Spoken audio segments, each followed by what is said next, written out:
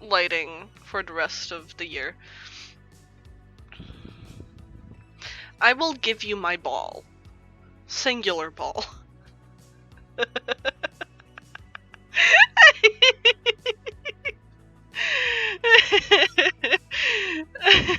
you can hold my ball. Are you holding it? Caress my ball. It's very smooth. You can all put your hands on my ball at once. No!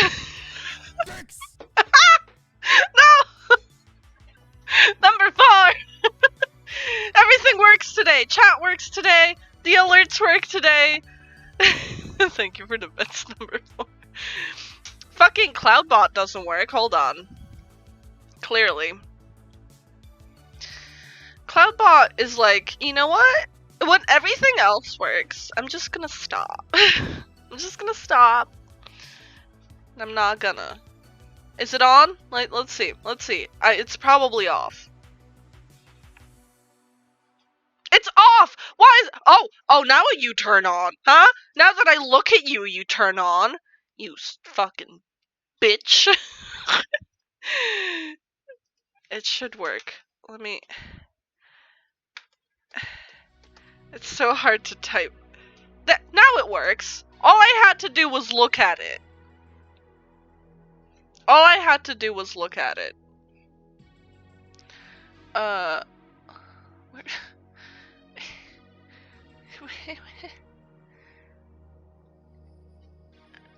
there's quotes. I forgot how you add quotes. Wait, where's... There you go. You did it. I'm still coughing, but I'm alive. Enjoy your alert, Charlie. Oh my god. Oh god, not the prawns. I'm not dying, no. I might die on Monday. In case you do not know, I have tonsil surgery Monday, so hopefully I'll stop being fucking sick for so fucking long. I can just take this ball and fucking will my tonsils away. Where's my goblin powers when I need them? Don't die so sexy. I'm taking these off. My hands are sweating. I'm gonna cook a meal before I die. Yeah. This ball, honestly, I don't understand this. Maybe it's just glass. Pipi und Kaki im Pipi-Kackerland. Pipi und Kaki im Pipi-Kackerland. This ball always feels wet. I don't get it. I do not understand. It's always been like this. It's really funny because this is one of those things that we've had in the house for ages. Like years. It was in one of those, like, God, I don't even know how I could describe it to you. It was in a stand that you turn on and you put the ball on top and it changes color because of the lights underneath, but it needed to have like these little plastic beans, like tiny plastic beans between the ball and the lights. It's a very 90s looking thing that stopped working at some point, and this I was just like, I'll just take the ball then. The ball looks cool. Yeah, ball on top changes color. Speaking of 90s things, I have one of those you know those balls that had like electricity and then you put your hand on it and then the electricity is like touching your hand? Yeah, I have one of those. That was one of my childhood things that I wanted to own again, and now I do! I never turn it on! But it's, you know, it's comforting to know it's there. It's one of those things.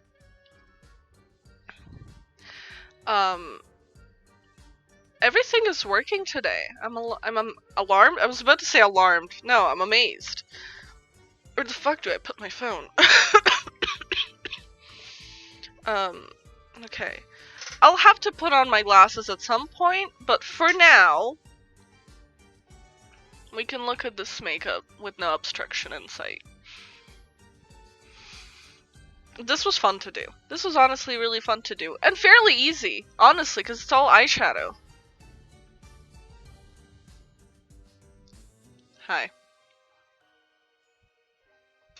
Well, I exist without glasses because my vision isn't that bad. One eye is minus 0.25, the other is minus 0.5. So when I don't wear my glasses, everything's just a little blurry. And I sometimes take them off because I'm tired of being able to see. So I'm just like, no. I don't want to. Is this what you wanted?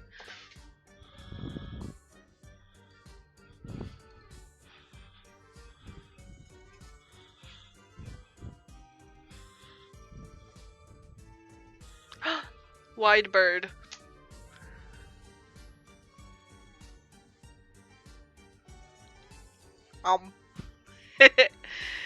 Anniversary stick. Okay, let me unzip my pants. No, I had to. Anyway. Stick? Stick is just vibing.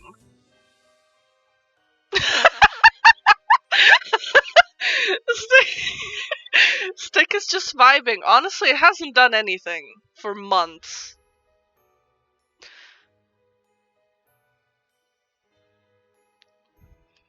It's not dying. It's pretty... I was about to say it's pretty hard while touching my stick. You know, my stick is pretty hard. It doesn't do much. I haven't watered it in fucking forever. It's just... It's quite girthy now, yeah. It's really just up there. It's kind of tilted. Look at it. Looks more tilted because it's wide cam, but it's just... doesn't do much. It's very, like, settled into the pot, though. Like, there's definitely a... Oh, no, I say that and now it's wiggling. Look at my wiggling stick. No! I'm digging it up. Stop!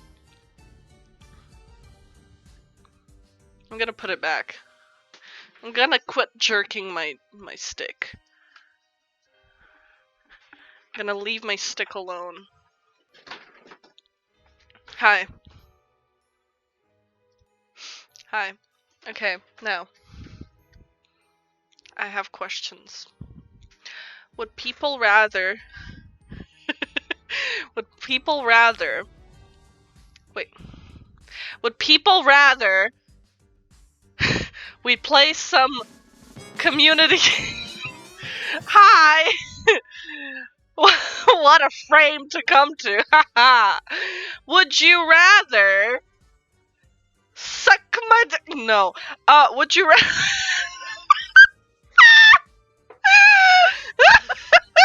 would you... And, you know, hold on.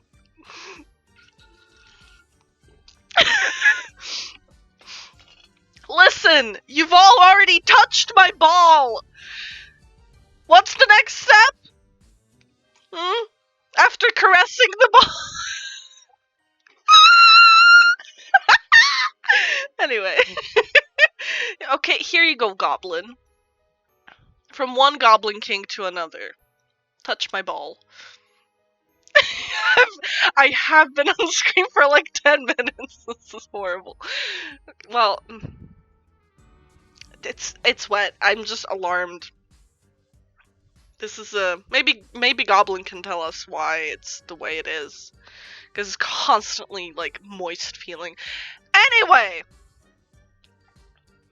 twice.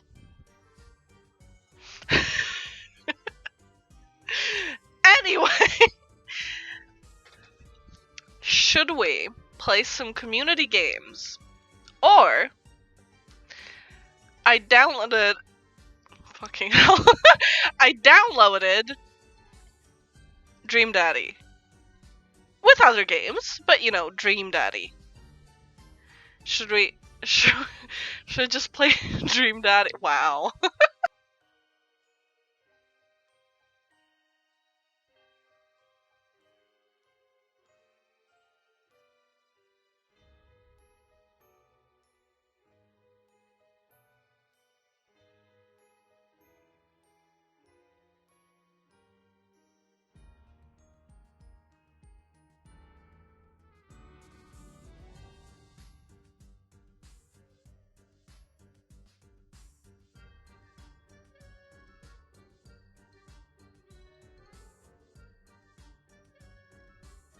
Oh, I didn't see Jink unmuted me. Thank you, Jink. Anyway. Oh, that's already 4 votes for Dream Me Daddy. Yes, Zinta. Yes, you are. Anyway. I've had Dream Daddy for ages. I remember watching and they play it, and I was like, that was like the 3rd time I saw someone playing it, but it's been so long that I forgot. So I feel like it's a good time. It's a good time to become daddy, you know?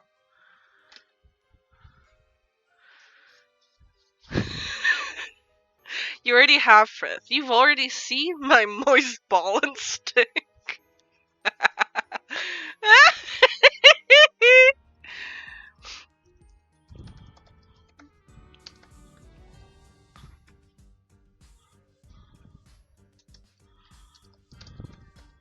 There we go.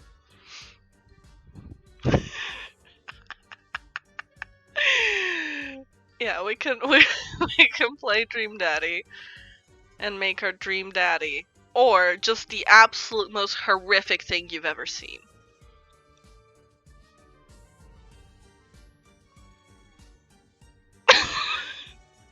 Okay. Okay. I love how that quote also has a clip. Okay, so it's not just memorized in quote form. It's memorized in video form. Can I go back to just chatting now? To non-wise just chatting. Shovel baguette. Like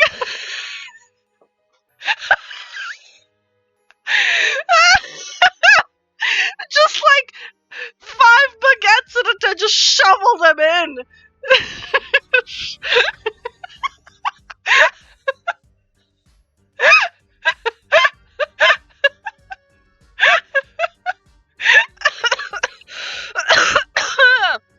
Yeah, sorry, I didn't mute in time.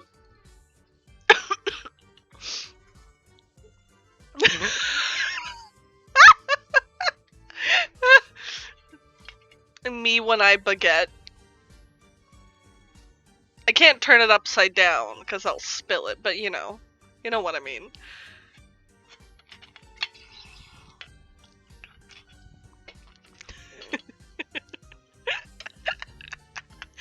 Anyway. Oh my god! Oh god! Yeah, you know what? I can do that. We've drawn worse things on Gardic Phone. We've drawn worse things on Gardic Phone. let me start up. Let me start up Clip Studio. You know, I'm very proficient in drawing butts from that angle, like stick figure sort of butts. What do you think I doodled on my notebooks in school? It's a lot of butts. Yes. It's a very specific angle of I can't move because it's just zoom in. Hello.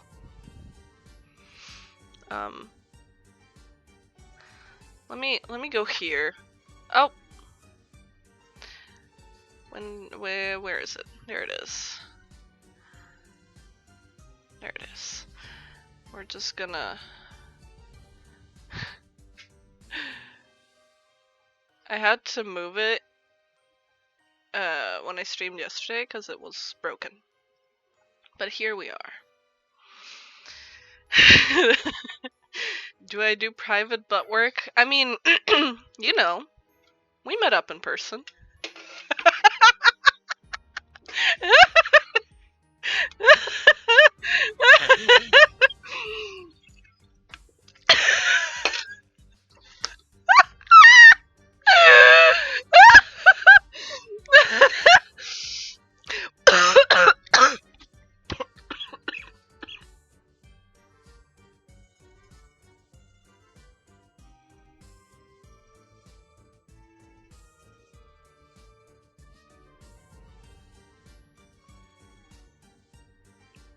I'm just... Help. Oh. Streamer actually dies on stream. Help. I choked.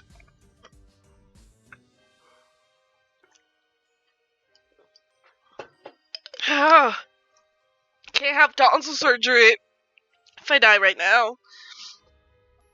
Okay.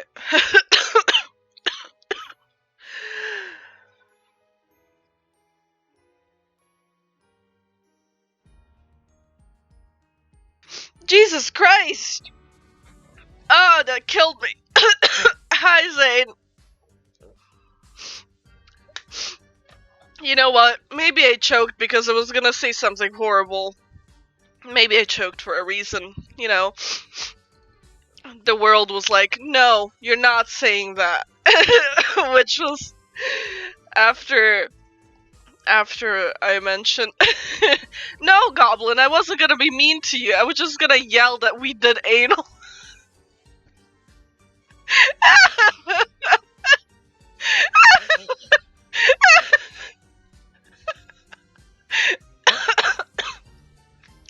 I choked for a reason. Get pegged, son.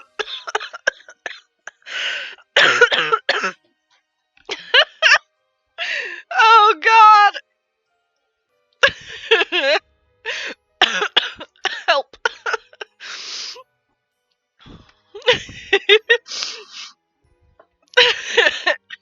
I mean, it's how I greet my friends. You know?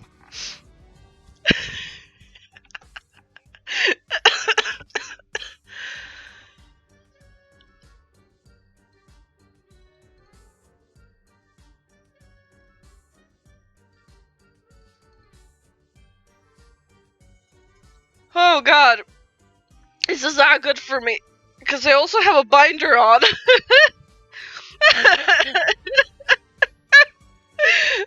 Oh god. Let me play this. No, Goblin, I wasn't gonna be mean to you. I was just gonna yell that we did anal.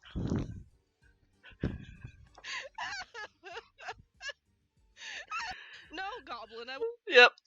Sound like a dying seal. Oh god, I'm still dying. Whew. Okay. Time to draw some baguettes and ass. Let me draw you my proficient ass. Okay. First, start with the face. Okay. He's looking over. He's like, oh.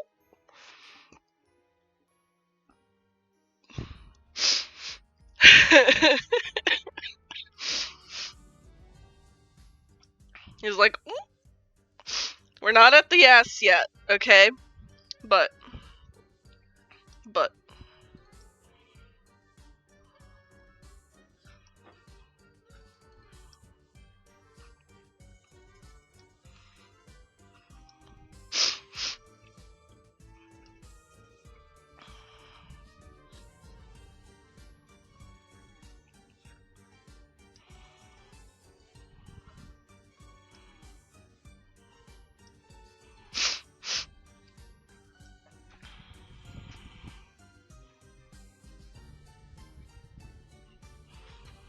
Now we're just gonna... What's a baguette color? We're gonna start with this one.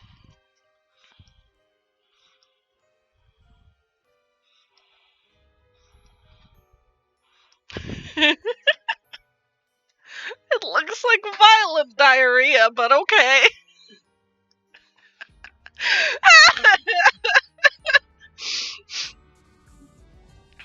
It's a lot of baguettes up the ass. I swear they're baguettes. There you go. Does that help? You know, make it look like bread.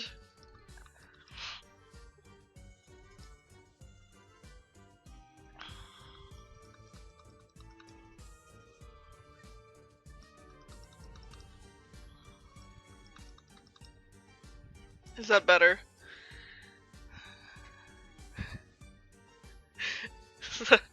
Is this better? Oh god, the cough is still there.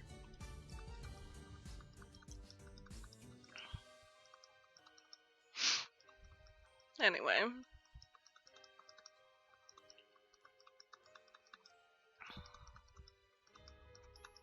Baguette up the ass. There, you gotta make sure you can tell it's inside them cheeks. Shiny butt. I think they gotta be baked, right? They gotta be baked because you can't just shove them in raw. That wouldn't really work. I mean, I guess it wouldn't work anyway, but you never know. It might be roomy enough. Where's the texture brush? Hold on. There was a brush. That was a brush that reminded me of smoke. There it is. Is this the brush? I can't see it. Nope. Is it this? Nope. Yeah, you would just have to like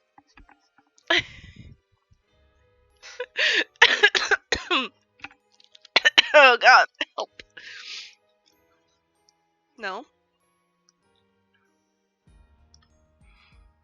There we go.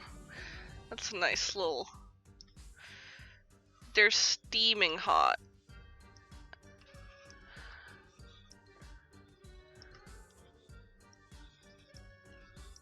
Does this look good? There we go. Yeah, of course Goblin has experience. What did you think we did when he was here?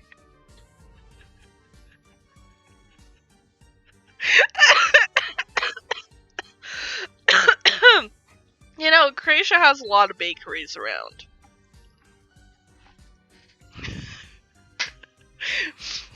I mean, I don't think I need to add anything to this. Oh, no. I do.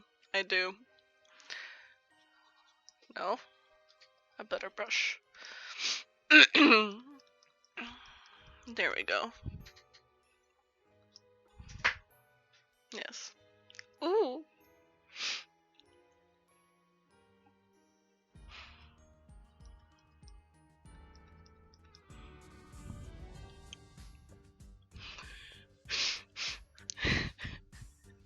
And the butt is blushing too. Anyway. Borek is pretty good. I'm just gonna save it as this.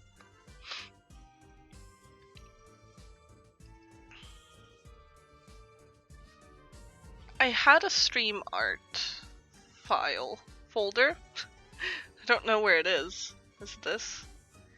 There we go. God, this is a horrifying folder. Baguette up ass.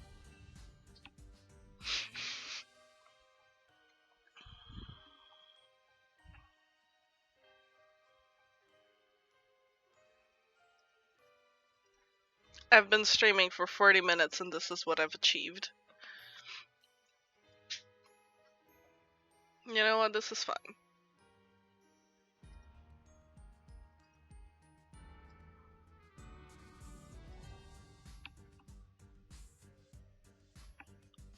Oh god. Okay, I'm gonna save two versions, one with the gray background, one without, and do with it what you will.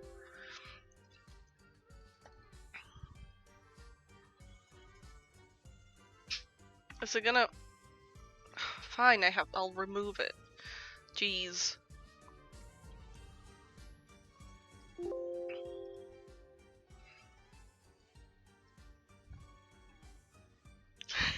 New tattoo. Hell yeah.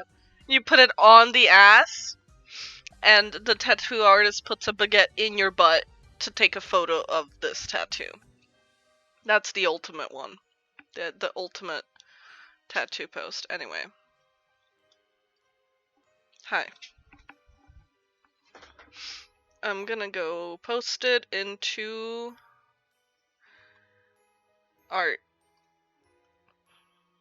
Because, you know, that's where it belongs. Like all the other art. I love how the last post in art is my drawing of Jink. And right under her face is gonna be baguettes up the ass. That's how you know it's a quality server. I'm still feeling like I'm dying. No, that's the wrong one. Where is it? There it is.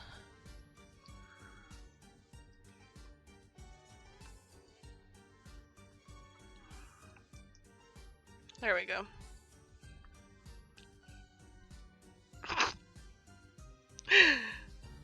Incredible. Anyway,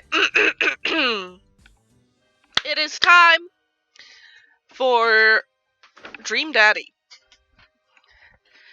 Dream Daddy. We're gonna be dreaming some daddies.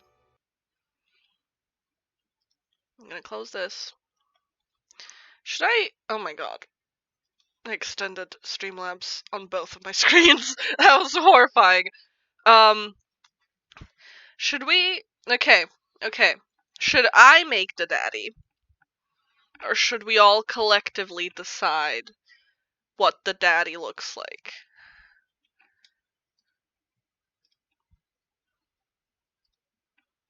You know?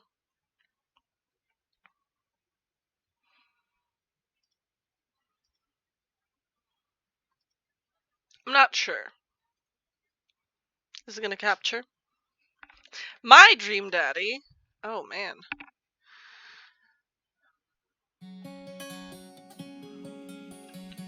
Let me leave the game. I want to change the title. Not the title. God damn it, this is loud. This is very loud in my ears.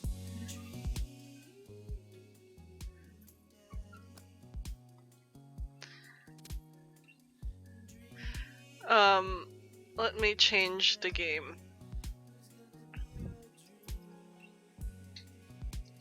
You know, sometimes I forget, Game Grumps made this game. Which is great. It's even better. Anyway. Enjoy drawing baguettes and ass. Wait, no. Is this still too loud? Is this good? It's a very loud game. Okay. Continue. I've never played this. Okay.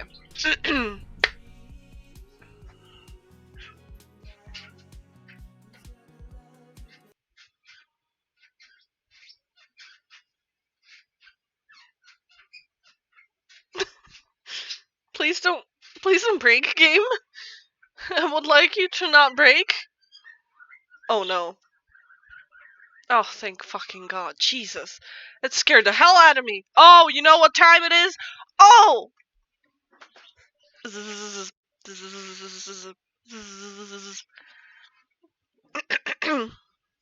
Dad! Dad! Wake up! Pretend to be dead. Oh, yes. I let my tongue roll out of my mouth and stop breathing. Amanda shakes me. Come on, Dad. This hasn't worked on me since I was 6. I'm sorry, Amanda. This is the end for me. Oh, guys, I'll have to cough. Dad, I swear to God. Amanda, I bequeath To you, all of my earthly possessions. Spread my ashes over my recliner. Okay, well, you're a corpse spirit. Get into the moving van because it's leaving soon. I finally opened my eyes. Up. I'm lying in the middle of the living room, spooning a moving box. I yawn and stretch. Morning, Manda Panda. Yikes, dad breath. Go brush your teeth. It's rude to ask people about their mysterious hand tattoos.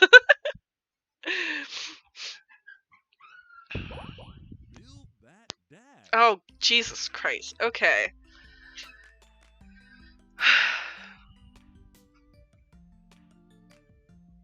This is too many options.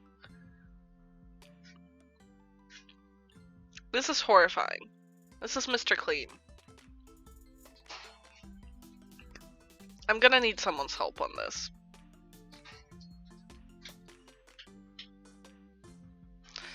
Let's go. Let's make a...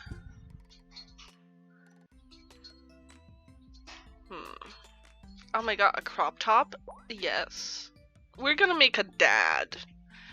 A dad. Hi, Thor. Yeah, we're gonna make a dad.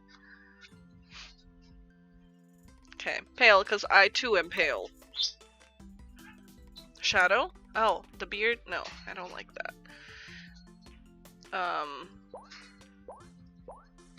Oh god. Chiseled dad. There we go. Ah, the beautiful hairs. Such beautiful hairs. I love this. I love that this is an option.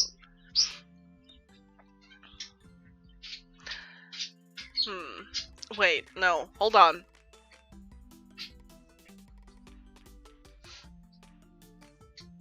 What if we make it like the Goblin King himself? I feel like that would be on theme. He's already blonde. Okay. We got a skinny legend here then. Skinny legend. No, the other Goblin King. The other Goblin King. This has got long hair. Or this one. I think this one's better. Yeah, no, I'm just gonna make Goblin, the Goblin one, in-game and dox him. I have good memory, okay? I know what you look like. I feel- oh... yes, I very much do. Daddy Goblin? Exactly. Exactly. That was my yeah, okay. I love this. This is the look Goblin gave me every time I asked him to join me in the mosh pit. I was like, please stop. And he didn't know what- he didn't want to go! Can you imagine that? I love this look. Excuses!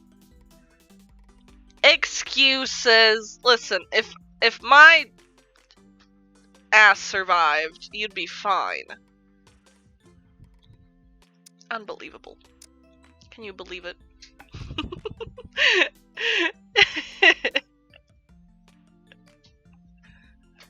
Well, that's just because you're an old man.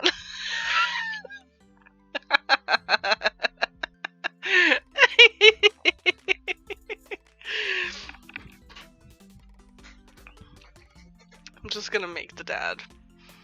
I'm gonna make the dad. Are these eyes good? I feel like this is a good goblin face. Good Goblin King face.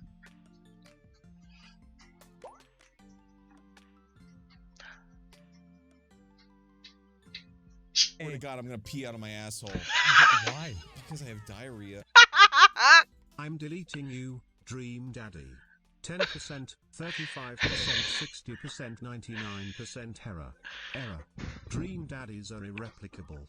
I could never delete you, Dream Daddy. Very good. Also very on theme with the Game Grumps alert. Thank you, Jink. Is it quiet? I think I just have the sound overall is pretty quiet. You know what? Let me replay it for you. There you go. Oh my god, I'm gonna pee out of my asshole. Why? Because I have diarrhea. I'm deleting you, Dream Daddy. 10%, 35%, 60%, 99% error. Error. Dream Daddies are irreplicable. I could never delete you, Dream Daddy. You're gonna give him glasses. No, we're reimagining the Goblin King if he was an actual dad here, you know. The alert overall is cursed. I love it.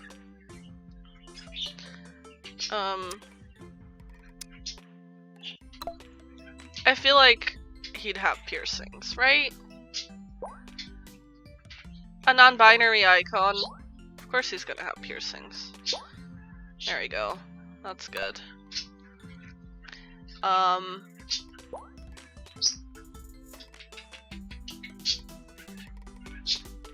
You typed irreplicable. It says irreplicable. There. We got daddy. Yeah? Is this daddy? Are we good with this? Maybe this would be better. I don't know.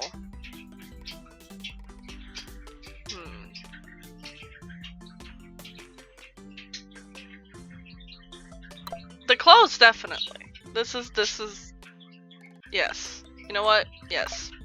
Name that dad.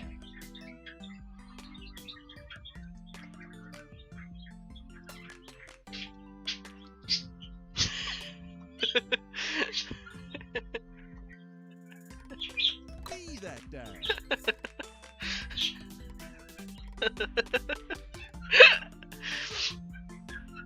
That's it. Did you fall asleep packing? I got most of it done, I think.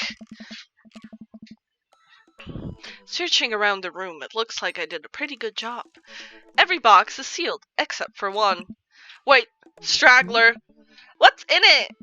Looking into the box, I see a bunch of old photos and little photo albums. Whoa, I haven't seen these in years! I pull out one of the crusty, dusty albums from the top of the pile and we begin looking through it. That's the coolest baby I ever seen. For some reason, I forgot how to read. Oh! Duh. Gay? The only way your father and I could get you to stop crying was to put the sunglasses on you. But whenever we tried to take them off, you'd start crying again. You spent the first 2 years of your life with sunglasses on. Nice. Halloween, when you were maybe 4. Oh my god, that dragon costume. You couldn't decide between being a princess or a dragon, so you went with both. Princess Dragon. That's adorable. Why do I remember crying in that dragon costume? You saw yourself in the mirror and realized you were afraid of dragons. Seeing yourself inside a dragon's mouth was the realization of your greatest fear, I think. Right, yep, definitely repressed that memory. And this was you in your horse phase. Hell yeah, we love a horse girl. I was a horse girl. And I had a horse girl best friend. Oh. Dad! I believe you named that plush horse Sir Horsington the Brave. I didn't think that was his. Amanda lunges for the photo, but I quickly snatch it away and hold it above her head with my superior dad arms. Nice try, but this is important blackmail for later down the road. Go ahead and try me. I've seen pictures of you and your ska band. Ouch, kid. The Communist manifesto had a chance back in the day. I look off into the distance and reminisce about the rad horn section. Hey, it's Emma P. No, Dad, that's Emma R. I didn't mean Emma P until high school. Honey, I promise you, wholeheartedly, that I will never stop mixing those two up. Dad, Emma R's been my best friend since I was 7. Give it, like, a little bit of effort. Oh, right, Emma P was the one who tried to steal people's pets, fired a flaming tennis ball at the police station, pooped her pants during a sleepover. We're gonna go with that one. Dad, that was me. I did that. Oh. And I was having a sleepover with Emma R, who isn't Emma P. She never told anyone, though. True blue, that Emma R. Anyway, I gotta show this to Emma R later. She'll get a kick out of it. This is the first photography award you ever won. Yeah, and it got us a $20 gift card to McFridays. And then you got food poisoning from the cheesy tostada blasts. I think you mean food poisoning, you know, with a Z. Dad! Still can't drive past McFridays without gagging. Still proud of you, though. Amanda reaches deep down into the box and pulls out one last photo. Neither of us say a word. We stare at the photo for a long moment. I finally decide to break the silence.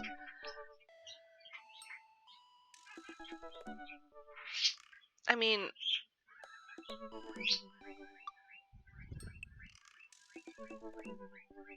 Yes.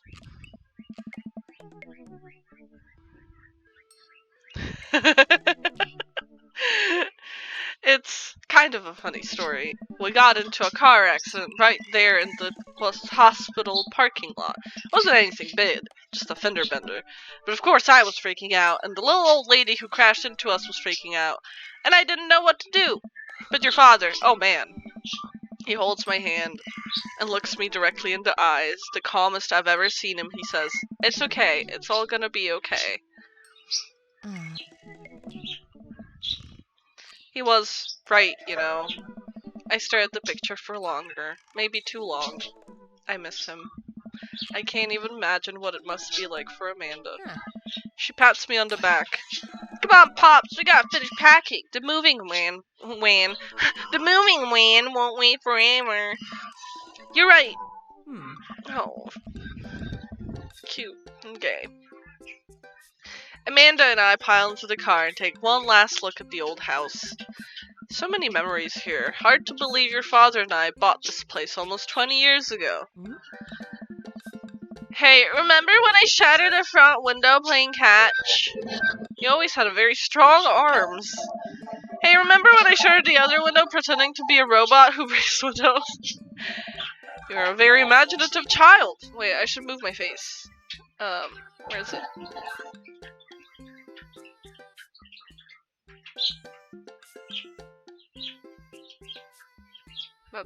Is that better? Oh, that is not what I meant to do. Oh my god, why am I so small? This is not... This is not what I meant to do.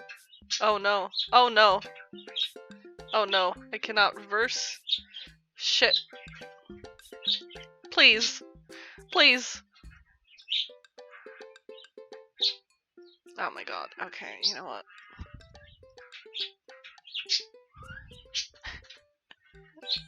Oh!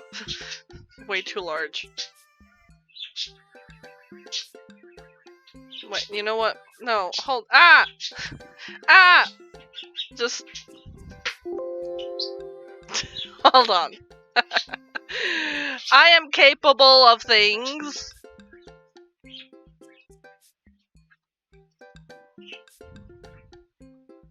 Can I get the camera back, please? Oh my god. Ah! Hello. Oh, there's two of me now. That is not what I meant to move. Oh my god. Why is everything movable? Other than the thing that I want to move.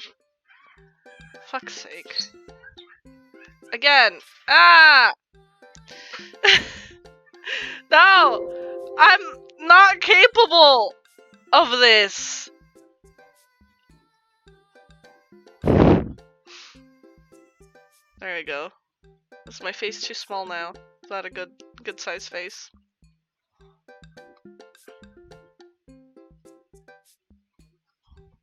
Are we good? Yeah?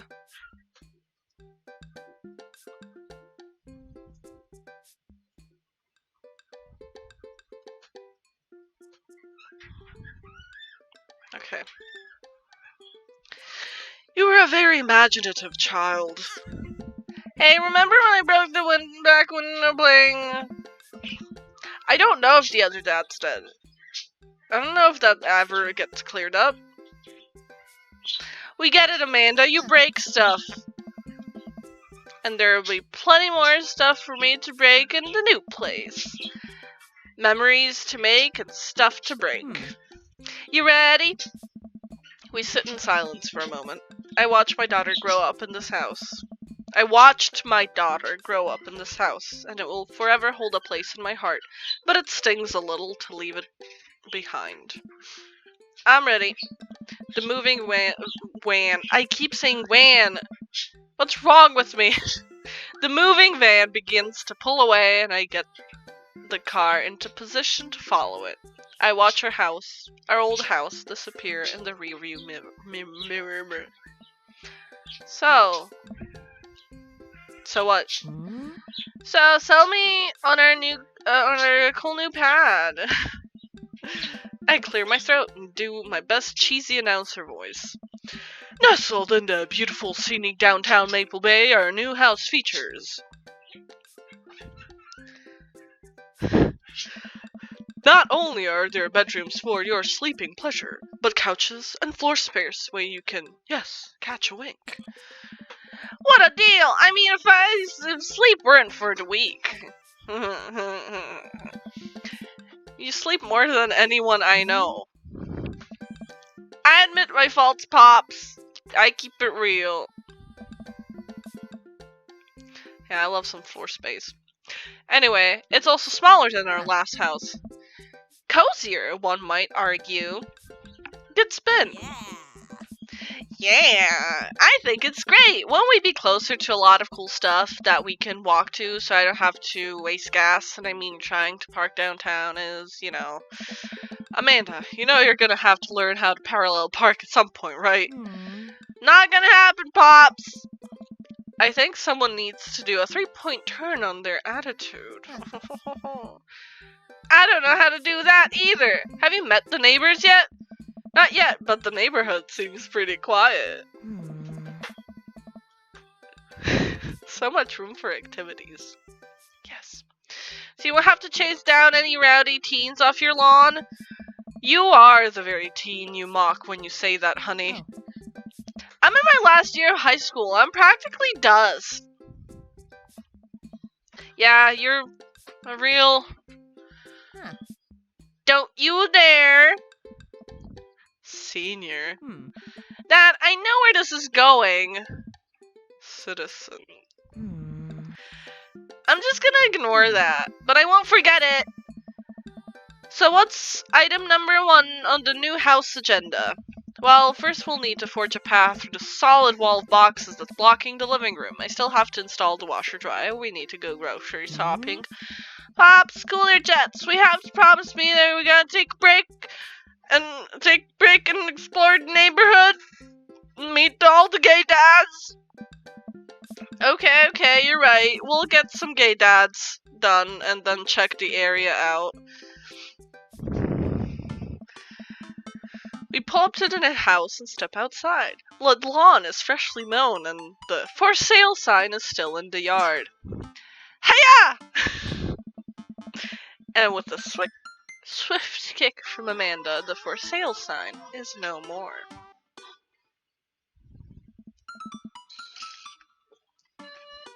Nice form, sweet pea. I got a problem with the I'm so proud. Man, all that karate chopping tuckered me out. I could really go for a sandwich. An ice cream sandwich. Sweetie, it's 10 a.m. We need to unpack first. Fuck no. I need some coffee ASAP. Did you even see all the dogs in the park nearby? Dogs. You know it. Thank you for moving us to an area where the dog-to-person ratio is very high. I only want what's best for you. I hope you're prepared for the frequency at which I interrupt conversations to your dog to rock it way up. Me too. I do that too, girly. I mean, you do that a lot. Hey, it's a dog! Wait, false alarm. It's just a funny shaped rock. If you want to see real dogs so bad, let's go to that park around the corner.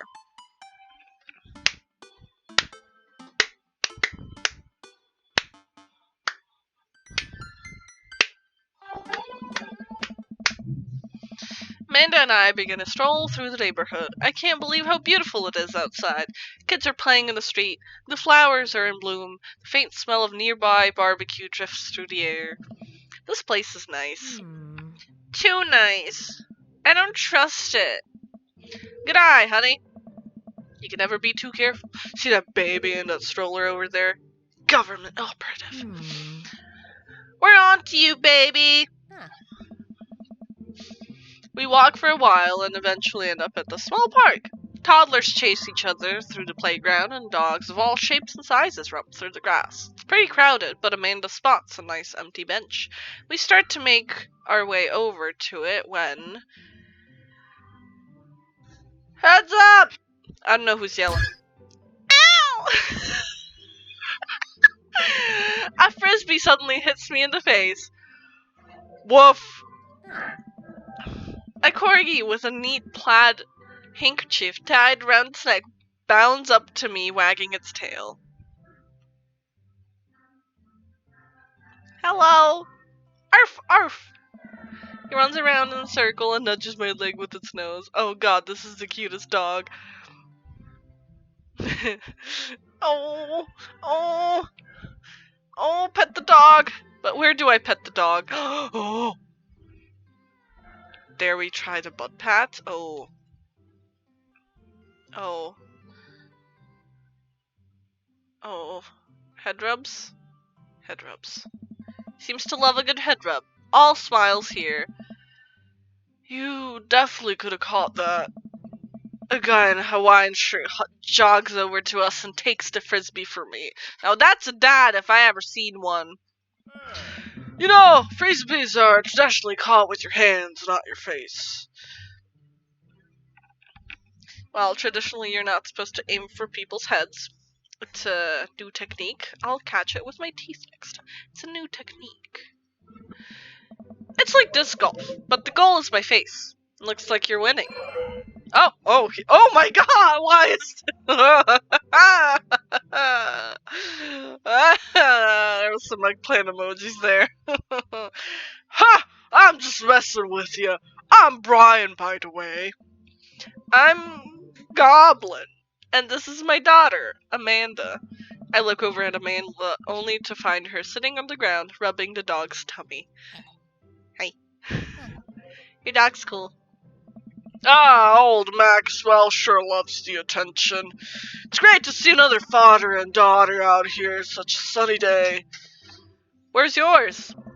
Brian gestures over to a grassy knoll where a young girl sits on a checkered blanket. She's reading a book bigger than her head. She puts it down and heads over to us. This day she's reading the Brothers Karamazov. Her teacher tells me that she has the reading comprehension skills of a high schooler. How old is she? 10. She is a precious little youngster. Whoa! My natural dad instincts kick in. I must brag about my child's accomplishments. Oh no, it's happening. Go on, Daisy, tell him about yourself. That's my girl. Amanda, get in there. Okay.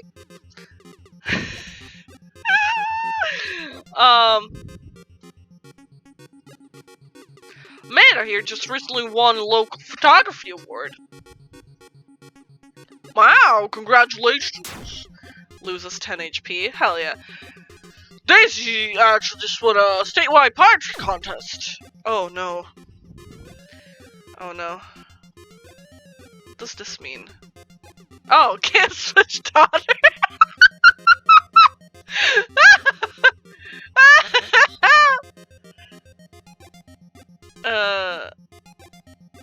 Child art. You unfurl your wallet to reveal a tiny copy of a drawing of this is really hard to read. You unfurl your wallet to reveal a tiny copy of a drawing of a cornucopia Amanda did in the 1st grade. Cute! It isn't very impressive, but Amanda genuinely appreciates you holding on to it. Hell yeah.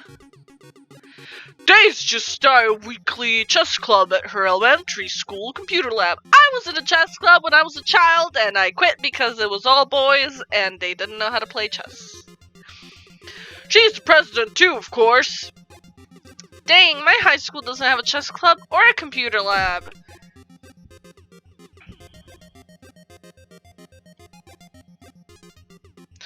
Last week, unprompted, Amanda helped an old woman with her grocery bags. It's extra powerful, battles 20 HP. They sold enough candy bars this year to get top prize. A canoe. We're taking it out next weekend. How's that even possible? Amanda could barely get one of those sticky hand stings. It's extra powerful. Oh no.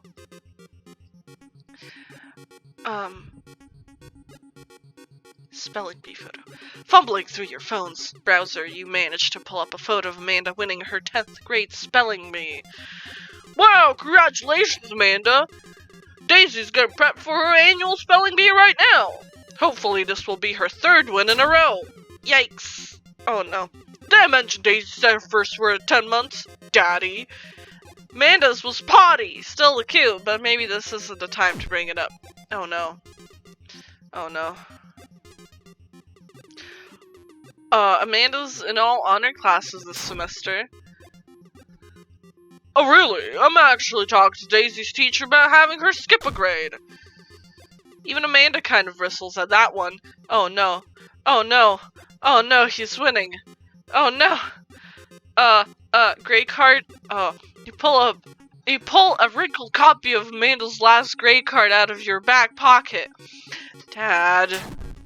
Awesome grades! Brian loses 25 HP. You really carry that around everywhere? It is kind of weird. Daisy here has all her adult teeth. Never had a cavity either.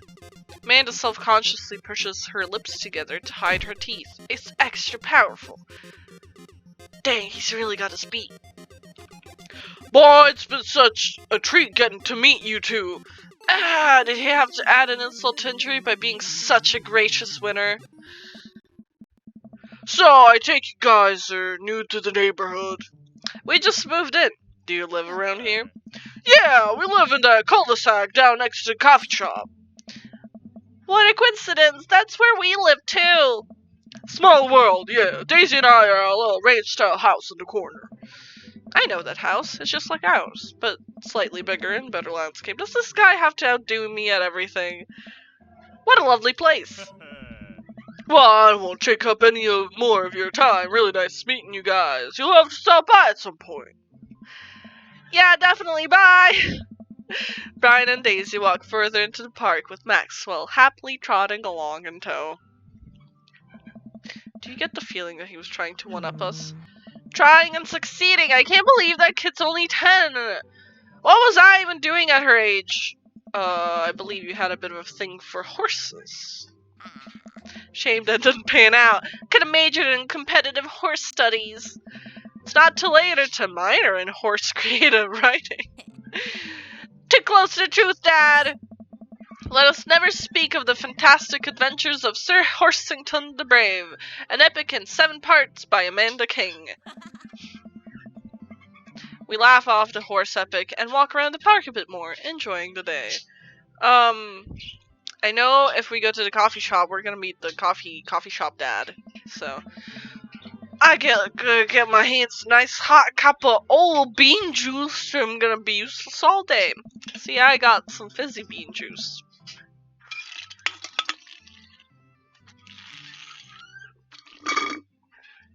Well, that's empty now. I think we passed a coffee shop on the way here. Maybe we could check that out. Let's do it.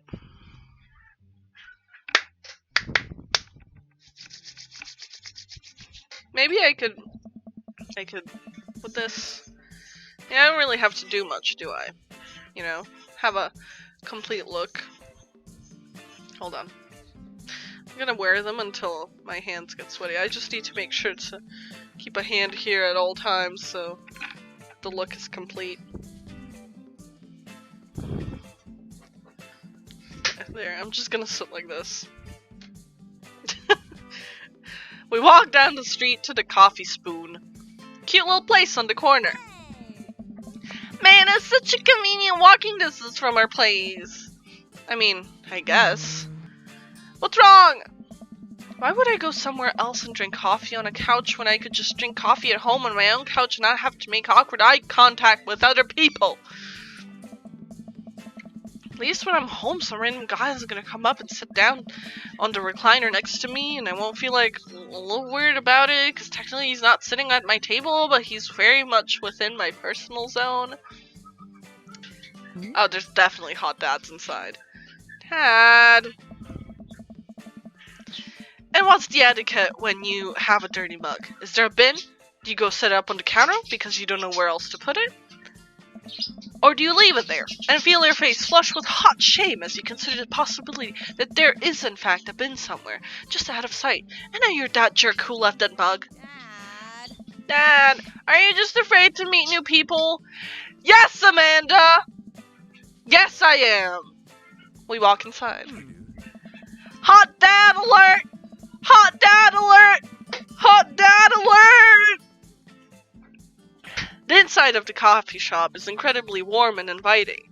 Vinyl records line the walls, and patrons lounge around on well-worn-in couches. Some cool tunes spin on a record player next to a little stage. Welcome to the Coffee Spoon, guys. How's it going? What's with the name? Oh, it's kinda dumb. My ball is distracting. Are you distracted by my gall goblin? My gall boblin? Are you distracted by my gall boblin? Are you?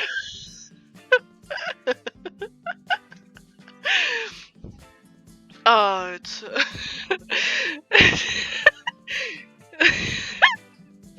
oh, it's kinda dumb. Gets mentioned in this poem I like, and I thought it was a good idea at the time. I suppose now it's still a good idea because, like, the business is still running.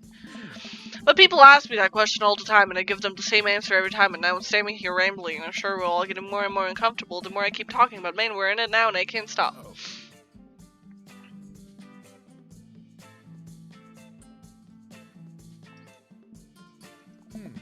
So what'll it be? I scanned a chalkboard menu, and am immediately overwhelmed. God, can I relate? I'll have a...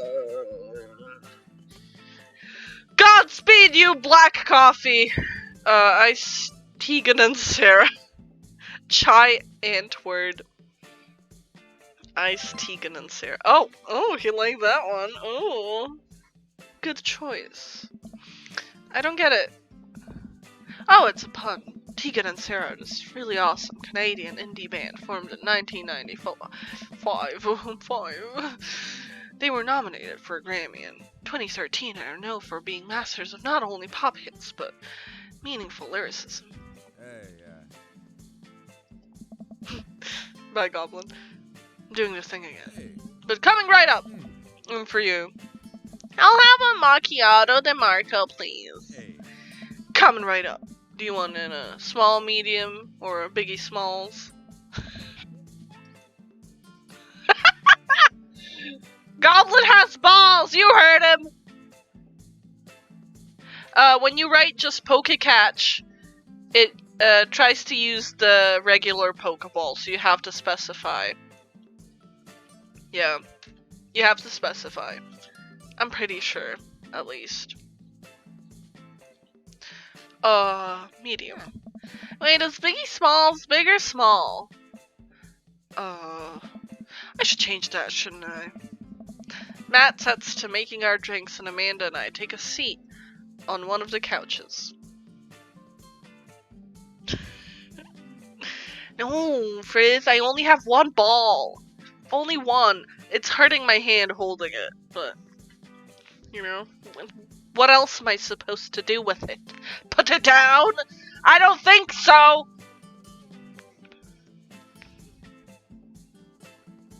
I'm gonna drop this so bad. You know? Okay, I'm gonna put it down. Matt sets to making our drinks, and Amanda and I take a seat on one of the couches. What's his deal? Let the man make his puns. They're cooler bands than you listen to anyway. Hey!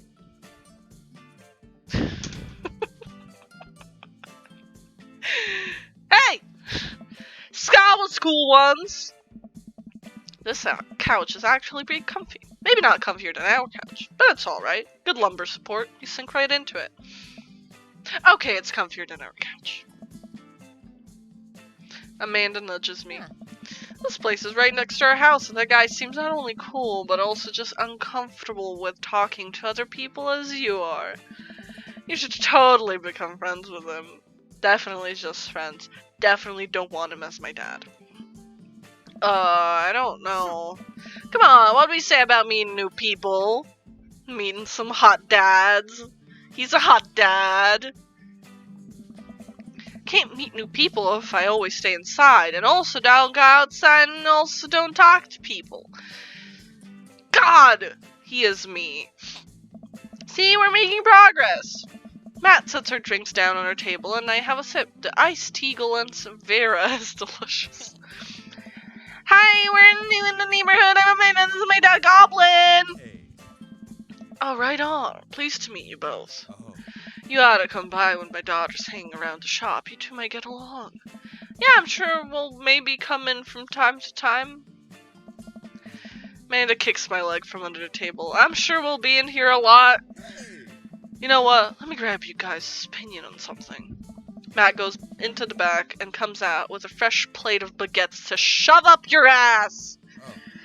I'm working on a new banana bread recipe, and I need help coming up with a name for it. Well, I think we're gonna have to taste it first, so we can get the full flavor profile of, you know, I really appreciate the flavor sensations of... Amanda nods vigorously. She knows this game. Yeah, we just give the banana bread taste if you want us doing free creative labor. I think that would be commiserate with, I've taught her well. We have trained for this day. I was just gonna give you guys free banana bread anyway. Banana bread? Yeah. Right, yes, that. Matt serves us each a piece. Amanda and I happily chow down. This is amazing! Thanks. The secret... Thank you, Jink. Thanks. The secret ingredient is... the stick. Bananas. So, any ideas? I'm stumped. Well, I think I might only be able to give you dad band puns, so I'll give it a shot.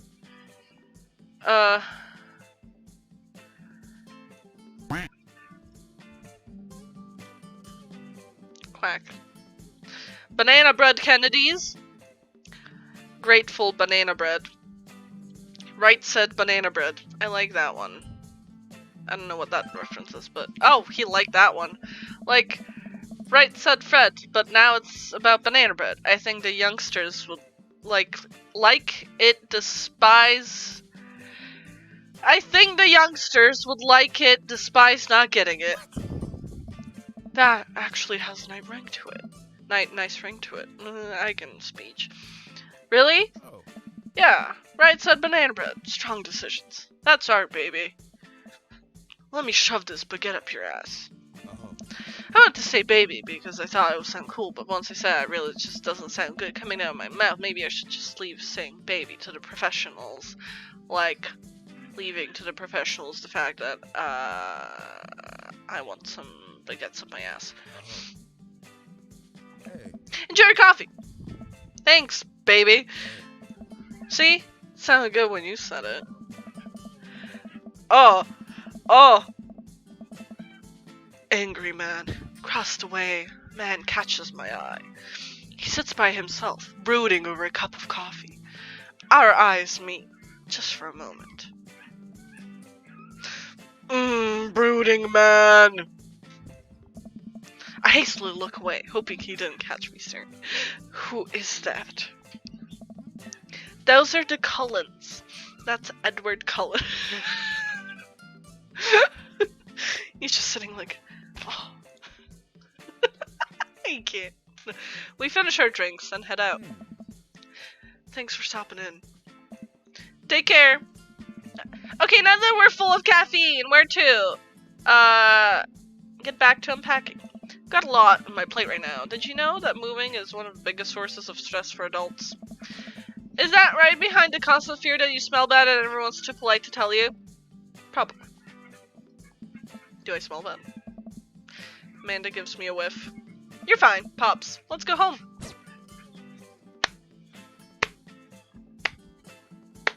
Isn't there an Edward in this game? I'm pretty sure there's a dad called Edward. I feel like I remember that something like that. I get to work unpacking the various boxes around the living room. A couple hours pass and I get some good work done. Done. The washer-dryer unit is both washing and drying, and we can actually walk through the living room without tripping over boxes. First visit already? Walk over to the door and open it. Hello? Oh, it's groaning. A handsome, clean-cut man stands at my door, brandishing a plate of cookies. Hello? Yeah. Oh, where are my manners? My name is Joseph. I'm your next door neighbor. Joseph Joestar? Is that you? Oh, yes. Hi, I'm Goblin. That's what my name is. I saw the moving man. Thought I'd bring over some cookies. My daughter, Christy, wanted me to let you know she baked them herself. Joseph leans in and whispers. But between you and me, she just sprinkled in the chocolate chips. We both share a laugh. Kids, right? Wow, cookies, huh? So nice to meet you. Joseph hands her the plate of cookies with a smile. Well, thanks for the cookies. Amanda disappears with the cookies. Amanda, come back. And she's gone. That's my daughter. Her name's Amanda. She's a charmer. Daughters are tough. Sons are also tough. Children in general are just tough. I hear that. I mean, there'd have to be something wrong with you to try to raise more than 2. I have 4 kids. What have you done? Oh, I meant, don't worry. You didn't mean to be rude. Oh no, this is the first neighbor I've met, and my social life is already in tailspin. I wonder if it's too late to move again. Yeah, okay. Hi. Is the missus around? Mister, actually, and... Yes, Jink! Thank you! But also yes! Dicks! Goblin likes dicks! Take that one out of context. It's a secret. Mister and, actually, no, not anymore. He died. Oh, he's dead. Okay, got it. It's just then. Goblin likes dicks! Why is your dick small? It's not the size that matters, Jinx. It's how you use it. And no, your dick is just fine. It's just like the others. It's very average sized. By average, I mean they're all very large.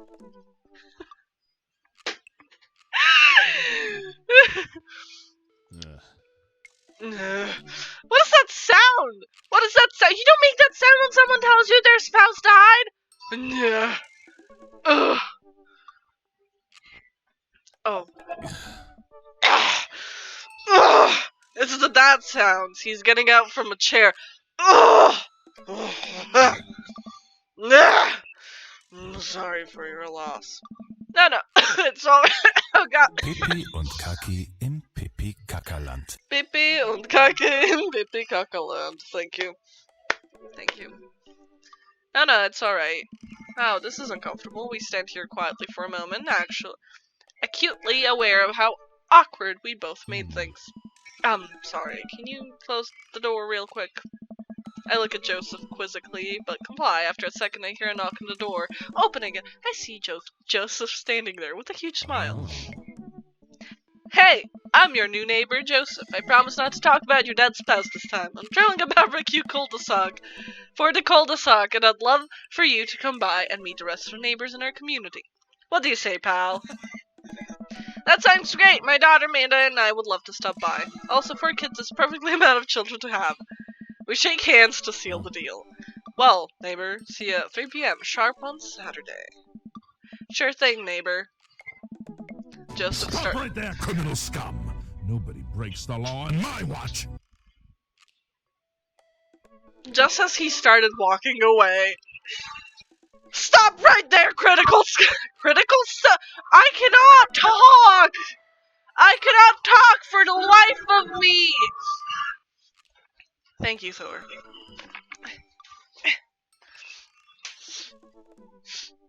My nose is running. Critical scum. Joseph starts walking away, but stops to think for a second and turns around. Hey, in all seriousness, raising a kid on your own can't be easy. If you ever need to talk about stuff. I'm the youth minister at a church down the street. Oh, I don't know. I wouldn't really consider myself a youth. You look pretty young to me, but suit yourself. With that, Joseph's gone. He seemed nice. Amanda walks back into the living room, crumbs on her face, and cookie in hand. That was the smoothest recovery I've ever seen. I should be taking notes. See, you're already fitting great. Where'd those cookies go? They're gone. I'm sorry. If it makes you feel any better, they weren't very good. See, so you ate all of them anyway. Guess that makes it break time. Any ideas? Joseph probably wants his plate back. I think we get a ton of good neighbor points if we bring this back. We're gonna be the best neighbors in the whole cul-de-sac. We're gonna kick all the other neighbors' butts after stuffing them with baguettes. With kindness. Amanda and I step outside. Shoot! I'm actually not sure which house this is. I'd hazard a guess it's the big one with all the well-groomed blonde children sitting in the yard. Good eye, kid. And remember, we need to make a positive first impression here. Keep it light. We walk up to the kids and wave. Oh, it's the angry children. Hey guys, is your dad around? They all just stare at us blankly. We just wanted to return this nice plate and thank you for the cookies. Jeez, these definitely are Joseph's kids. They look exactly like him. What? They were really good. I mean, I heard they were good. I didn't get to eat any. I chuckle nervously. Well, okay, we're just gonna set this plate down on the ground real gentle and then back way slowly, right, Dad? Right, that's what we're going to do. The kids' eyes bore into us as we scurry away. I can feel their gaze on my back even as we approach our house.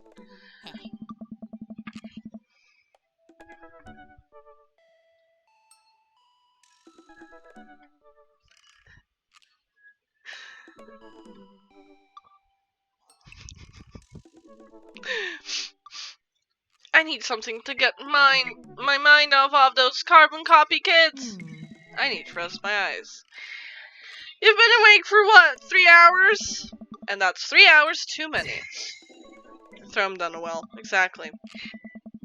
As we're walking home, I hear heavy footsteps come behind us. Goblin, bro! I turn around and I'm greeted by a familiar face jogging up to us. Craig? Bro. Oh. Holy wow, I haven't seen Craig in forever. Oh, daddy. It's been too long, dude! Yeah, wow, you look great. Hot, even. Hey! Haha, yeah, I cleaned up my act. Cleaned up his act? Are you kidding me? He's ripped! Amanda, this is my friend Craig. We went to college together. We were roommates for a while, too. And they were roommates. Amanda, dude, you probably don't remember me. You're so big now. Hello, and hello, cute baby. Oh, thank you. Last time I saw you, I think you were about her size. I'm gonna do her roommates. This is River. Say hi, River. He picks up her tiny wrist and waves it around. River gurgles happily. Are you babysitting? Nah, dude, River's my kid. Man, it has been a long time. Feels like 1 minute we're rolling up to exams with back hangovers, next we're both fathers. Where you been, man? No. No, Goblin. Goblin this dick. I'm gonna stop. I was working out in California and just relocated business back to Maple Bay. No kidding, Amanda and I just moved to this side of town. How's Smashly doing? I don't know. I mean Ashley. Ashley is her name. Oh.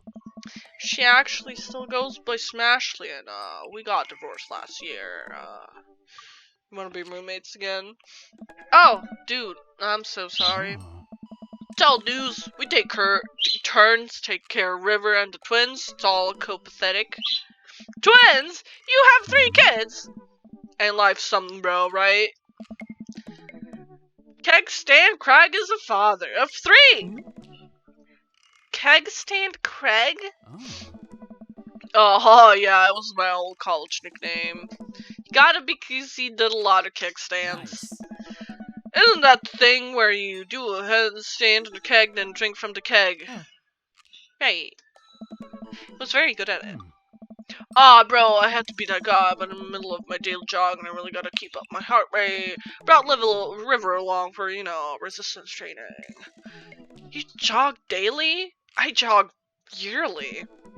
On January 1st, when I promised myself I'm gonna jog daily for the rest of the year, but give up after 30 minutes and just walk home. Oh. Well, it's never too late to get back into it, dude. You should join me sometime. I don't know. Come on, it'd be fun. We could grab breakfast afterwards, catch up. We could do a bro brunch like the good old days. Alright, sure, sounds great. Huh? Great, let's get that going soon. Better get moving. Good to see you guys. Craig gives us a little wave, puts his earbuds back in, and jogs off. I can't believe Craig is ripped and has kids. I'm reeling. What is that?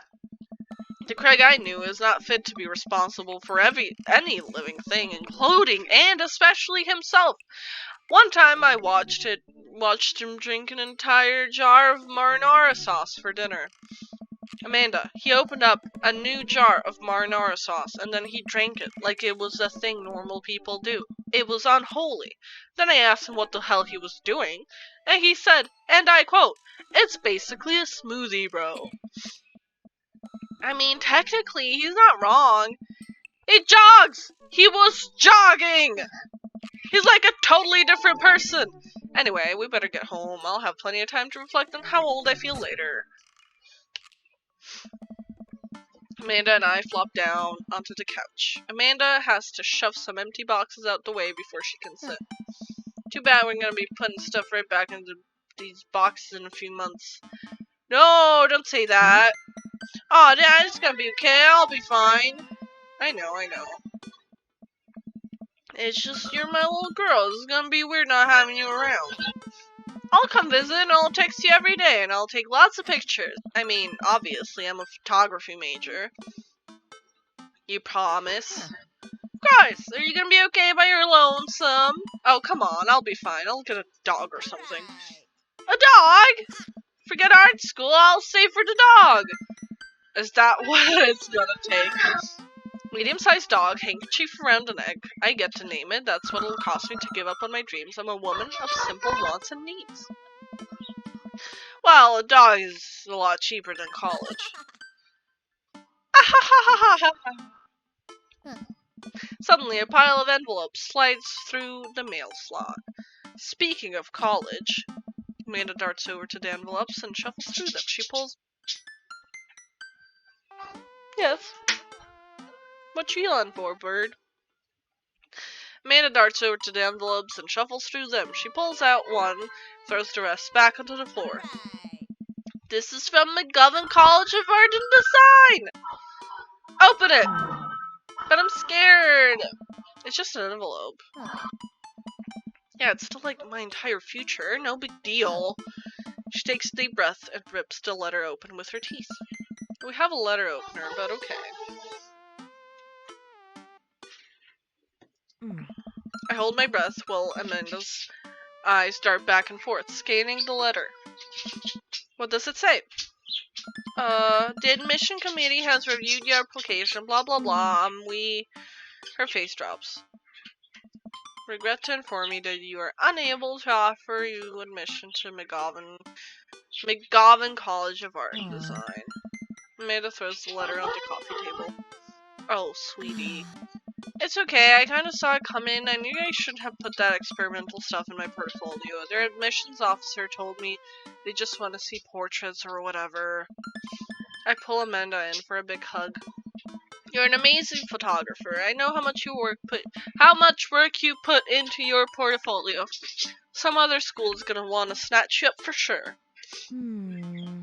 Yeah, I know, it's fine. Are you actually fine, or are you just saying it? I'm fine, really. Her face says the opposite, but I probably shouldn't push her on this. Oh, and before I forget, Emma R and Emma P are sleeping over tonight. So, you need me out of the way because I'm painfully uncool? I would choose more delicate phrasing, but yes. Well, I'll have you know that I conveniently already have plans for tonight. So you'll have the new place to yourself. I can read. Yeah, what are your plans? Quick, think of plans. I'm going clubbing. I'm gonna put on a nice outfit and go tear it up on the dance floor. The hottest dance moves. The lawnmower, the splinkler, the running man. You know, the ones all the kids these days are doing. Right, I'm not gonna come pick you up if you pull anything this time. Not again. I'm just kidding. I'm actually going to...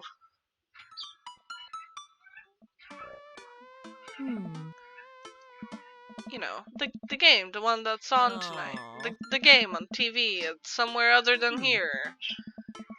Okay, cool, we'll do that. I'm gonna go do drugs and commit some light arson with the Emmas. I'm concerned you're hanging out with the wrong crowd. Amanda shrugs. I would have expected you guys to be up to white-collar crime at this point. Maybe money laundering at the least.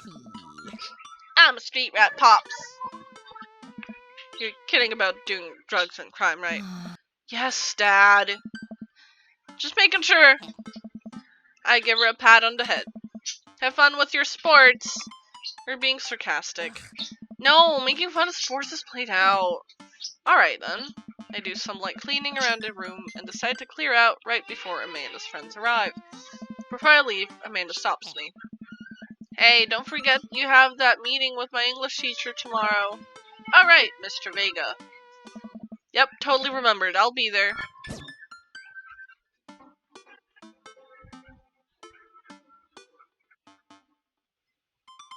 Please don't pirate games. We did not pirate this game, don't worry. Wow, I guess I really didn't think this plane through. I'm not entirely sure where the closest bar is, and Amanda still hasn't shown me how to use the GPS on my phone. I'm just gonna pick a direction and walk in it. Let's go this way. Cool. Okay, we're marching. We're marching in the direction of the game. Any game, really. In the distance, could it be a bar? A big burned out neon sign hangs above a tiny dive bar. Jim and Kim's, huh? Alright, it'll do. The bar is small and dimly lit. The crack of pool balls sounds. The crack of pool balls sound in the back as the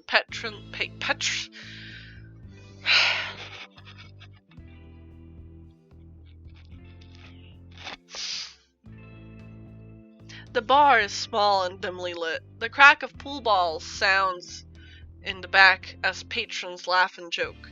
The string of multicolored Christmas lights hover above the bartender. I can't tell if he's Jim or Kim. I pull up a seat at the bar. What'll it be? 1 beer, please. Sure thing, boss.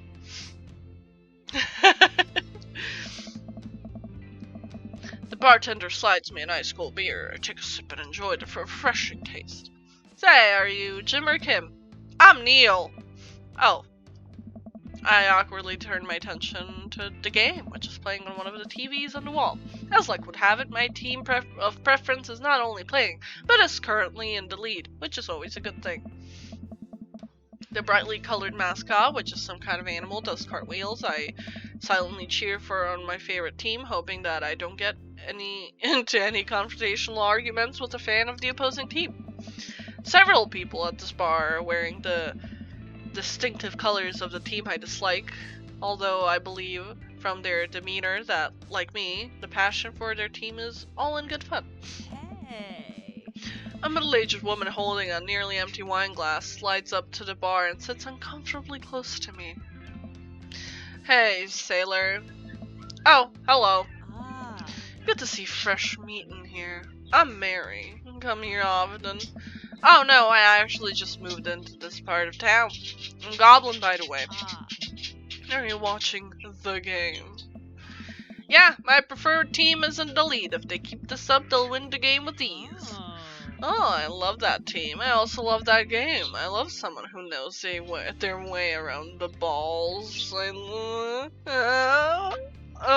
We know our way around balls, chat, don't we? We can play with some balls. Eh? Eh? Eh? Eh? Eh? I'm getting the impression that she's a little drunk. You think? Buy a gal a drink. Don't buy Mary a drink. Maybe some other time? Ugh. Suit yourself, sailor. Mary saunters off, setting sights on the newest bar patron to enter. I happily watch the game over another beer. The game has gotten close in terms of points, a little too close than what I'm comfortable with. After a particularly skilled player scores a number of points for the other team, putting them in the lead, I hear an affirmative grunt from another man at the bar. Oh! Go team. It's the brooding man from the coffee spoon. He sits alone, sipping whiskey and watching the game as well. Enjoying the game? I am now that we're winning. Oh, must be rooting for different teams. My team, in my opinion. And my team, yes. In my opinion, my team is far superior. I have to disagree with that based upon our win-loss records. I'd say my team is superior. That's where you're wrong, since, as it stands right now, my team is beating yours. The conversation ends there, and we both go back to silently rooting for our respective team.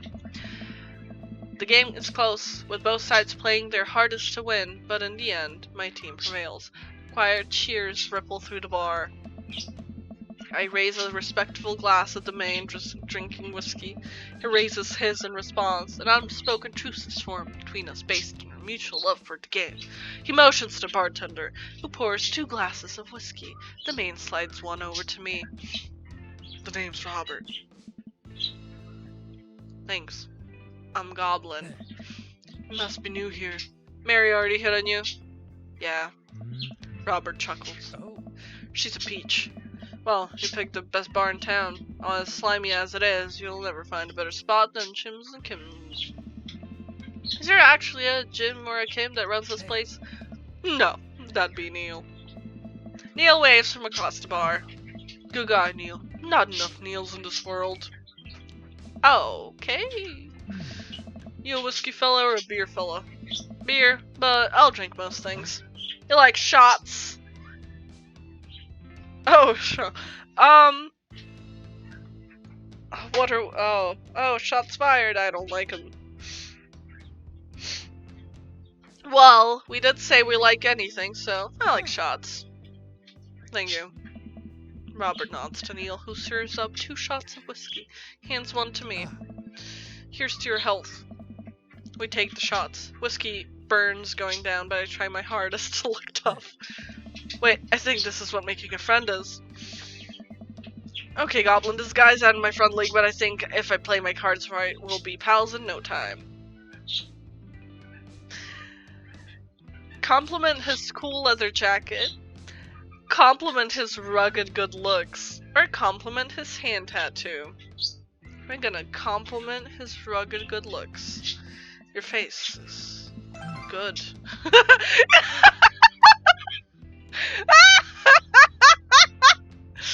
Your face is good. You hear me, chat? Your face is good. Thanks? Wait, I think this is what flirting is. Your facial structure. It exists. You have flesh on your skull. Man, this guy is mysterious and cool. Way cooler than I am, at least. Robert signals to the bartender for another round. What are you doing here tonight? My daughter kicked me out the house, running from my problems, trying to make friends. What do we say? We are trying to make friends.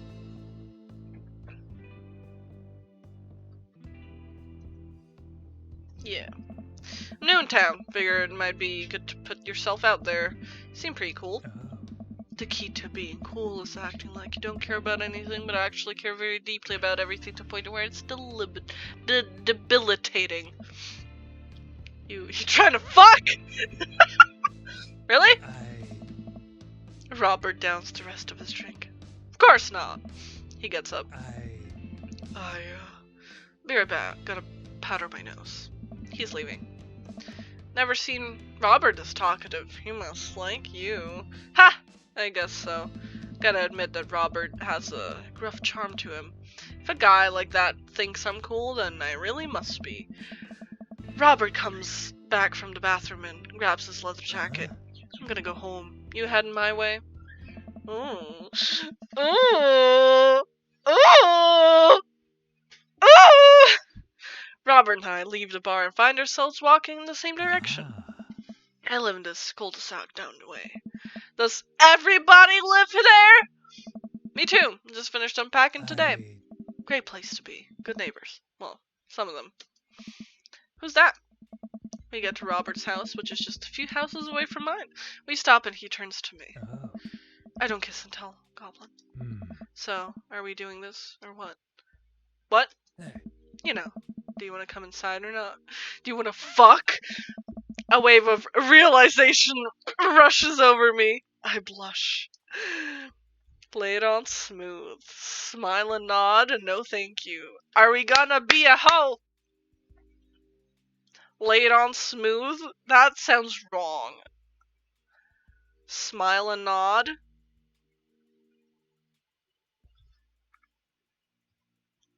Ha! Which one is it? No, we're hoeing. Hoeing. Goblin is hoeing. Ho ho ho!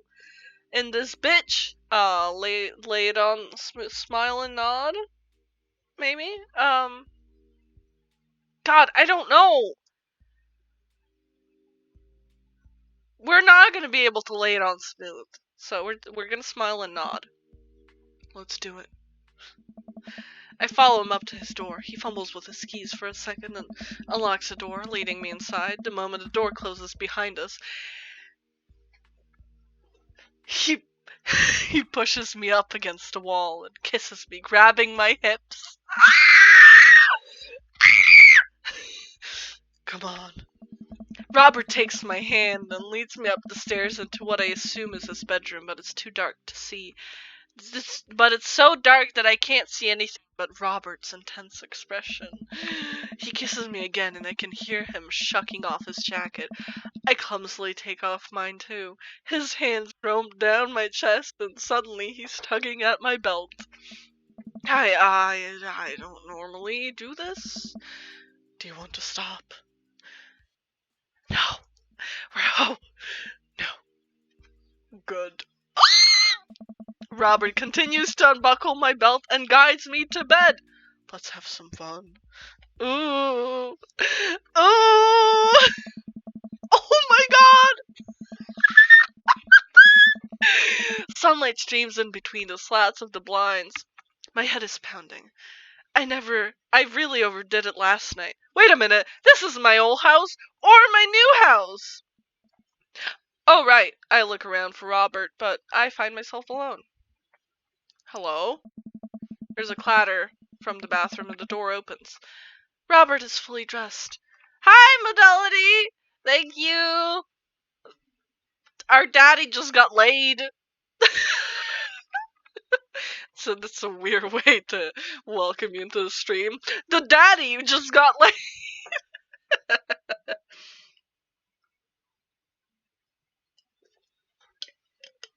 Thank you.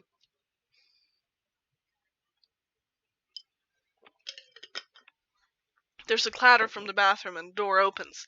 Robert is fully dressed and grabs his keys. That was fun. Yeah, it was. You should go. That's certainly not what I was expecting. Well, talk to you later. Robert cracks a smile. Probably not. Sure, your clothes are over there. I hastily get dressed and show myself out. The sun is unbearably bright. I need to lie down. I start to make my way back home when I suddenly remember. Amanda! Achievement unlocked! Bad Dad? Ooh! I rush back home and throw the door open. Something smells delicious. Amanda? Amanda runs out to the kitchen and looks slightly disappointed. Aw, man, I was kind of hoping you had gotten kidnapped and I was gonna have to come rescue you. No, I made a friend at the bar last night and ended up sleeping over at his place. Where are the Emmas? They left a little while ago. Oh, you guys have fun? Yeah, watched some movies, ate snacks, stole a car, you know, the usual sleepover stuff. You teens and your larceny. I don't know that word. So, this breakfast that's cooking, what's that all about? Well, there's hash browns and eggs and bacon. Can I? Yes, you can have some breakfast. Bless you, sweet child. My head throbs. Oh, I gotta do something about this hangover. Amanda, your loving father might have overdone it last night. Ooh, somebody's hungover. Oh, that's a fancy word for theft. Father of the year, you wouldn't happen to have any aspirin? I've got just the thing. Hang on. Amanda runs to the fridge and pulls out a jar of pickles. Amanda, what? Drink this! The pickle juice? Daddy of the year. Ooh. Yep. It's what I used once I would assume someone would use. I also assume that it works pretty well. Although I've never tried it before and I won't try it, obviously. Give her a stern yet resigned side eye. I eye her suspiciously. I eye the jar of pickles even more suspiciously. This better work.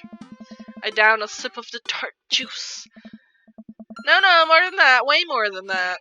I mean, I assume. Watch it, you. I drank more pickle juice and helped myself to the delicious breakfast that Amanda has graciously allowed me to partake in.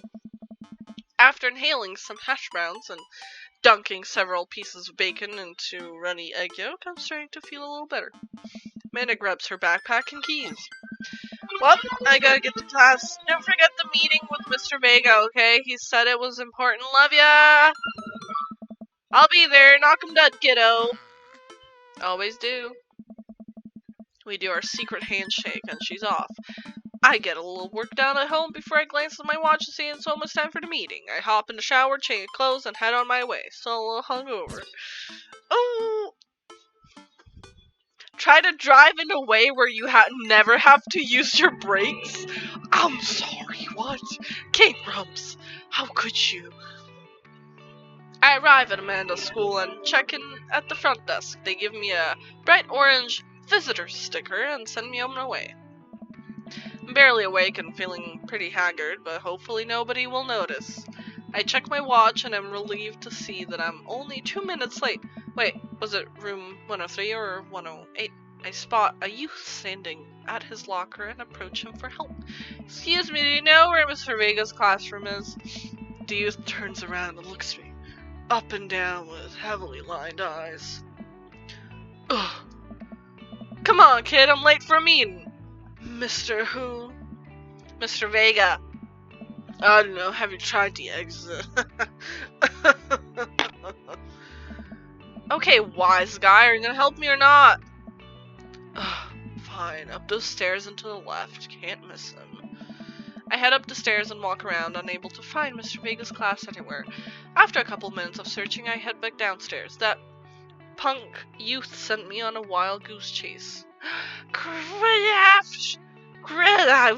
I can speech. Hello! Yes, we are playing Dream Daddy. Our daddy got laid. I also made the daddy inspiration by the Goblin King from Labyrinth, as I am dressed as him today. Aside from the black hair, you know. Everything else. I should put on my glasses. It's getting hard to see. I get back to where low-rent Gerard Way is standing, fully ready to give him a piece of my mind, when suddenly a head pops out the classroom next to his locker. Lucian, don't you have a third period to get to? Ugh, fine, Mr. Vega. Wow! Now I'm officially 10 minutes late. I glare at him as he walks away. We're not going. You must be Goblin. This period is almost over. Would you mind waiting in the back? Mr. Vega leads me in, and I take a seat in one of the comically small students' desks in the back. I might get stuck in this. Alright, where were we? Now, who can tell me about the unreliability of the narrator and J.D. Salinger's Catcher in the Rye? Yes, Colin? Colin stands up and does this thing where he blows into the crook of his elbow to make a fart noise. The whole class erupts in laughter. Alright, everybody, very funny. Colin, please sit down. Now, Holden Caulfield is unreliable narrator in the sense that the bell for the end of the period rings. All of the students immediately get up and make a break for the door. Remember to do the reading and the answer, response, questions, Nobody's listening. Or not, I guess. Mr. Vega turns to me and sighs. Middle schoolers, right? Don't you teach high schoolers? I don't know. I don't know. Both, you know, bunch of kids. Right. Thanks so much for coming in. No problem, Mr. Vega. Please, call me Hugo. I don't normally do these impromptu parent-teacher meetings, but as I'm sure you know, Amanda's a very bright student, and I'm concerned about her recent behavior. What's going on? Amanda has never been the most engaged student, but I know she cares. Recently, though, she's falling behind. She's not completing assignments and has been doing rather poorly on tests. I normally chalk this up to seniorities, but it's strange. I thought Amanda always shared everything with me. It hasn't even crossed my mind that something might be wrong. I just wanted to ask, is everything okay at home? We just moved. Well, we just moved recently, but it was only to the other side of town, and Amanda was more excited about that than I was. Ah. I see. If you can talk to her about it, I know she values you a great deal and would appreciate your guidance. If she keeps going down this road. I know how important art school is, and to her, I would hate to see her miss out on scholarship money that she clearly deserves. I'll make sure to talk to Amanda. Thanks for letting me know, Hugo. Anytime. On my way out, I stopped, thinking for a moment. I turned to Hugo. Hey, Hugo? Oh. Yes. Never catch that ride. Hmm. Yes. Oh, that's cute. Oh, they're cute. I leave the classroom and make my way out of school. Still a little bit in shock that Amanda was able to hide this from me so well. That is not how the sentence goes. She's always been such a force for positivity in my life, especially after we lost her father. Amanda must be done with classes for today by now. I'm sure she would appreciate a ride home. Maybe I can talk to her about what's going on. Oh. Pull up to the carpool and Amanda hops into the passenger seat. So, did you have fun gossiping about me? Mr. Vega and I actually just gossiped about our celebrity crushes. She talked about Mario Batali the whole time. It was a very productive meeting. Eh? I'm pretty hungry. Can we grab some dinner? Sure thing. Let's go to the mall food court. Let's go out. Let's go out and meet some hot dads. Does that sound good to you? Yeah, sure. Why the mall? Jeez, can a dad take his daughter to the mall? Will you buy me things? I will buy you a thing. Singular. Sounds like a deal to me. We drive in silence for a short time. Amanda plays a game on her phone. I should say something. You know, sometimes when a kid gets older, they find they have to keep things hidden from their parents, and that's okay, because sometimes that's what kids do. And that's okay, but also sometimes it's good to have the parents' perspective, because, you know, maybe the parents also have dealt with similar situations. Maybe they're a little cooler than you give them credit for. Anyway, what I'm trying to say is it's good to share. Love you. Have you been reading my tweets? You have a Twitter? What? Never mind. Look, sweetie, Mr. Vega said you haven't been participating in class and that you're not turning things in. Oh, I'm fine, Pop. Seniorities and all that. I thought you liked Mr. Vega's class. It's fine. He's fine. We pull up to a stoplight and I Amanda. She's still texting. I want you to know that you can talk to me about anything. Uh-huh. I can tell that whatever it is, she doesn't want me to know about it. That's frustrating. I hear Emma R is going to the fancy art school in California. That's exciting. Yep. Are you bummed that you guys aren't going to the same school? Yep. Amanda keeps texting. She stifles a laugh. What's so funny? I don't think you'd get it. Okay. Who are you texting? Noah. Who's Noah? My friend.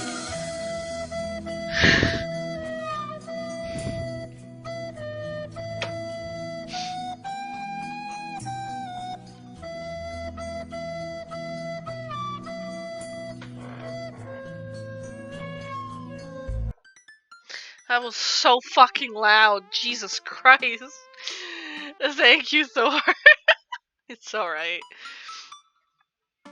My friend. Does he go to your school? Bye, Zinta. Thank you for hanging out.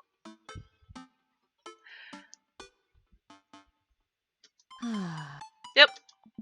Do you like Noah? Hey. What? No! Dad! Ugh! I can't believe you would... Dad! I mean, jeez! Why would you... Ugh. Gross.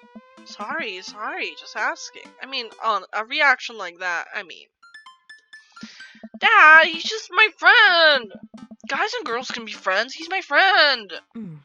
Okay. Jeez! This is going well.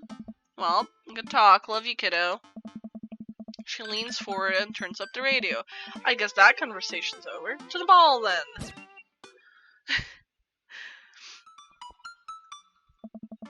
We arrive at the mall, a big indoor shopping center with a couple different floors. It's kind of dead, but that doesn't stop the mall security guard from yelling at a group of loitering teens. Let's eat something disgusting for dinner. Hell yeah! Language, Missy. Hmm. Heck yeah? Better. Hmm.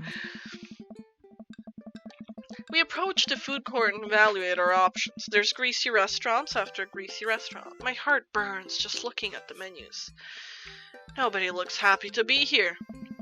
What are you in the mood for? Bread dipped in sugar, bread with cheese on it, or do you just want me to inject some fatty directly into your bloodstream? I extend my hand to her. Would you do me the honor of sharing some nachos? She takes my hand with a grin. It would make me the happiest, cheesiest girl alive. We order a giant pile of chips and unnaturally orange cheese from a very unenthusiastic and possibly stoned teenager. We take a seat at a rickety table and dig in. These are bad. These are very bad, but also strangely delicious. We have to eat through the pain. We enjoy the fluorescent cheesy goodness together until we are all out of nachos. So, Oh. something's been bothering me for a while. Can you explain memes to me? No, wait, if this is the dad. Can you explain memes to me? Hmm. Oh, which meme? Which meme? All memes. Ugh. Amanda sighs deeply and places her head in her hands. Dad, it's complicated. See, memes are inside jokes shared by a bunch of people that get less funny the more people do it, so the problem is that by the time the meme gets to you, Dad, all our youths have already done the joke to death. And what's worse is that movies and TV and video games will try to jump in on the meme train, but just based on how long it takes to make them, the meme will be long dead by the time it comes out, so it just dates it and it isn't funny. Oh shit, what up? Dad, please! Anyway, changing the subject. Where to now? Wanna go to that goth store? What?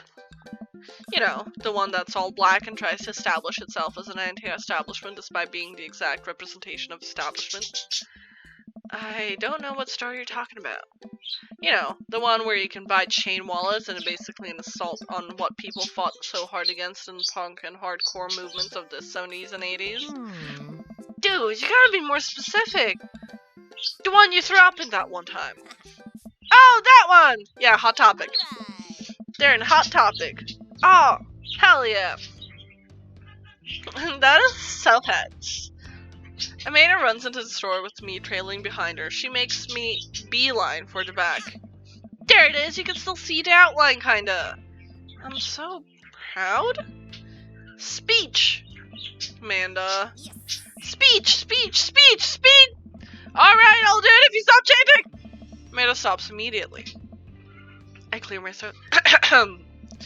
Thank you all for joining us here today to commemorate a historic moment that would forever shape history. On a day very much like today, some 5 years ago, our very own Amanda Ann King had too much blue raspberry slushy on an outing to the mall. After begging her father to take her to Dead Goth and Beyond to buy Rambo suspenders, she proceeded to throw up all over a display of My Chemical Romance merchandise. Her loving father then had to pay for said merchandise, which to this day remains among our possessions. Oh. Thank you. Good night, Goblin! Thanks for hanging out! Bye bye bye bye!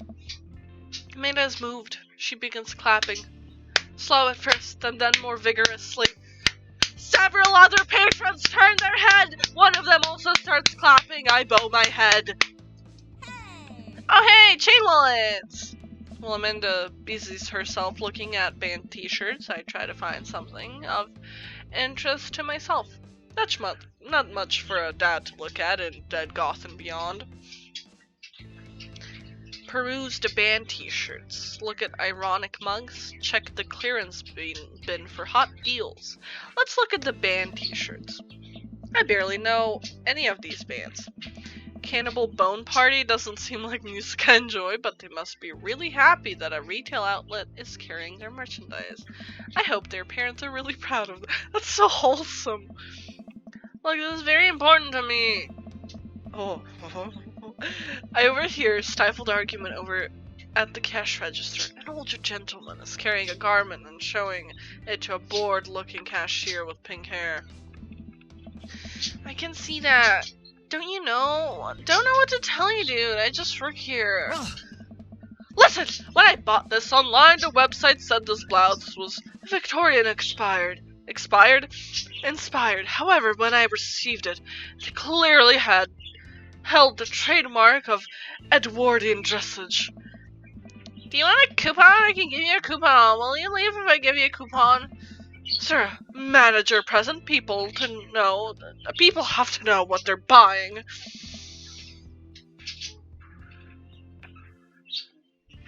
I am the manager. You don't need to see what I'm doing.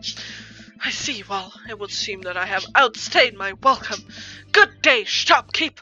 Your superiors will receive a strongly worded letter by post.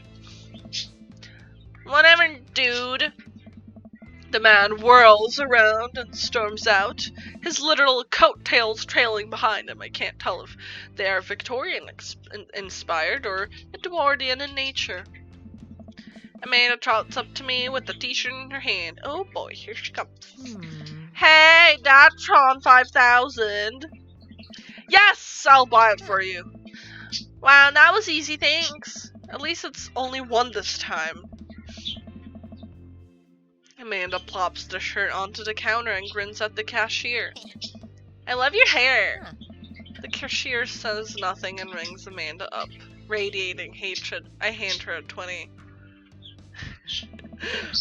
So, what was that guy's deal? The cashier rolls her eyes so hard I'm worried she'll pull something.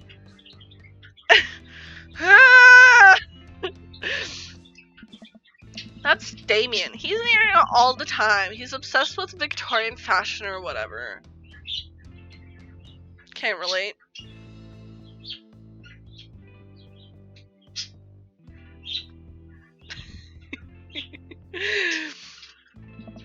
She hands Amanda her bag and it's clear the conversation is over. We make our way out the store and head home to get some rest. Amanda and I sit on the couch, trying to find something to watch over bowls of ice cream.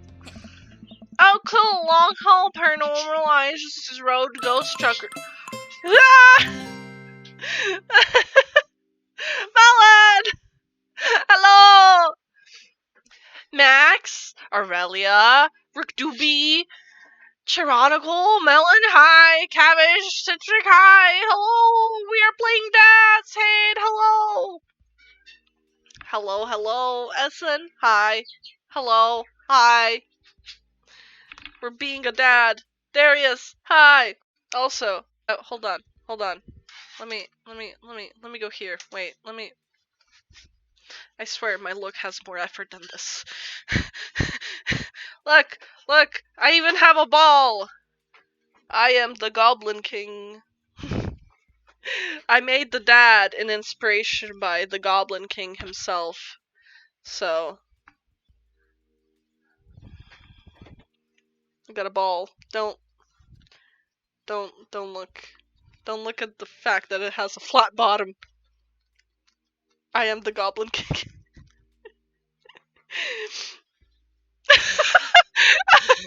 I mean, a pirate works too. But no, I am the Goblin King, Mr. Jareth from the Labyrinth. I did the makeup too. That was fun. I just need the blonde hair. You probably would have been able to tell from that better.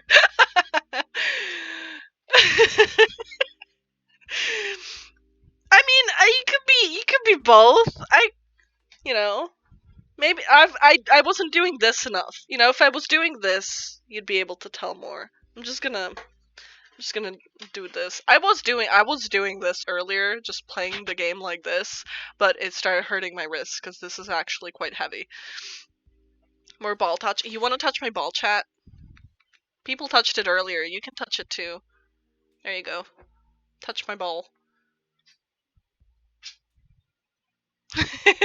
You're welcome. Yeah, we were ball touching. Actually, our daddy got laid. Oh, Mr. Robert, you know, the very gruff dad at the beginning. Wait, I need to take my gloves off now. I can't switch scenes. With this was from one of those things that's like it lit up and it changed colors, but that light thing broke. Definitely like 2010s and like 2000s and that era. The ball is the only thing that survived. It worked for a while. Okay, back to the game. Also, you're very welcome to listen to my very good voice acting, considering I can't fucking read. Okay, thank you for the raid, Melon. I hope the stream was good. Oh, cool! Long Paranormal Ice Road Ghost Truckers is on. Your favorite, right? See, that's Dad. That's Dad. I feel like if the Goblin King was modern day Dad, that's what he would look like.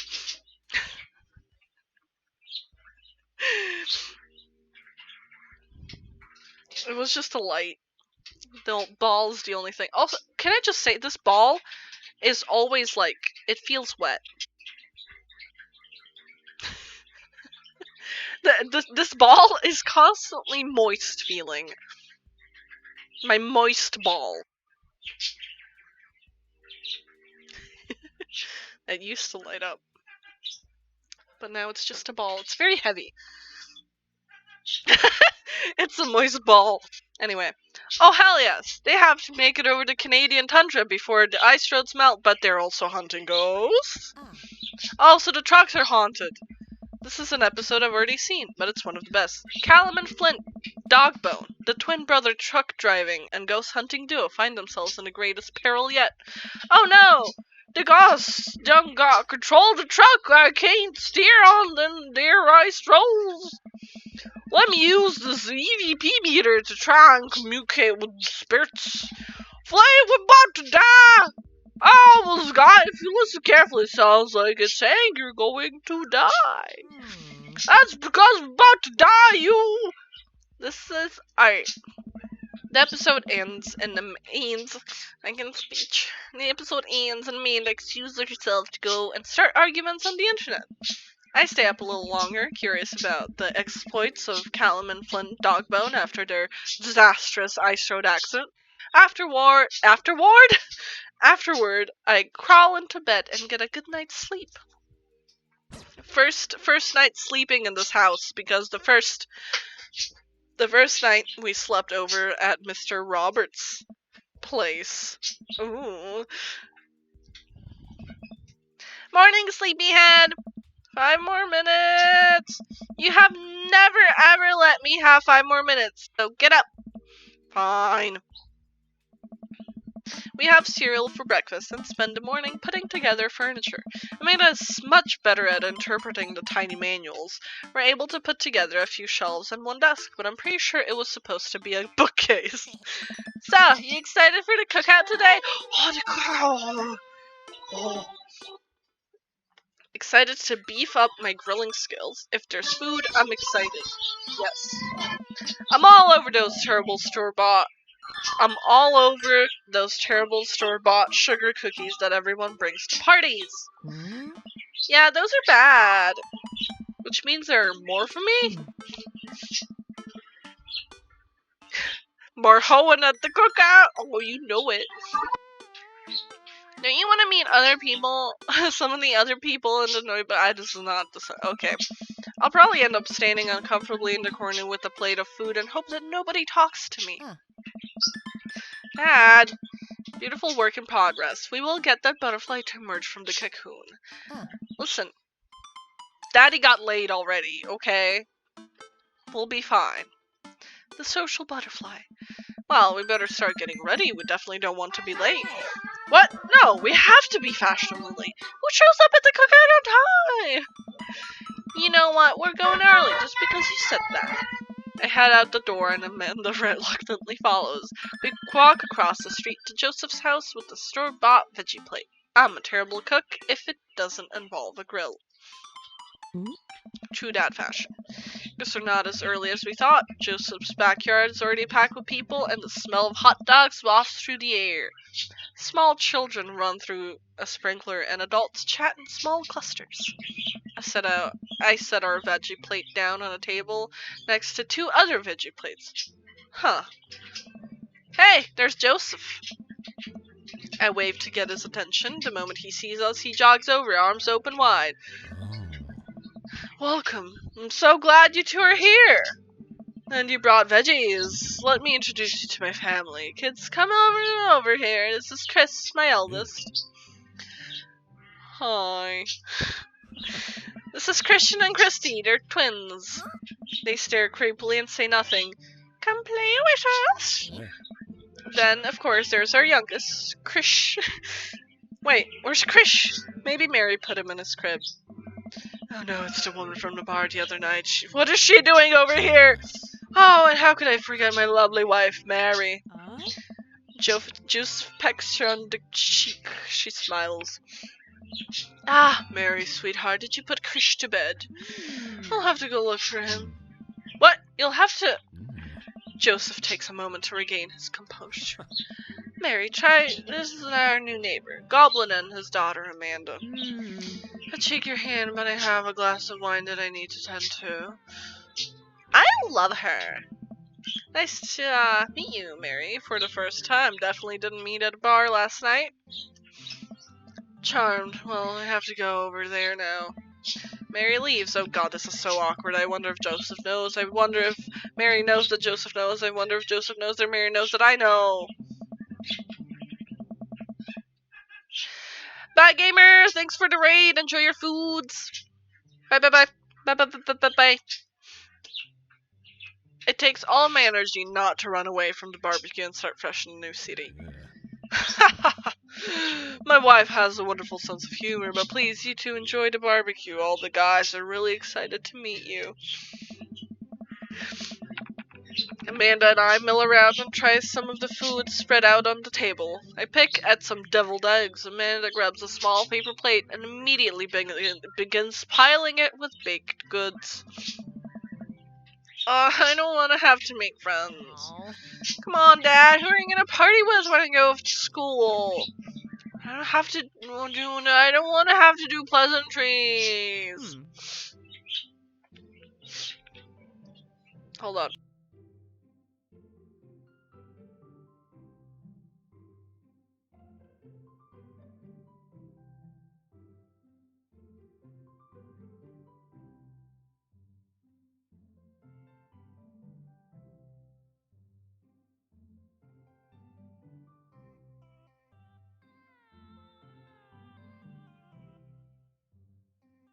I'm alive. Dad. Oh, they're gonna talk about the weather. Go do it and make a friend. How could I possibly abandon my only child at a social function? That's bad parenting. This plate of cookies is my new dad. Bye! Amanda shoves me into the center of the yard. Well, here goes nothing. I look around the party and I'm surprised to see some familiar faces. Isn't that the barista? Barista?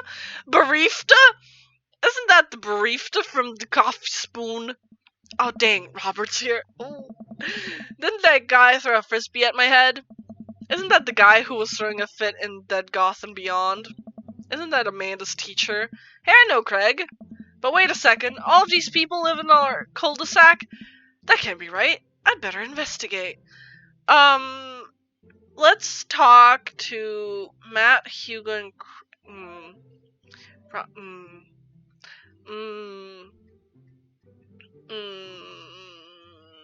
Robert and Brian. I walk over to Robin and Brian, who are chatting over drinks, determined not to be worried about what happened that night. Help. I hobbered. Robert feels the same. Hey, guys. Goblin, how the heck are you? Settling into the neighborhood all right? Oh, you betcha, got the living room in order at least. That's great to hear. I've been doing some living work as well. Finally got the 50-inch in there. The game looks great in high def. Oh boy. Goblin, have you met Robert yet? Yes, I believe we met briefly and fucked. They fucked.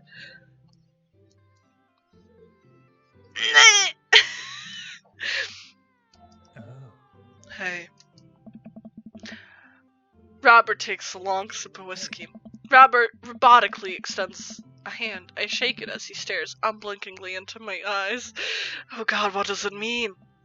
How's it going? It's good. Robert? I can't! I can't! I can't speak. What is wrong? Oh my god, it's almost 1 a.m.?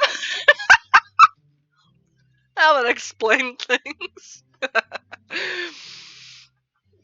Robert focuses on the whiskey he's holding. He takes a long sip. Great, look at my friends become friends. And they were roommates. Us dads gotta stick together, you know. Us dads? Robert has a kid? Oh, I didn't know you had kids. Robert continues to stare at me. Jesus, does this guy ever blink? Yep. Cool, that's cool. We stand in incredibly uncomfortable silence for several moments until... We gotta get off this haunted track! Oh no, the ghost locked... The ghost?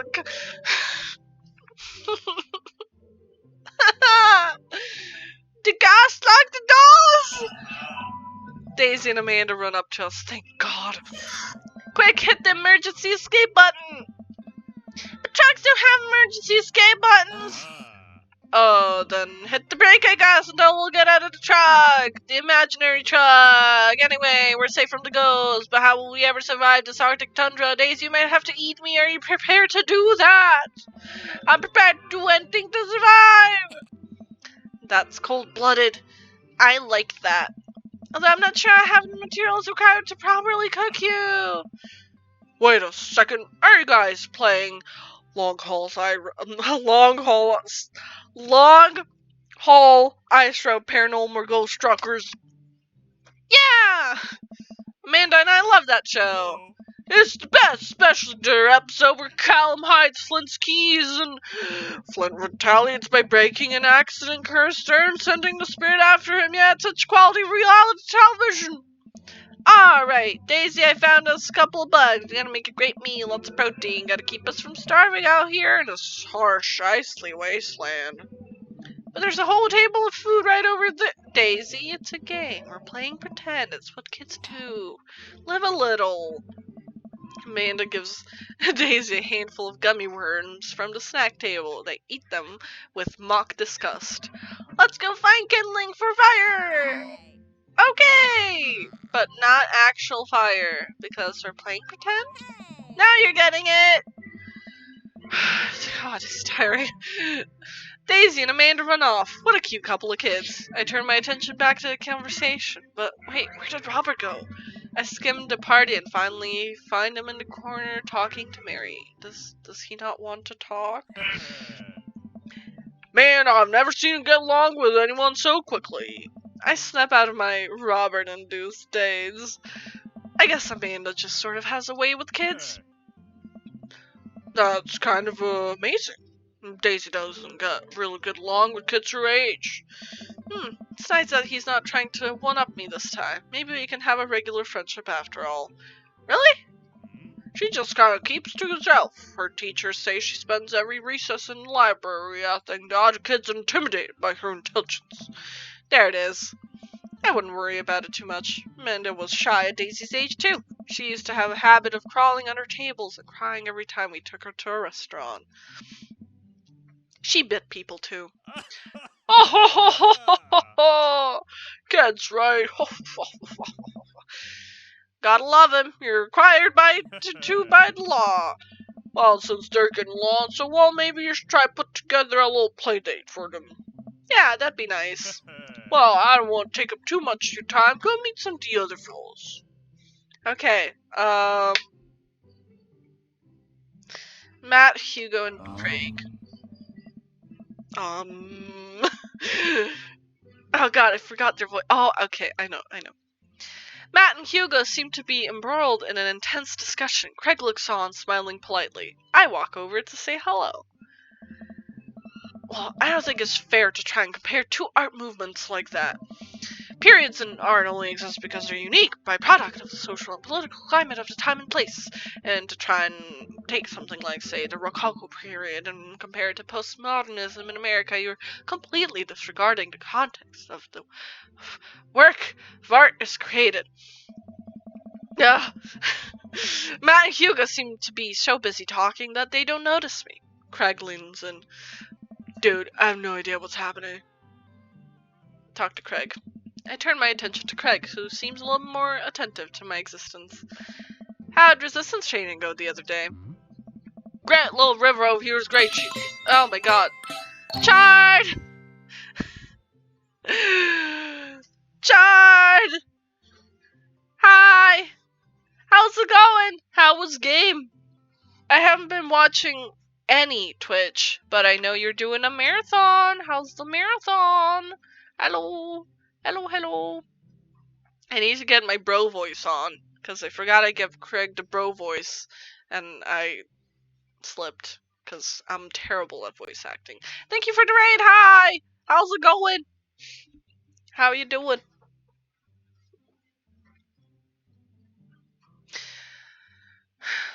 Great, little River here is great chiller, aren't you, tiny bro? Craig grabs River's arms and waves them around. Woo!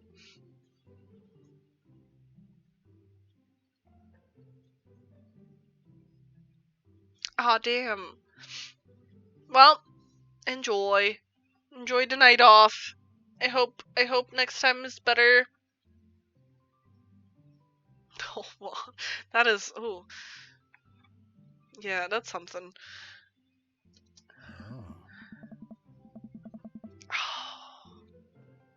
Alright. We love that. Love it when Twitch does that. Aren't, like, games...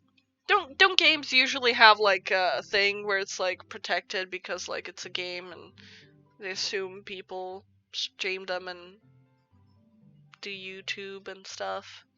Isn't that a thing now? That should be... Yeah, no. You can do it, Dad! I'm real proud of you! I'm sorry for pooping on you! She must be a handful at that age. Oh, they always are. But it's so worth it! Craig grips River's arms again and waves them around. Also, I'm sorry for throwing up on you, Dad! Ah, yeah, the old games. Of course. Of course. That was the issue I had also. I think it was BioShock? Why did my chat just die? Did I die? Hello? Can you see me? Am I here? Say hello? Hi? Hi. Hello. In my chat just decided to start reloading and it said it was disconnected. That was concerning. Hi. Okay. It's good to know it's not broken. How you settling in? Almost done. The new place is perfect. I never get too comfortable. Almost done. There's still a few odds and ends to take care of before I can really call myself settled, but I think we can upgrade the situation to livable. We did a livable through the entirety of college. Yeah, my goal was for Amanda to live the sort of life that didn't involve eating spoonfuls of ranch dressing as a palate cleanser between different types of pizza. She still does, though. Hey, she takes after her dad. Goblin, how are you liking the neighborhood? It's pretty nice. Everybody's been super friendly, especially Robert. Robert's been real friendly. Seems like your daughter's fitting in just fine. Matt points across the yard to where Amanda, Daisy, and another young girl are playing. They're sitting cross-legged in the grass, picking weeds and weaving them into little flower crowns. It's pretty adorable. The girl I don't recognize jogs over to us. What is it, sweetheart? It's a flower crown. I thought it'd look cool. You would look cute in it. Well, there's only one way to find out. Matt takes the flower crown and places it on top of his head. Am I cool now? The girls. You have something to say? Oh, he's on his sleeping perch. Do you want to go sleep? Did I wake you up? Well, I'm not ending the stream yet, so. The girl stares at him, thinking it over. Nope, but slightly less uncool than you were before you put it on. Ah, hey Goblin, this is my daughter. Hello! I'm Carmencita. Amanda comes over with Daisy in tow. Dad, look, I'm making friends! Are you making friends? You better be making friends! Yeah, actually, Amanda, you remembered the cool barista from the coffee shop and my old college friend and your teacher. Oh, hi, Mr. Vega. I didn't realize we were neighbors. Yes. Yes! Yes! You're still gonna get me that overdue term paper? Ah, great seeing you! Mang the finger guns her way out of the conversation like a champ. She learned the finger guns move from me. I'm very proud. Oh, she's definitely a charmer. Speaking of which, where did my son go? Hugo looks around the party. He must finally spot him because his eyes go wide. Whoa. Ernest Hemingway Vega, are you smoking? Ernest is holding a lit cigarette. Nope. I see Ernest across the way. He casually takes a long drag of his cigarette and then flicks it into the gutter. Unbelievable. Excuse me. Hugo marches over to Ernest, and I turn my attention to Matt and Craig. Kids, right? Man, I do not envy Hugo. The last barbecue we had, Ernest tried to shove a sparkler down Joseph's pants, nearly burned down half the yard. And the barbecue we had just... wait, hold on. And the barbecue we had just before that, he actually burned down half the yard. That's the bro accent. It's hard to switch between them. And then it spread onto my lawn and burned down half my yard too. Hugo walks back over to us, practically dragging Ernest behind him. Hey everybody, sorry about that. Goblin, this is my son Ernest. Hello. Ernest looks away, sulking, his hands shoved deep in his pockets. Hugo nudges him impatiently. Hey. Nice to meet you, Ernest. What grade are you in? Does it matter? Ernest! Okay, I'm in 8th grade. God, are you happy now? I'm sure you were just dying to know.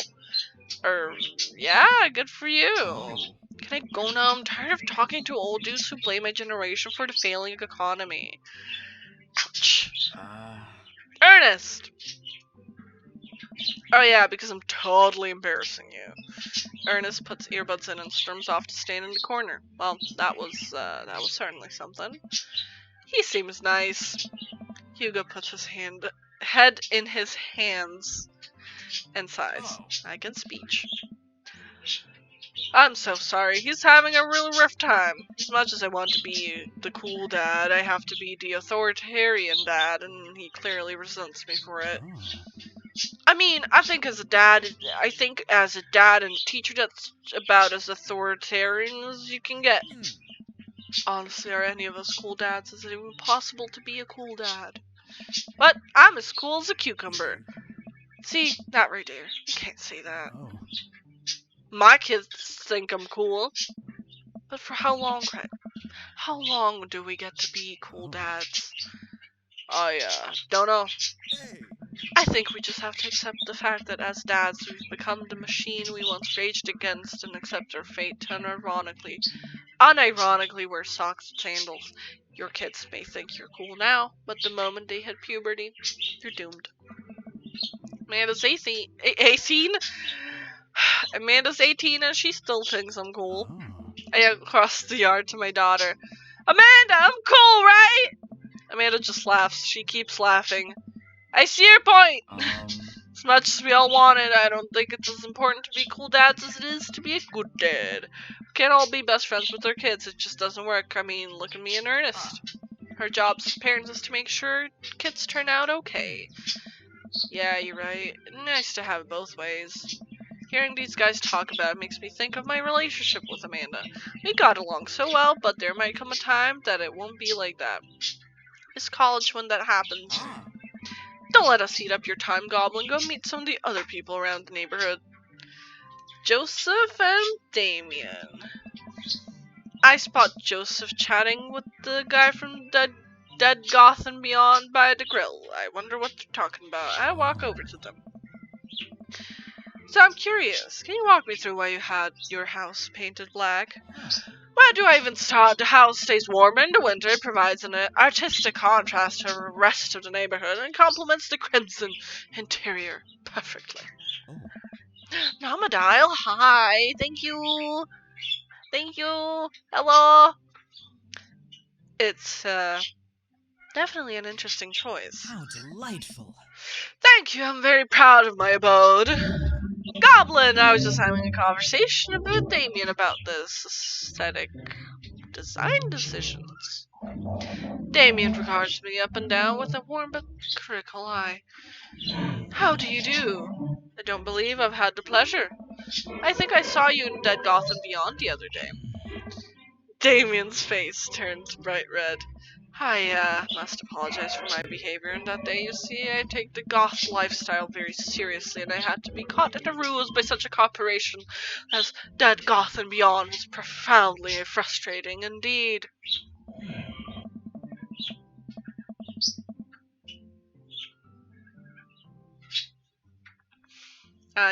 Mobile Twitch is really bad. Really bad. Sometimes even honestly browser Twitch sometimes doesn't take me with a raid. It just stays.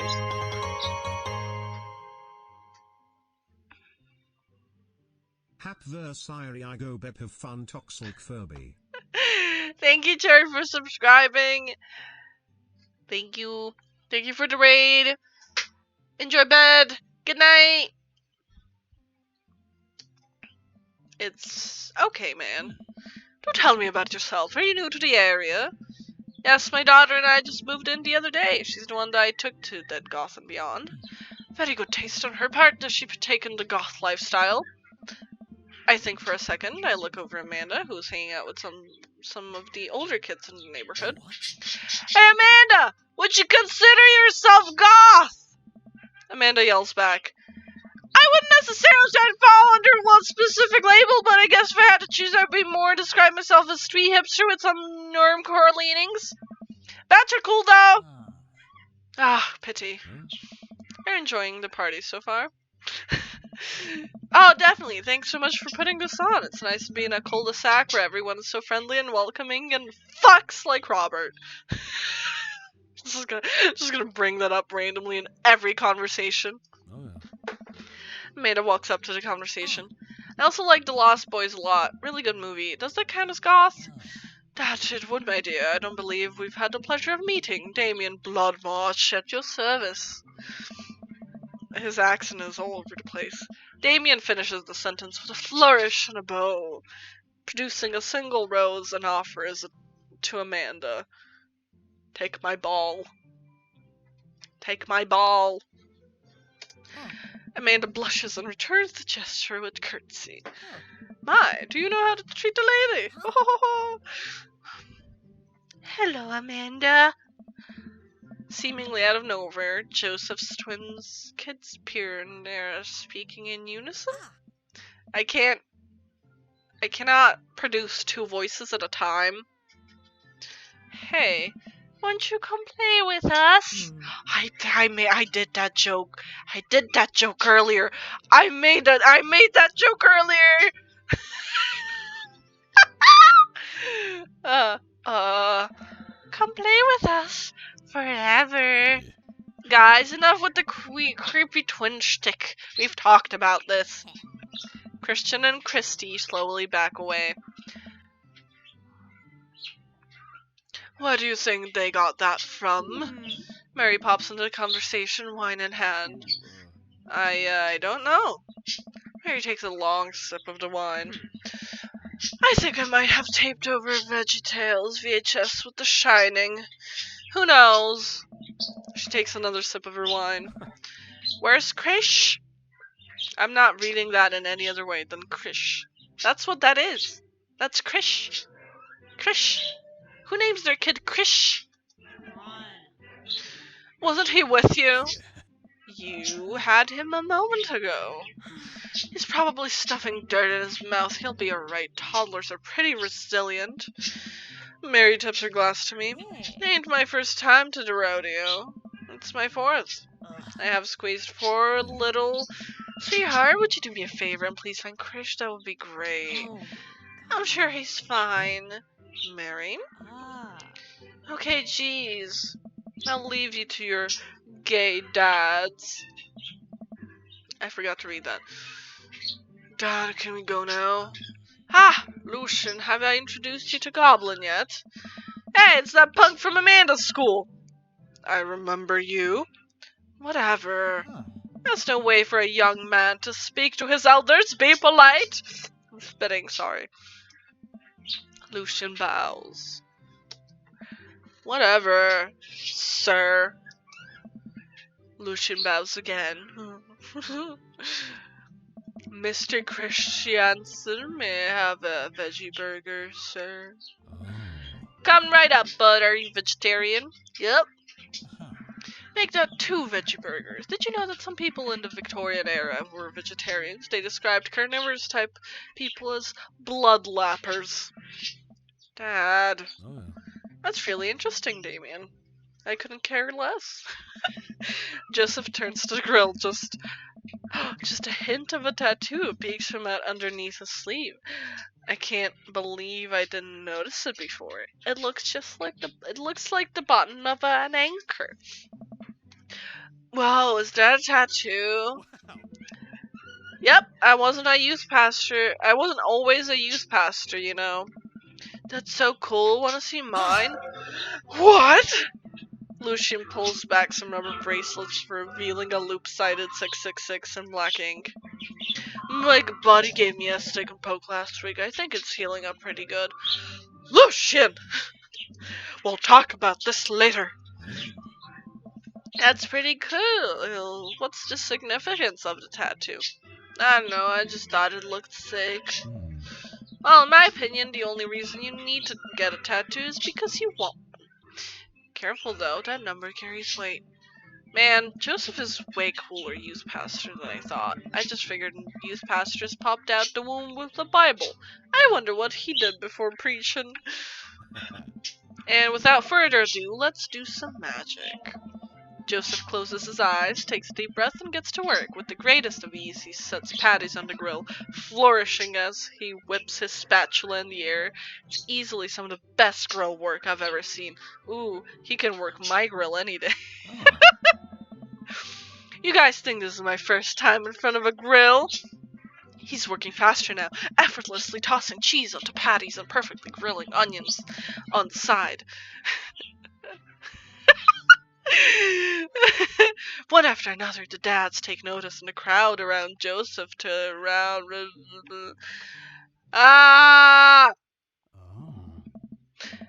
Probably didn't know this goblin, but Joseph known around here for his grillmanship. He's unbelievable. I've tried to get on his level, but I just can't catch up. Let us keep studying.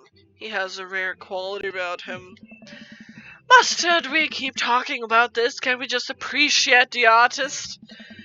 I've never seen him make a mistake. Okay, we need to stop. This is getting too cheesy. Please stop! All of the children at the party booed to the glorious display of puns in unison. Alright guys, food's ready. Please form an... orderly barbecue. Amanda groans. We all grab our food and hang out, enjoying perfectly cooked cheeseburgers. Hey. Hey. Man, it's so wild how all of us dads live in the same cul-de-sac and we're also all gay. Oh. Kinda nice, isn't it? Feels like there's a real community here. Totally helps when you're just a single dad trying to raise a kid. We're happy to have you here, man. I think you're gonna like this neighborhood a lot. Oh. Plus, Amanda seems to be getting along with all the other kids. If she decides to get into babysitting games, she'll really make a killing. Oh. Hey, why don't you add us all on Dad Book? Dad Book? Yeah, it's a great social media and social network for dads to keep in touch with each other. We're all yeah, it's a great social network for dads to keep in touch with each other. We're all on it, so if you ever need to reach out to anyone, that's the simplest way to do it. Sorry, I'm just an old-fashioned dad. Social media goes over my head sometimes. Don't worry, Pops, I'll help you figure it out. The rest of the barbecue goes smoothly. We'll all trade stories and drink beers. Our kids play on the lawn. Amanda breaks up a fight between Carmencita and those weird twins. I think they wanted her soul. Amanda and I walk back to our place as the sun sets over the neighborhood. Pretty fun party, don't you think? I got a burger in me. I feel like it was a networking event. I wish I could have been playing Paranormal Ice Road Truckers. I felt like I was at a networking event. I'm gonna get LinkedIn notifications out of— Ah! Commander! My god, so many raids today. Hi! Thank you for the raid! Hello! Welcome, welcome, welcome! We're daddying. We're daddying indeed. Mass Effect? Nice. Hello. Hello. Welcome. Welcome. How's it going? How was your stream? Wait. I need to do a goblin twirl for you. Hold on. A ball twirl. I'll play with my balls for you. I can't be bothered to put on both gloves. Look. I have a ball. I am the Goblin King. Which is why we made... That's a goblin. That's the Goblin King. If he was a modern dad. That's all. That's all. Like, ball play, yes. Do you want to touch my ball?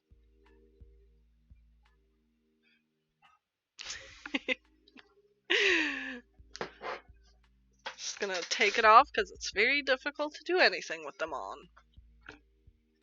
You don't think it's nice that people want to connect with you?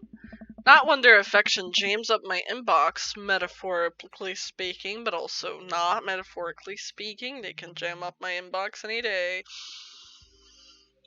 This dad got laid already, by the way. Got laid.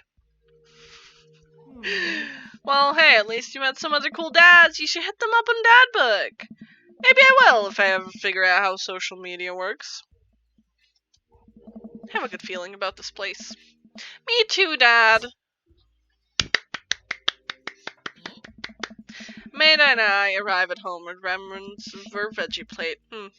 Seems like nobody was really into the cauliflower. Any big plans for this evening? Actually, yeah, I'm going out with some friends. Oh? Is that okay? Of course, just keep me posted and be home before midnight. You got it! And be careful. I will. Make good choices. Of course. And call me if you need anything. Dad, you're not going to do the same thing where you wait silently for me to come home in the living room with all the lights off, are you? What? No, I've never done that, and I will never do that. Okay, do you have plans tonight? My plans were kinda to eat ice cream and watch TV with Amanda, but I'll find something to do. I'm gonna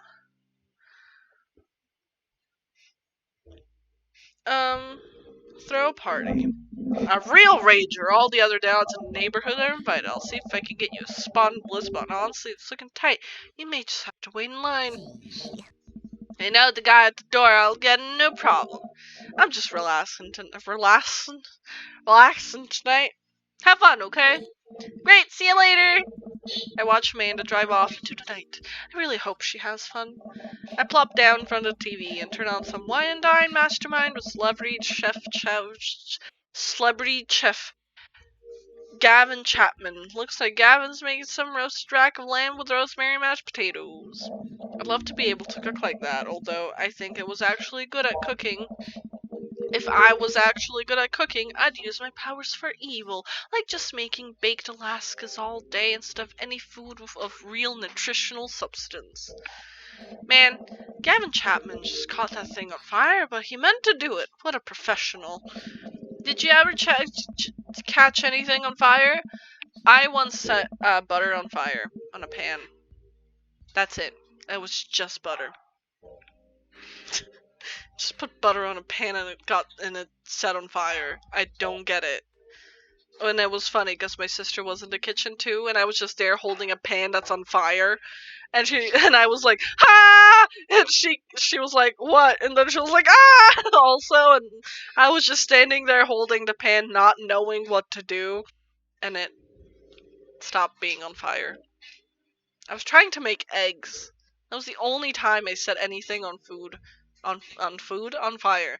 This is the only time I set food on fire.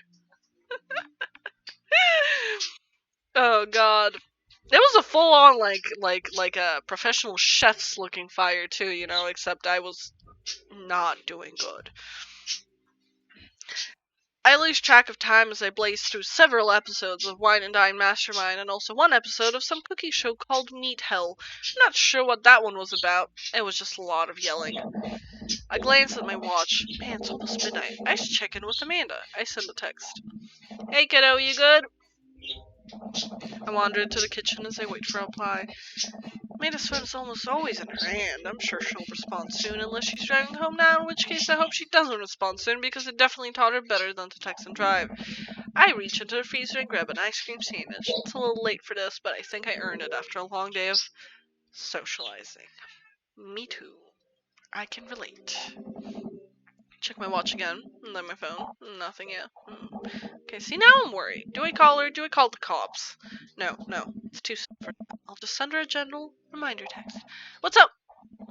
Half an hour passes. Now I'm really worried. The episodes of Gavin Chapman's Meat Hell Meat are not only not assuaging my anxiety, but possibly exacerbating it with all the yelling, so I keep pacing around the house, waiting for her to come back. Why didn't I find out where she was going? Who was she even with? Why don't I know any of her friends' phone numbers? Why don't I even know any of her friends' full names? Who is Emma P? I decided to send her another text. Amanda, please text me and let me know you're okay. I can't help but think of all the awful things that could have happened to her. Oh, thank God it's her! Amanda opens the door and shuffles in. Finally, she's back home. I'm so glad she's okay. What's up? Sweetie, thank God you're safe. Ugh, yeah. But now that I know she's okay, I'm really mad. Why didn't you answer my text? Amanda pulls her phone out of her pockets. Oh, whoops, I guess I didn't see those. She starts to walk to her room. Amanda Ann. Whoa, we're pulling out the middle name now. Amanda, you came home an hour and a half after your curfew and you didn't respond to any of my texts. It really freaked me out. I was about to call the cops. Dad, you're seriously overreacting. You're not gonna be like this when I go off to school, are you? I have a right to learn. You're my only daughter. Well, I can't give you a play-by-play of everything I do all the time. I'm 18. You shouldn't even be giving me a curfew in the first place. I sit down and put my head in my hands. I feel very tired all of a sudden. You really scared me. Just please don't do that again. Alright. I'm gonna go to bed now. Amanda closes the door to her room, and I head to mine. Jeez. As I'm falling asleep, one thing she said keeps echoing in my mind. You're not gonna be like this when I go off to school, are you? No.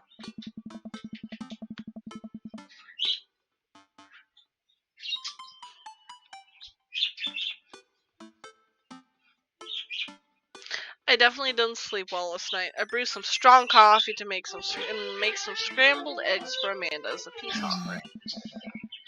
She eventually wanders into the kitchen. Hey, I thought about what you said last night. I should have texted you. I said I was gonna do it and I didn't. I also just didn't even think about it. I'm really sorry, Pops. I won't do it again. Well, I trust you to make good choices. I also thought about it and I'll try to give you your space from here on out. I gotta trust that you can take care of yourself. Team King! Team King. Amanda gives me a hug. Want some eggs? You know it. Sprinkle some cheese on them? Already did. Bless you. Amanda scarfs down the eggs. In the time it takes me to wash the pan, I can read. Alright, I'm off to school. Smell you later. Wait, one more thing before you go. What? What's Dad Book? It's a social media platform. Wait, what? What's a social media platform? Dad, I have to go to school. Come on, Amanda, I'm an old man. I can't put together a Dad Book profile on my own. Alright, I'll have you sound interesting on the internet. Amanda spends the next couple minutes setting up my profile on Dad Book, which, as it turns out, is a place where dads can get together and talk about fatherhood. Alright, Pops, we gotta fill out your profile. Let's make some likes and dislikes. Alright. On a Friday night, you are most likely to polish and sort my coin collection. Netflix and grill, baby. Fall asleep watching the History Channel. Torment my children with dad puns. Sink into blissful oblivions. Alright, let's think about this.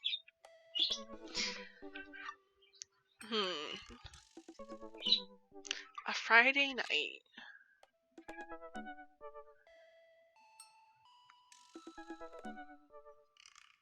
I guess we can do this one. Yes. Had one thing to take.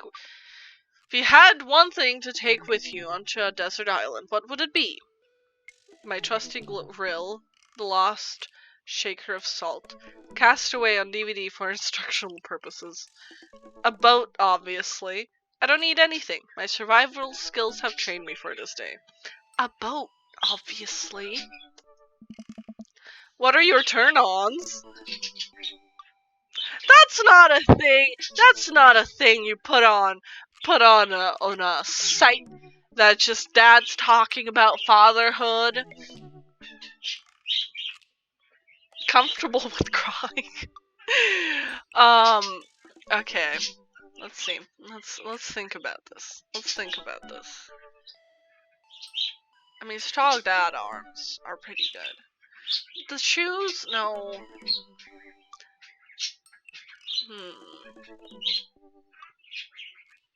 Let's go comfortable with crying.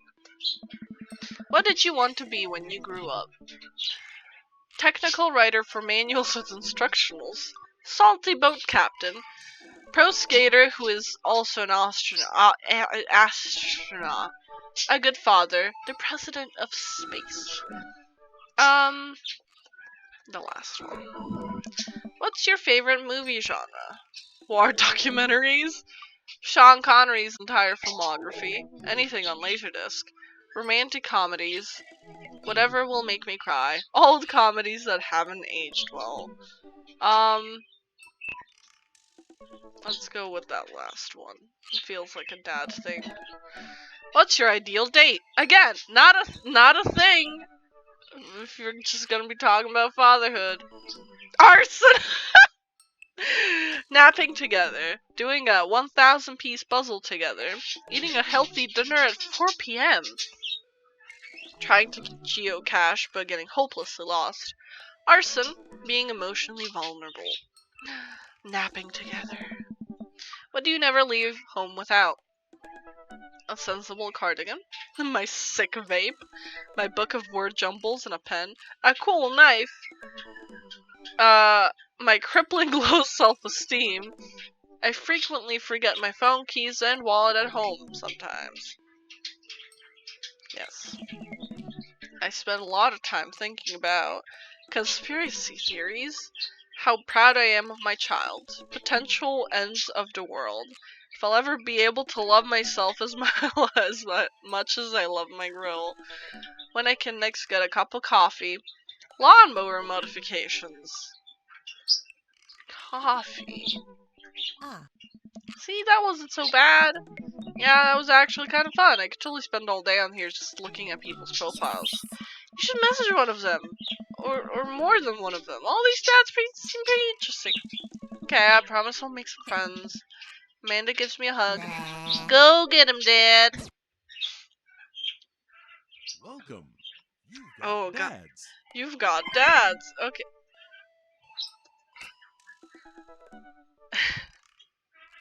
Hi, Goblin! It's me, your dear old friend from way back in the day, Dad Manda. I'm delighted to see you signed up for Dadbug. They've recently added this exciting new messenger service, so you may find yourselves receiving messages from dads like myself. Take care not to miss them.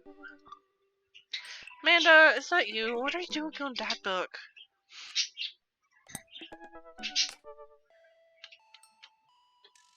Okay, who should we message? Okay. This is an important choice.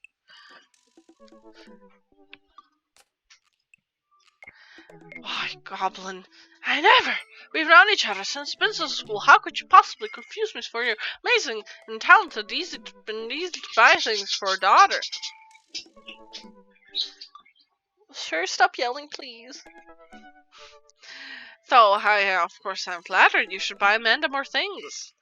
Amanda, you know I didn't go to business school. I barely even managed to get my degree. Wait, no. Wow. I didn't say that. You never heard that. This is gold. I was a great student, I swear. I graduated at the top of my class because he worked hard and ate all my vegetables. Totally holding on to this for later. Wait, do you even remember what I majored in? I declined to comment. Cool. Okay. Who are we messaging? Let's see. Let's think about this. Craig is our good friend from school. Matt is cool. He has a little cafe that's very close by. Brian hit me with a frisbee. Robert, we banged. He gives us a brooding look every time he sees us. Damien, kind of obnoxious, to be honest. But you know, goth man. Karen, honestly Karen behavior from that goth and beyond, or whatever that was. Hugo, Amanda's teacher, or Joseph, who is assuming married to Mary. Let's see. Which dad? I don't think there's enough Paul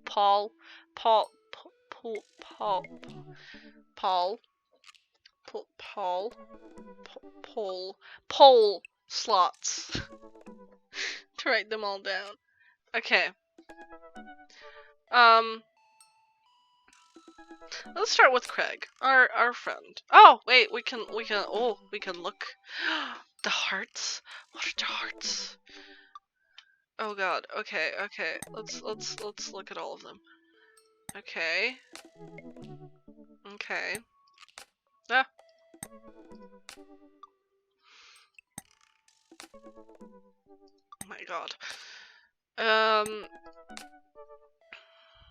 Okay, let's start with Joseph. Youth minister. What are your turn-ons? My loving wife. My wife. My wife. No.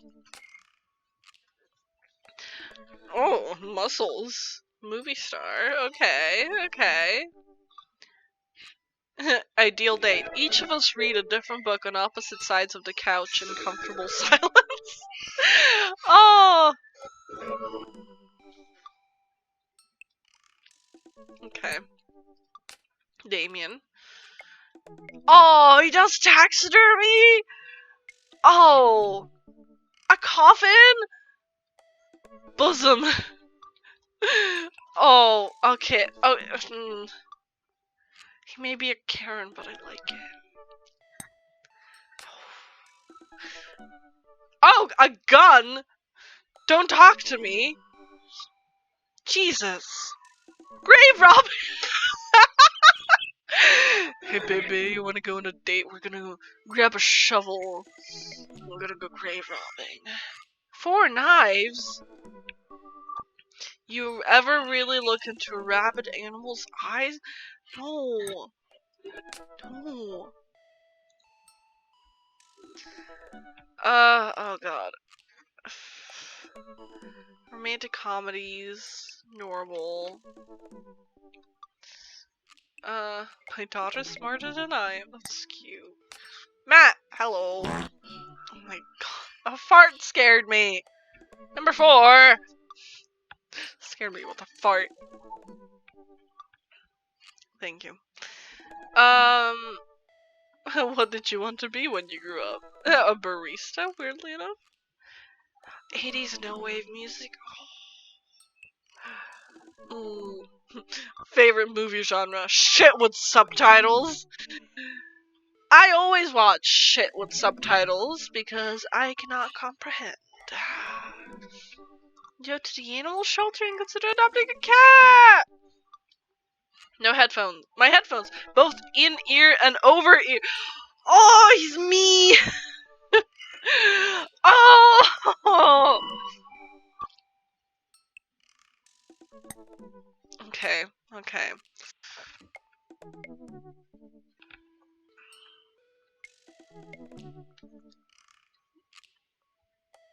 Okay. We're gonna keep. Okay. Craig is a no. We're gonna. What is this? What does this mean? Oh, how many hearts we have? Okay. Craig, we're gonna keep as our college friend. Matt is an option. Brian, nice, but I'm not that into grilling or fishing or whatever his deal is. Okay? We can be besties, though. We can be besties. Robert, fuck no. No! He carries weapons with him? Ideal date is grave robbing, which is funny. Haha, I like that, but no. No. That was a one night stand, Robert. I am sorry. Damien. Damien is an option. He does taxidermy. He wants to bring a coffin to a desert island. Likes horror. He's goth. You know, we love that. Hugo. I guess. I don't have strong feelings about Hugo. Joseph, I don't. Meh. He's a pastor with a wife. So, no. Okay. I really just narrowed my options down to Matt, Damien, and Hugo. Okay, let's message Matt. Let's message Matt. Hello. Hi, Matt. Try not to make assumptions about people. Okay.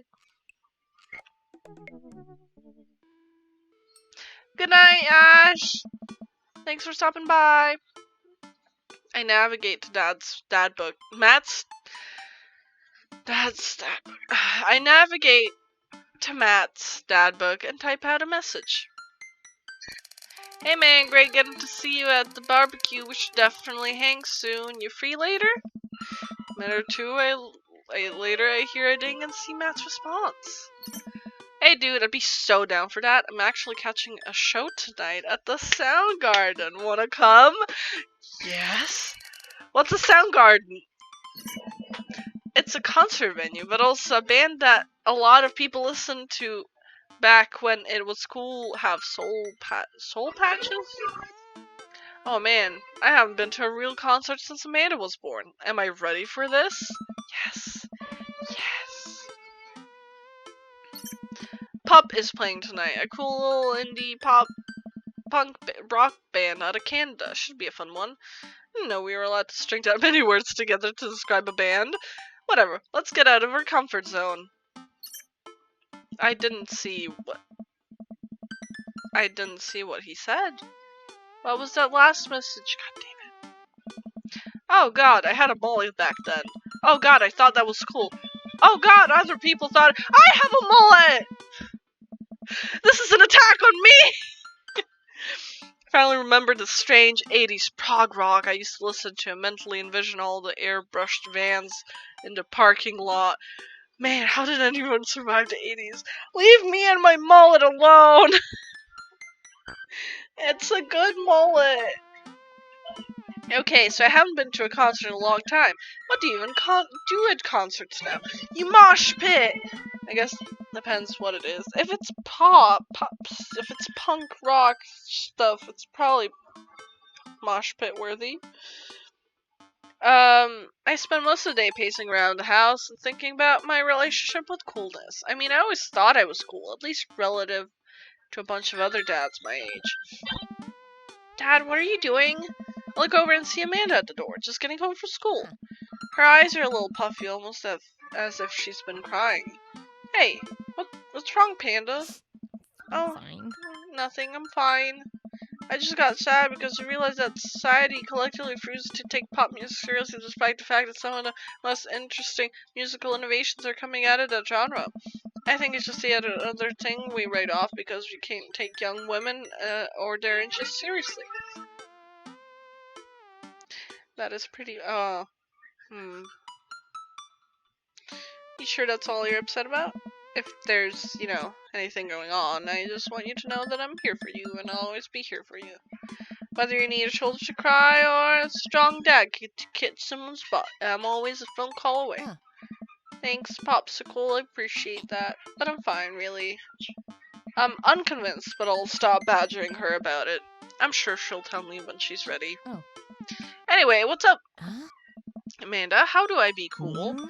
Let me put on a pot of coffee first. This can be a long night. No, seriously. Matt invited me to a concert I don't think I've been to one since you were born. Yes, you have. You took me to one once when I was 12, remember?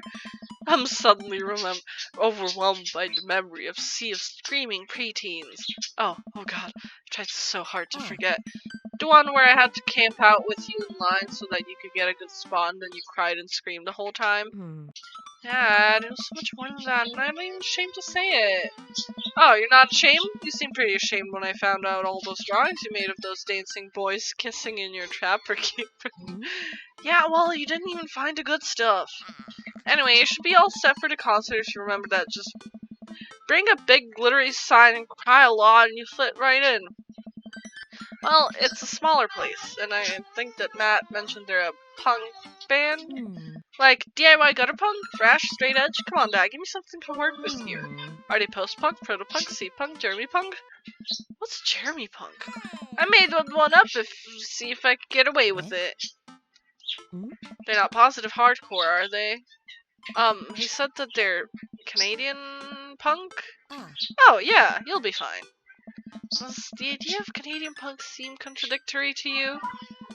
I don't see friendship and politeness as core tenets of the punk scene. Hmm? Canadians in chat confirm. Well, punk is kind of a big genre that might not be as dangerous as you think it is. Yeah, Goblin became so much more than just counter-culture rebellion. What I'm trying to say is just enjoy the music. That's it. Hmm. I mean, yeah, it's not like you're gonna go jump into a mosh pit or anything. Well, that's comforting. And if a strange dude in Set Your Goals hoodie offers to buy you merch, don't accept it. And definitely don't go on 3 awful dates with him afterward. He takes you to a nice restaurant and then forgets his wallet literally 3 times in a row. What? Yeah. Never mind, just have a blast tonight. I show up at the Coffee Spoon at 8 in what I hope is concert-appropriate attire. I see Matt out front locking the door to the shop. Oh. Hey, you made it. You ready tonight? You ready for tonight? Yes, of course. Definitely know what I'm talking about. You better believe it. Fellow live music lover, grab those sticks and let's mosh that new... What? New? Short for venue? You know, where you see dope certs. Are you just making this stuff up right now? Aw man, I gotta admit, I haven't been to a real concert since Pet Rocks were cool. Have no idea what I'm in for. Hey. Did your daughter make you take her to one of those boy band concerts where everyone holds signs and scream cries? Hey. Yeah. I got 2 lined up next month. I still can't get glittered out of my car from the last one. Stay strong. Oh. But dude, I get to take you to your first concert in a long time. This is gonna be awesome. Just hang with me, Goblin. It'll be good. This scene is super supportive. It'll be a blast. Quick question. Hey. Shoot. What is scene? Matt lets out a tiny laugh. Hey. It's a tiny laugh. Sorry. It was just weird because scene can be described as music scene as it pertains to a community of people who like the same genre, but also described as genre of music no one wants to admit they were into. I was a scene kid. I was an emo scene kid. I was. When I was about 13 to almost 16, I say. No, earlier than that. Like 11 or 12 to 14, 15. Yeah. I'm getting back into it. It's good. It's good. Matt looks off into the middle distance. He says nothing, but I can tell he's thinking never again. That's confusing. Oh. You'll get it. The important thing tonight is that you enjoy yourself. Come on, let's head to the show. Oh, look at that. After waiting in a short line to get in, we finally find ourselves in a small venue with a stage at the end of the bar with... After waiting a short line to get in, we finally find ourselves in a small venue with the stage at one end and a bar at the other. Most people here are closer to Amanda's age than mine. I suddenly feel very out of place. My waning youth is showing. Am I suddenly aware of my mortality when were the good years of my life? Will Amanda still love me as we both grow older? Wait, is C-punk actually a genre? Matt, you made it! A younger kid runs up and high-fives Matt. The kid runs off and Matt turns to me shuddering. I get nervous when people surprise high-five me. Me too. Hey. I'm like a small animal. Loud noises and large groups of people frighten me. Me too! Do you also enjoy curling up in a patch of sunlight to take a nap? That's my favorite thing to do. Oh! Couple other people wave. Matt waves and hugs a couple people. Oh my god. He seems really in his element here. It's really sweet. Matt turns his attention back to me. I'm sort of afraid of all these people. Oh! Let's go grab a beer. Matt and I line up at the bar in the back where a couple of older concert goers hang out. A couple more people notice Matt and tip their drinks at him. Oh. Seems like you're a popular guy out here. Yeah, I go to a lot of shows. This is a really cool spot. But it's times like these where I realize I can only be charming and funny for about 5 minutes before I run out of stuff to talk about. Then I become keenly aware of where my hands are. That there's no comfortable place in your mouth for your tongue to rest. God damn it, where do I put my tongue? Hey. See? Well, I've known you for more than 5 minutes and I still think you're charming and funny. Just you wait. Oh, they're cute. This scene seems really friendly. I don't know why people wouldn't want to admit they listen to it. Let's check out the merch. Oh. Crusty looking teenager. Matt and I walk over to a small booth in a corner of the room where a crusty looking teenager guards a selection of shirts and records. He singles me out across the room and hops up on his chair. Step on up, get your merch here. I got t-shirts, got tank tops. I got the gifts of curtains, a discerning concert goer, the considerable taste you might want. You! I gesture to myself, my face flushing red. Yes, you look like a fella who knows their music. How's about it? 12-inch long plain vinyl record made and distributed by Pup Canada's premier punk rock outfit. Tally ho, good sir. Well, see here, fine shopkeep, your enthusiastic salesmanship has aroused my interest and suspicion in equal parts. How can I, a consumer of the finer goods in life, trust your wares to be true of spirit? A fine question from a certain patron. Okay, Pablo, you can give it a rest. Your teen hops off his chair and takes a seat. Your friend looked lost, so I figured I'd give him a little razzle-dazzle. How the hell are you, Matt? Oh! Day by day, man. They do that thing where they high-five but also turn it into a hug. Yeah, I know the one. Hey. Your mom doing better? She's still single. If you want to be my dad, I can make that connect. I have a deal with you every single day. Fair enough. Who's your bud? Hey. That's Goblin. Thought I'd bring him out. I thought I'd bring out a concert, pal. Pablo leans close to Matt. Is Goblin cool?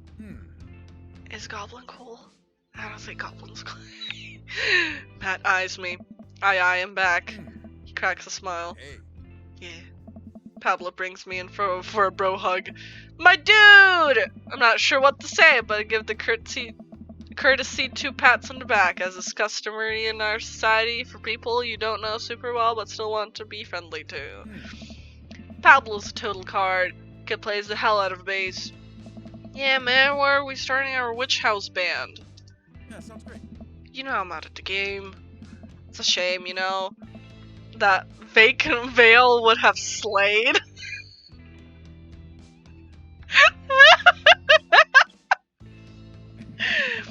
It'll slay once you actually start making music instead of just printing a bunch of band shirts.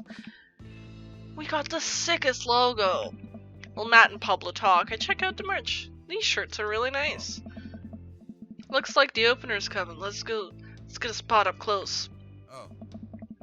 Can I just say, punk concerts are never on time. Ever. This is not accurate. Matt and I walk over to the stage where a crowd begins to form. The band walks on stage and pick up a variety of strange instruments. Is there a harpsichord? The lead singer addresses the crowd. He has a mandolin slung behind his back. Hey, what's up, everybody? We're Jones speaking to the choir. My name's Daniel. Start the show! Oh no, these guys. What? Without time to respond, the band starts playing the most cacophonous noise I've ever heard. What is this? Matt doesn't say anything, he just hands me earplugs. Thanks! I put in the earplugs and whatever the hell is assaulting my ears gets a lot quieter. For a band this bad, they sure do seem to be having fun. I guess that's what really matters. Jeez, did that just Celis break his bow in half? I don't get this. The set seems to go on forever. There's no breaks in the songs, and I think one of the band members' jobs is to specifically burn poetry on stage. I turn to Matt to try and start a conversation. So you got to a lot of concerts out here, huh? What? Drop it. He can't hear me, so I just stop and try to enjoy the music. Okay, no, this is impossible. How long have they been playing the same song? 10 minutes? 20? A year? Eventually, the set ends, but only after the drummer sprains his ankle during his saxophone solo. They promise it was a part of the act as he carries... They promise it was part of the act as he was carried off stage crying. Matt and I both pull our earplugs out. Man, that was something. Promise Pup is much better. I just have a lot of questions and I know I'll never get the answer to. Yeah, he sprains his ankle at every show. They were being real about that. Hey. Let's grab another beer. Yeah.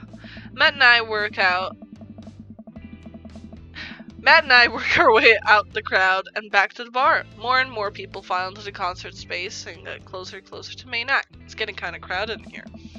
We grab our beers and try to follow Matt back to our spot, but there are so many people that I'm having a hard time keeping up.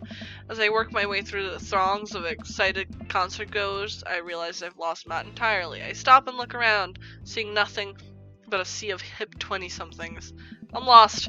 How am I ever going to find Matt here? Where's the exit? Are there even exits? What if I'm trapped in this building forever? Am I going to see my daughter ever again? What if that terrible band gets back on stage? What if... Good night, Commander! Bye bye bye! Thank you for the raid! Thanks for hanging out! Suddenly a hand reaches out to grab me. It's Matt! Almost lost you, buddy! Whew, I really got nervous there for a second. Hey. You and me both, dude. Oh! They're so cute! He takes my hand and leads me back towards the stage. I can feel myself blushing a little. Ooh, we like Matt. We finally settle back into our spot and wait for the band to start. Busy place, huh? Yeah, pop really brings out a crowd. So you go to concerts a lot? Hey. Oh yeah, it's one of my absolute favorite things to do in the world. I think it's one thing to listen to music and connect with it. But when you're in a room full of people connecting with the music just the same way you are, that's magic. I suddenly have the urge to pee. Curse this tiny dad bladder. Never heard it put that way. That's really beautiful.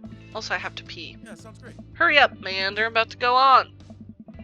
I squeezed my way out of the crowd towards the restroom. I really should have gone before I left the house, but Amanda was watching beauty videos in the bathroom. She had an eyeliner wing going halfway across her face, which was actually a pretty good look. Can't imagine an eyeliner going in places it shouldn't. I'm so proud of her. I make it to the restroom finally, but it's one of those single-person restrooms with a line forming outside of it. As soon as I finish my business, the band starts. Crap. The people that were initially milling around the venue all crowd up against the stage as Pup plays their first song. How am I ever gonna find Matt now?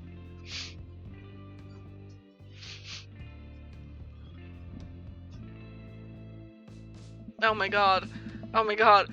What am I supposed to do? Ah! Everyone's rushing to the main stage to watch Pup play. I'm sure Matt will be up there too.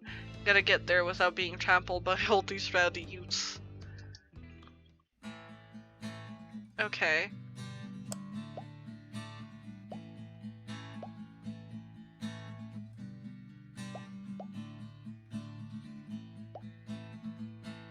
This is the part of the game where you should have been hearing a licensed tune. We worked really hard to lock it down for you. We even got permission to whitelist the song for YouTube and Twitch. But their systems are seriously broken. Ah, what a bitch. I love this. Ah! How many stages are there? So we added the song that you're listening to right now. Don't you think it's better than risking content ID? To you streamers and let's players, I have one decree. Please check out the band called Pup and their song DVP. DVP. Ah! That's right, the band's called Pup and their song called DVP. The song is great and the video is tight, yes, take it from me. It's like footage of NES and SNES games with the lyrics added into them. It's really cool, but it's kind of hard to explain right now, but you'll get it, I promise. You should really go check it out. Okay. It's a really good video. Okay. This is going on for way longer than I thought it would be. The song that you're listening to right now. Ah. Don't you think it's better than risking content ID? To you streamers and let's players, I have one decree. Please check out the band called Pup and their song DVP. I survived the crowd. But really, Woo! content ID demands a serious convo. But is this the time or place to talk about it? Oh no. This is a dating sim about getting with dads, no less. Oh god, how How did we get here? What are we doing? What a mess. What a mess. So we added the song that you're listening to. I'm finally able to work my way through the crowd where Matt originally was, but he's nowhere to be found. Shoot, well I guess I should keep look. I'm bumped from behind and I find myself in the middle of a bunch of youths running around in a circle to the music. I'm in the pit. How do I get out of the pit? Out of nowhere, a youth shoulders himself into me and keeps moving in a circle. Hey! I guess I'm moving in a circle now. I'm frantically searching for a way out, but all I see is an ocean of youths rhythmically slamming into each other. Another youth slams into me and I lose my balance. I'm about to topple over. This is it. This is how I die. Trampled under the boots of counterculture. Someone grabs my hand. Someone familiar. I look up and see Matt. He pulls me back up onto my feet. Oh, you like that? Ooh. You're wild, dude. Matt throws his arm around me and we jump back into the circle, bashing into youths left and right as Pup plays a killer solo. Didn't know you messed with the pit. Me neither. I can't believe this. I'm having fun. I'm a little mad I didn't stretch before physical activity, but I'm having fun. The song ends and the pit finally dissipates. Everybody cheers on Pup. Maybe I only got enough pit energy for one song. Me too. Alright, man, let's retreat. We'll show this kid how it's done another day. We work our way back to a more comfortable spot in the crowd and enjoy the rest of the show from a safe distance. Pup puts on an amazing set and basically had to beg themselves off stage before their encore. No brain all mosh. I was at a show the other weekend and I was forced into a mosh pit because it's a very small space and a guy just ran in and just scooped everyone up. And at one point I was leaving the mosh pit, which honestly there's not much space to leave, and someone smashed into me so hard I lost all the air out of my lungs. I stepped on some glass in big boots, so that was fine. Someone spilled beer in the mosh pit. Someone's bag was open. Things flying everywhere. Spillage on the floor. It was really fun. It was really good. The mosh pit was really close because there's no space in the basement, but it was good. It was fun. I enjoyed it. I bought merch. Oh, I bought merch. I forgot about that. I bought merch. I don't know where the shirt is. It's somewhere. I have too many band shirts. Fuck. Hey, hi. Thank you. Thanks for stopping by. With the concert over, the crowd starts making their way to the exit. Hey, I'll meet you outside. I gotta say bye to a couple people. I don't say bye to people when I'm leaving a place. I just leave. I'm just like, yeah, I see those people that I talk to, but I'm just goodbye. Hang outside of the venue until Matt shows up. Hey man, thanks for waiting. I got you a present. Matt hands me the t-shirt I was looking at earlier. Oh, that's so cute! Oh, that's so cute! Wow, thanks, man! Saw you all eyeballing it back at the merch booth. I mean, anyone who tears it up that hard in their first time back to a concert deserves a reward. I'm never taking this off. I will continually wear it until it is tattered and a little smelly so that I can truly embody punk fashion. Hey, Matt! Hey, it's Pup! Oh, look, it's Pup. Hey, dude, didn't realize you were here. I'm so glad I could make it. You guys put on a great show. Thanks! They all collectively move together. I'll see you around. Wait, you know Pup? Oh yeah, met him a couple times when they first started touring. Good kids. Whoa! Come on, let's grab some dinner food. Ugh! I suddenly realized just how hungry I am. Man, mosh pits take a lot out of you. They do! They do, but it's so fun!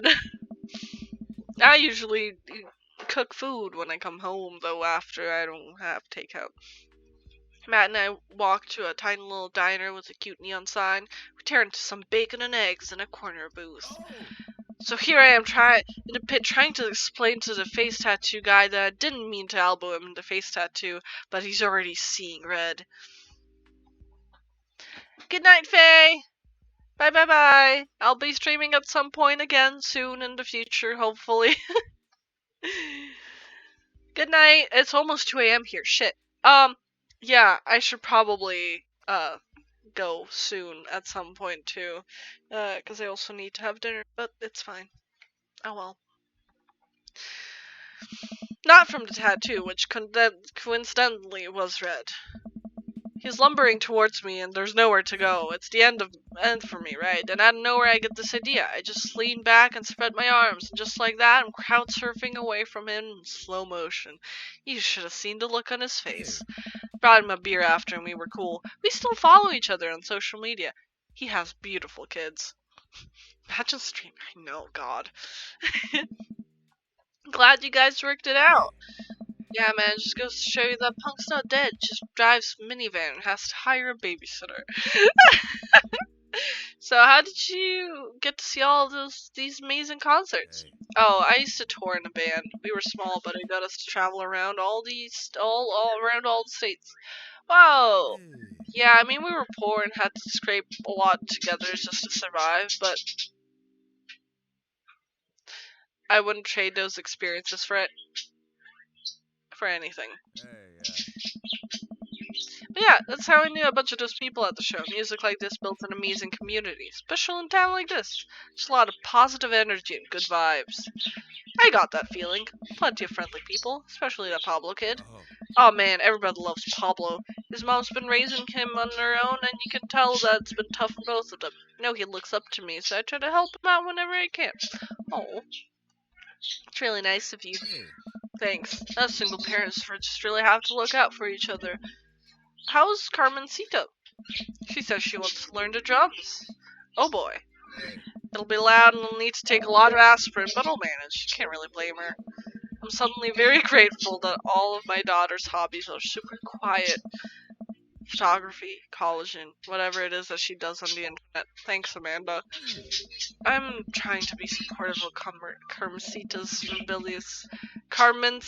rebellious phase, but I guess that kind of defeats the purpose of it, doesn't it? I think it would be a good daddy-daughter activity to find something to rebel against together. Like what?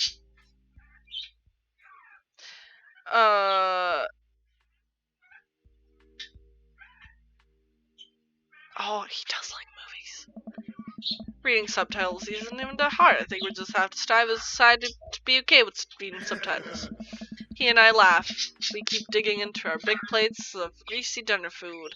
The breakfast I ordered for dinner is absolutely hitting the spot. Man, Hey. being a single dad is rough sometimes. It's a lonely feeling. I understand that all too well. I mean, at least we have the rest of the dads to talk to. Yeah, I don't know. I want to date. I get really nervous sometimes talking to people. Matt gets nervous talking to people, but he's so cool. Me too! I've never been really considered myself an extrovert and never really considered myself an introvert. I'm just uncomfortable in every situation always. Fucking me too. Hey, yeah. Ah, you're fine. You're actually easy to talk to. You know that? I smile. Matt and I spend the rest of the night trading daughter stories. Turns out our kids are a lot alike. We finish our late night dinners and head out. Aw. We walk back to the cul-de-sac, back to our respective houses. Hey. Tonight was a blast, man. Loved it. Although I'm probably gonna feel it in my knees in the morning. Oh. Food. You and me both. I don't usually like going to these things alone. It was really cool to have you there with me. I'm glad. Oh. Alright, I'm calling quits for tonight. Stay cool, man. He called me cool. Matt called me cool! I walk into the house with my heart in my throat. Amanda pops her head out from her room. Huh? Hey, Pops, how's the show? Matt thinks I'm cool! You don't say. Amanda Panda, Matt thinks I'm cool! Blind leading the blind, huh? Wow, I just got dunked on by my own child. Unbelievable.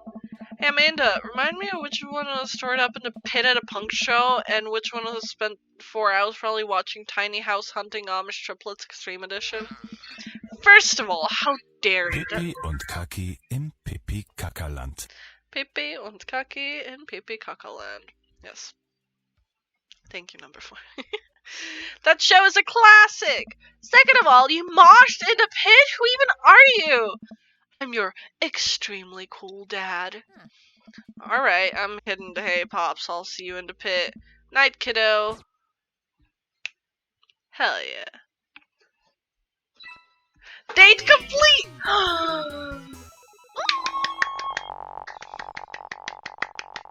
How did we... Oh, 16. Oh, man. Oh! I just can't wait for your next hit. We did so good! Hell yeah! Hell yeah! While I'm doing my afternoon word jumbles, I hear a mail truck pull up through the cul-de-sac. I wonder if we got any coupons today. A nice mail person slides a couple letters in a large yellow envelope through the slot. Takes a couple tries for them to get it in. Hey, my coupons! Take a closer look at the large yellow envelope. I lightly knock on Amanda's door. She probably has headphones on. Amanda? She yells through the door. What? I have something for you. I'm kinda busy right now. Can you go back later? Okay, just thought you want this big old envelope we got from HIEIA.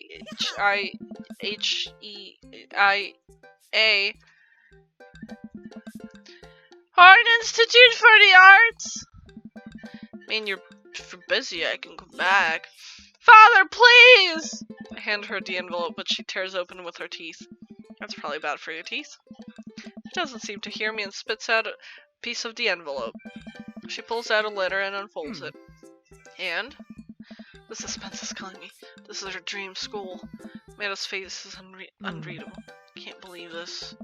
Oh, honey, it's okay if you didn't. I got it! Oh! I got it!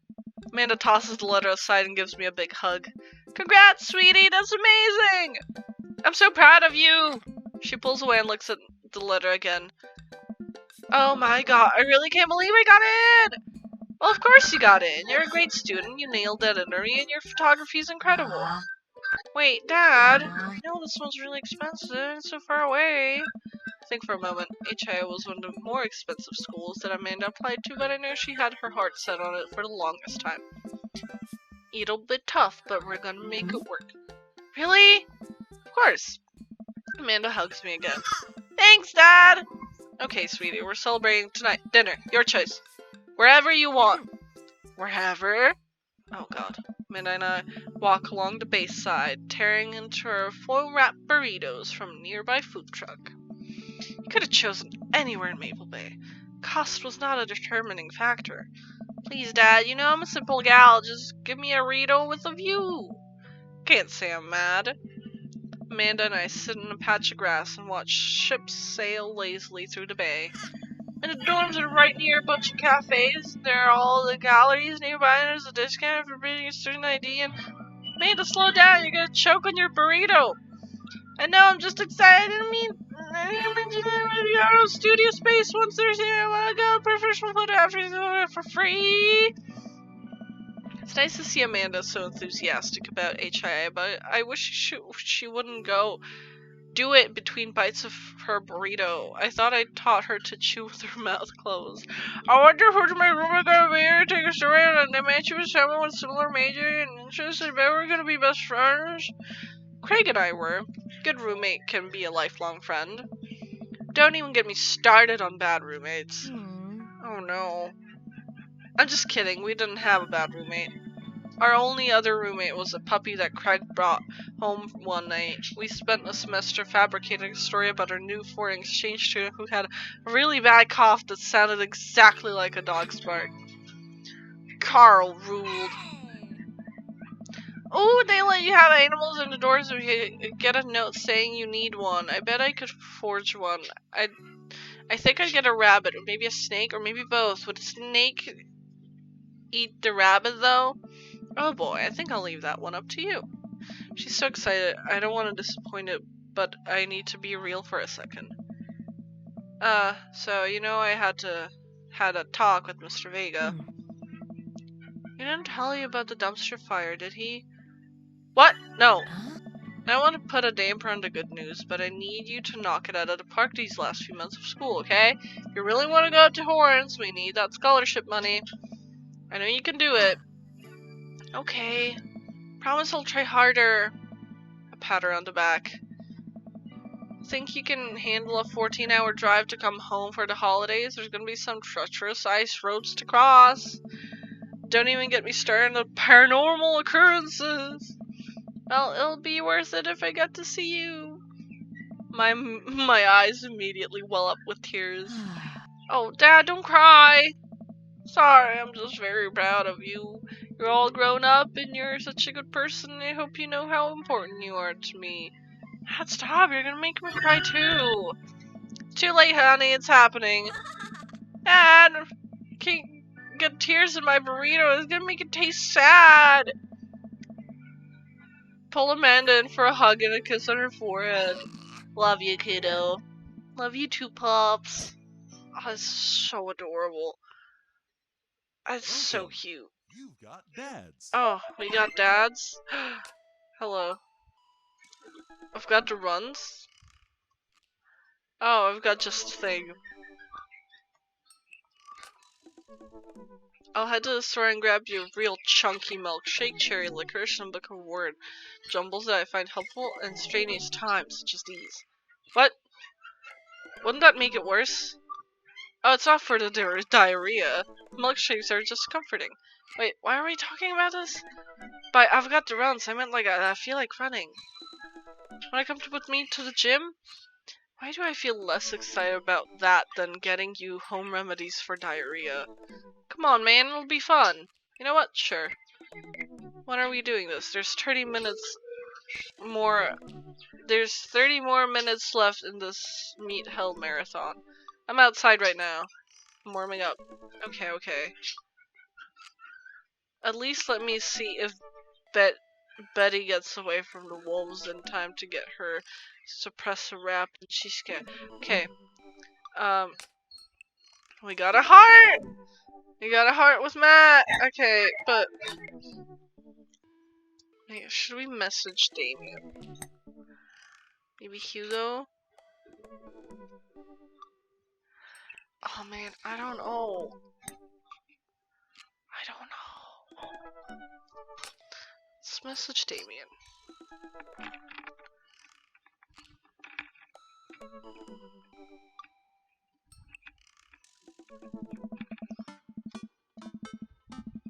Damien seemed really interesting. A little odd, but interesting. I think I should hang out with him and get to know him a little better. I navigate to Damien's dadbook page and type out a message. Hey dude, you seem cool, we should hang out sometime. I sit there for a minute before I see that Damien's typing. Then he keeps typing and typing. Man, is this guy writing a novel? I leave the computer to make some coffee.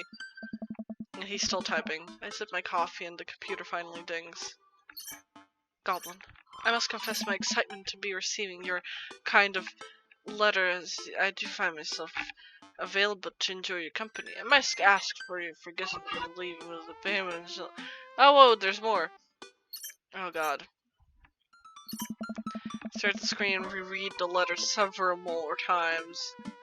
Hey Amanda! Can you help me with something? Oh. Dad, for the last time, I'm not popping your back pimples. No, can you interpret this for me? I turn the computer to Amanda and she squints at Damien's message. I just don't understand net speak. Like, is this how you kids communicate with each other now? Oh, totally, this is a hot new thing. See that? Kids got over saying lol and lamau and whatever decided that they needed to do was bring it back to 1800s. So, what do I do? Where's your pen and quill? What? Yeah. Did you forget to unpack the pen and quill, Dad? How will we ever address noblemen in regards to your upcoming debutante ball? Okay, now I know you're messing with me. Father, without a proper chaperone, you'll never end up with a suitor worthy of a land, or a dowry, or... So you read Pride and Prejudice for school one time, and now you're reciting things, you know, about it back to me, aren't you? Like the first 5 pages, then I read a review of the movie. Still gotta be, though. Great, so what do I say to Damien? I got this. Mendel reaches over me and types on the keyboard. Sure thing, dude. Regards, Goblin. Well, I suppose that's that. Oh! I make a short work to Damien's house. Well, I guess you can't really call it a house. It's more a manor, estate. Gothic our architecture looms above the other homes in the cul-de-sac. I walk past a couple of gargoyles guarding the front door and then look around for a doorbell. There doesn't seem to be one. I pulled a large, ornately carved bat's head door knocker back, and a sound echoes throughout the house, and I struck it against the door. I wait several moments before the door slowly creaks open. Ooh, spooky! It's a little creepy, but I enter the home and take a few steps to the foyer, noticing the oil portraits of who I assume are dead relatives hanging on the wall. Oh my god. Oh, it's taxidermy. That relative is the dog? The dog is a dead relative? Okay. As I'm admiring them, the front door slams shut behind me. Hello? Silence. An oil lamp in a corner flickers dimly, casting ominous shadows against the wall. Why do I feel like all the people in these paintings are staring straight at me? Why is it so cold in here? Where's Damien? Goblin, pleasure to have you in my home. I look up and see Damien standing atop of a majestic staircase with a walking candle holder. What's the door slamming shut? Oh, sorry, there was a draft. And the door creaking open when I knocked. I accidentally left the door unlocked. And the creepy oil paintings? I like oil paintings. Right. Please let me show you around. Okay. Damien leads me around his house, show keys, parlor, sitting room, auxiliary sitting room, and the parlor again for some reason. Oh. This is for the older homes on block, but yes, nowhere near as old as the architecture might suggest. Though extensive renovations, they have been able to craft a residence that is both historically accurate to the Victorian period and equipped with amenities of any modern dwelling. We walk past a door covered in bumper stickers, caution tape, and a black parade poster. Did they listen to My Chemical Romance in Victorian era? That's my son's room. You know how rebellious teenagers are to see it onward and on, and there's more to see. We reach a door at the end of the hall that Damien opens with a flourish. Ooh. Ah, look at the bugs! And this is the library. Sunlight streams in from floor to ceiling arched windows. The walls... That is not arched. Anyway, the walls are lined with packed bookshelves, and even more books are scattered over the period appropriate furniture. Damien is clearly proud of this room. Look at the butterflies. Oh, he liked that. I walk up to the glass display of paint bugs on the wall. It's pretty impressive. Nice bugs. I pinned them all myself. Maybe I could show you how sometime. I'm concerned how I would stick the pin right through my finger. Ah, the pinner's gum. Is it a thing? No. You know, Goblin in the Victorian era, there's some controversy surrounding reading. Many people thought the more tawdry novels would encourage youths into a life of crime and would cause too much of a distraction from work at school. Pulled out a book at random and examined the worn cover. Opening it, I turned to a random page and read out loud.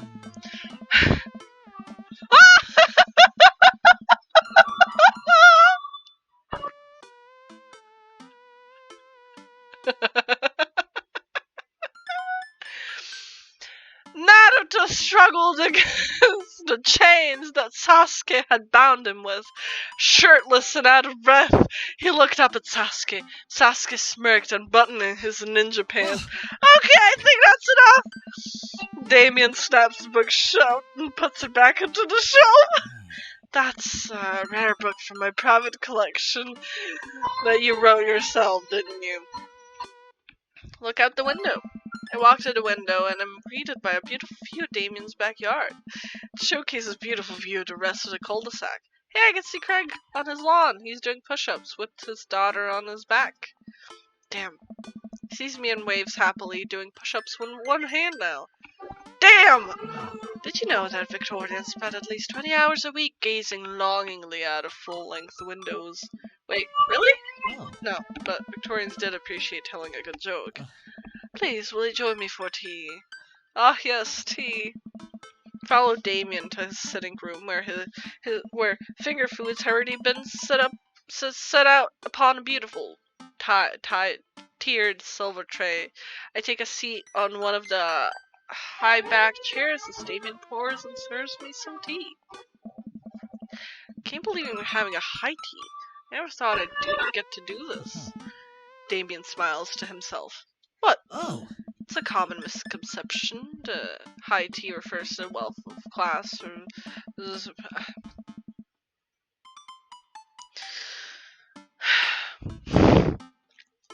It's... oh god! Okay, let's try that again. It's a common misconception that high tea refers to the wealth of or class of the people enjoying it, when in fact the high refers to both the latter time of day that the working class had to enjoy tea and the height of the tables on which they are served. Oh, my dear friend, we're currently enjoying afternoon tea. That's informative. Damien takes a seat next to me and serves me a tiny sandwich.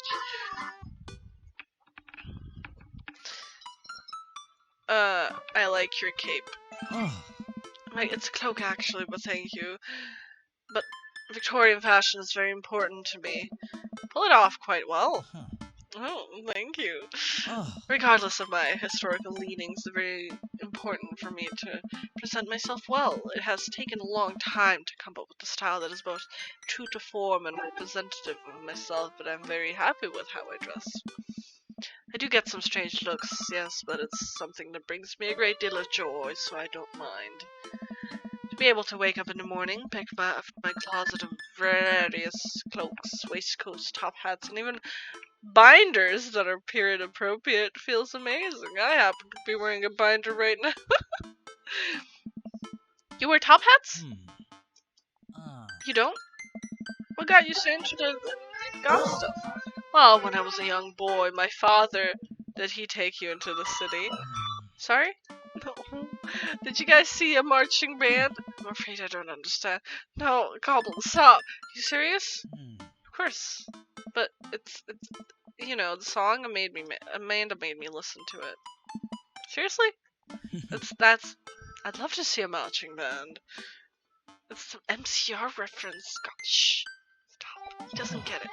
Nevertheless, I've always had a love for art, history, and fashion. What started off as a small hobby of collecting taxidermies and animals grew into sort of an obsession. It's a privilege to be able to appreciate the lives and culture of those who came before us, I think.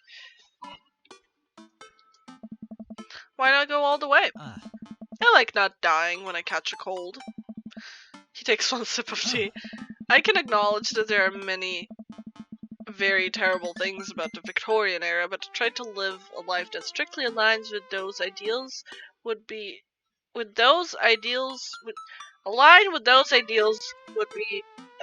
admittedly horrid.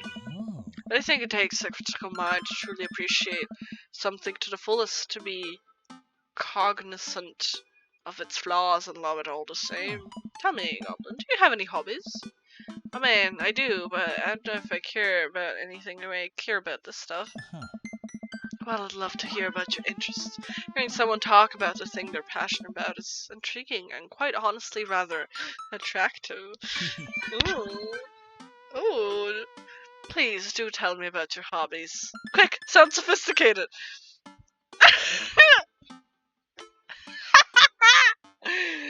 like so making videos on the internet. I like those videos.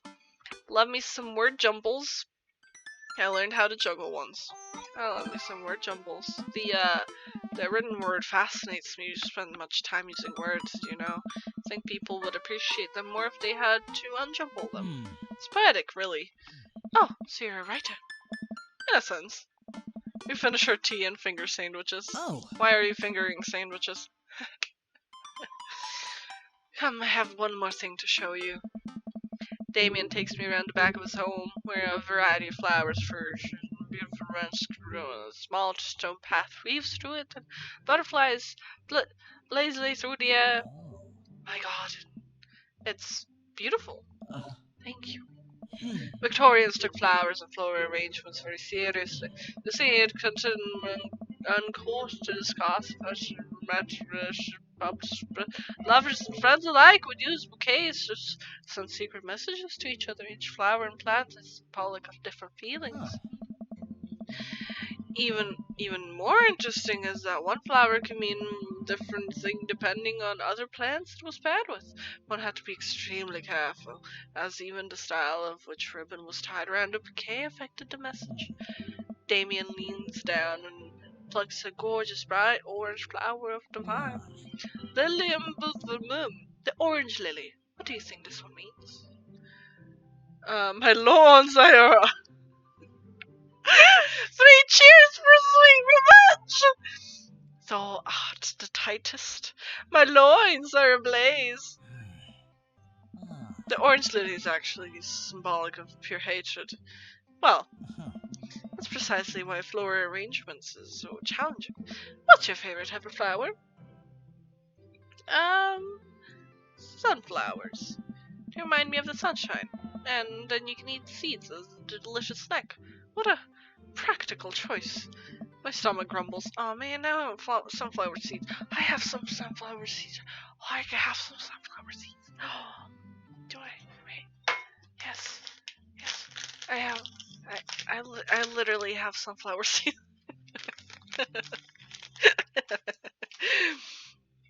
I'll have to remember that when I put together a bouquet for you.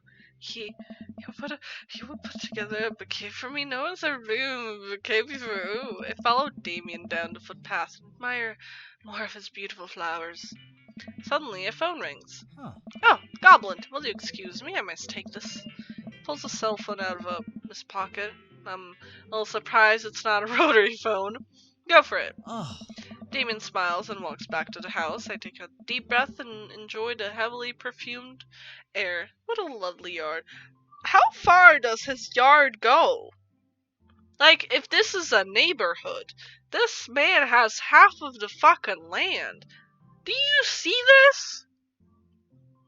This is intense.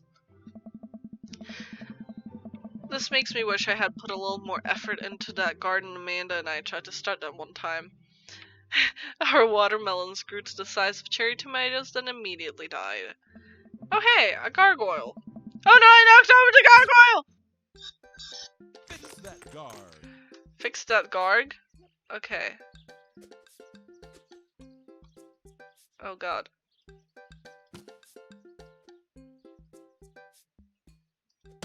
Nope. No? How does this...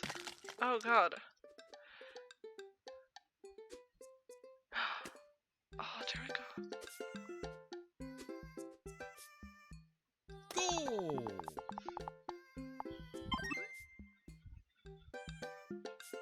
I fixed the garg. Spend less money than you make? That's a great tip. No, that was a close one. Oh, here comes Damien. He looks upset. Goblin, my sincerest apologies to have kept you waiting. There's an urgent matter I must attend to, so I'm afraid I must make my leave. No problem, dude. Everything all right? Damien worries the hem of his coat with his finger and looks away. Everything is perfectly fine, but it's Lucian. What's wrong? He appears to have, well, his teacher needs me to come to the school post haste. Do you need help? Oh no, you don't have to. Let me come with you. Us dads gotta stick together. Huh. You're right. This one's This one of Lucian's more elaborate stunts. I would greatly treasure having another parent by my side. He's so cute. Let's go! Oh. Damien and I walk into the school and are immediately greeted by an anxious-looking Hugo. Hey Damien, you're here in record time! I wouldn't miss it for the world, dear friend. Wow, whatever it is, this seemed like Hugo and Damien's first time to the My Kids Are in Trouble rodeo. Huh. What is it this time? Oh. This, Damien, you have to see to believe. Damien and I fall into step behind Hugo, who leads us through the busy corridors of the school. We pass several classes in session and I vaguely wonder if Amanda's around. Hugo eventually ushers us into a small boiler room with a flight of rickety stairs leading down. And watch your step. I can hear faint voices drifting up from the basement, and they don't sound happy. As I'm led into the depths of the school, I recall the antics I got into as an angsty middle schooler. At least I had enough sense to stay out of creepy basements. We find another teacher in a boiler room, tuckered away in the back of the basement. With him are Lucian and Ernest, Hugo's son. Hugo's son. Lucian has a bloody nose. Thanks for coming. I can't make sense the heads or tails of this. I look around the scene of the crime. I see a bunch of bricks and some masonry tools scattered about. What happened here? Ernest punched me! Lucian tried to kill me! What? The room falls silent. I was not trying to kill you, dumbass. I was trying to build a brick wall around you to see what would happen. You promised there was wine down here. You tricked me. Huh. Whoa, wait a sec. Did you try to cask off a I don't. I'm neither confirming nor denying that. Turn to Damien and whisper to him, What's a cask of Matilda? Huh. The classic Edgar Allan poster where a man gets his enemy drunk, lures him down to the cellar with the promise of wine and fine vintage, and then buries him alive behind a brick wall, and also puts his cat in there with him. Oh. It's a lovely story. It is a lovely story. I do like that story. You tried to do that to him? I was curious to see how it would turn out. I wasn't actually going to leave him in there. What was the thought process here? That Ernest was just gonna sit still, we would slowly build a tomb around him? Well, it worked for like 20 minutes because he's an idiot, but then he realized I had lied about the wine. And you were cackling maniacally, that sort of tipped me off. Ernest, 20 minutes? Dad! What? Took you 20 minutes? Son, did we just have an entire 2-week unit on the cask of Amontillado? It took you 20 minutes to realize Lucian was leading you into an elaborate ruse? Did you even read the story? I read the first 5 pages and then read a review of the movie. Huh? It's only 5 pages long and there is no movie! Ah, yeah, you're right. I paid Lucian to read it for me. Actually, he didn't even pay me, so when you think about it, this was me teaching him a lesson. Damien and Hugo both have their heads in their hands. You guys are always telling me to engage in the literature, and I did. I don't see a problem here. Alright, I'm following this under what the hell? Don't do whatever that was again. You two are both suspended for a week. Ernest and Lucian high-five. The teacher starts to stomp up the stairs. Hugo, I'll cover your class. Take yourself home. Mr. Bloodmarch, you too. Thank you for your mediation. We all head up the stairs out of the school in tense silence. Lucian, Damien, and I pile into my car and begin to drive home. Lucian immediately puts up his hood and stares out the window angrily. I'm not going to therapy again. I know, son. It's entirely up to you whether you want to or not. I care about you, and I can see that you're struggling. If you decide that you would like to speak to a professional about your feelings, we can do that too. Huh. Maybe you can spend this week looking for a summer job? I know how much you want to own your own car. I can't believe Damien's keeping his cool. I'm impressed. Fine. Cute. Thanks for not freaking out too hard. I love you, son. Lucian continues staring out the window. I get speech. Love you too. Oh, it's so precious. Oh. The moment we pull into the driveway, he hops out the car, slams the door, and runs inside.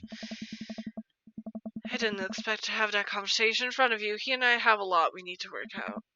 It's alright. All things considered, Lucian's bricklaying was pretty good, so there's your silver lining. There is that, yes. I admire.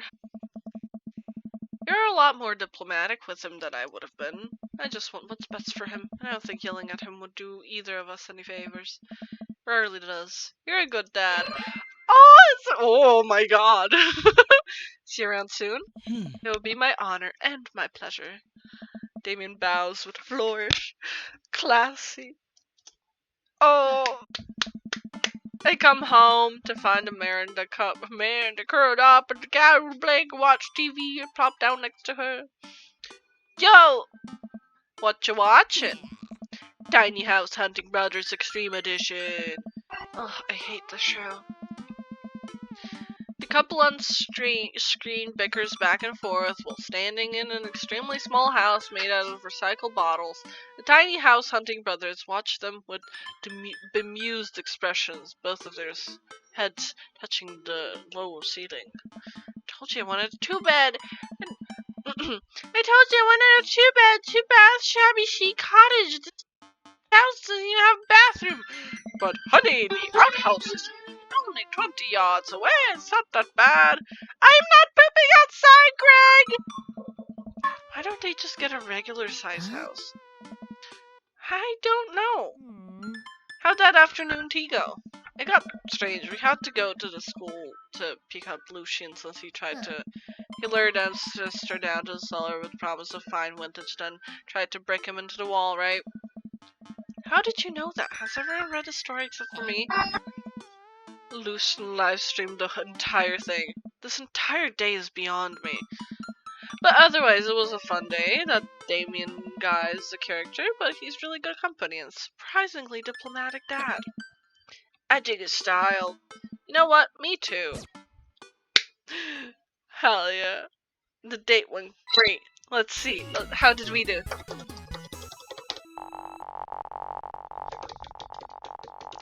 We did way better this time. Oh my god. That was a phenomenal date. That was a phenomenal date. Oh yes, it was. It was indeed a phenomenal. Welcome. Achievement Thanks. interview with the vampire? I love that movie. What the fuck is happening? Hey dude, I've got the runs. Oh, it's this again.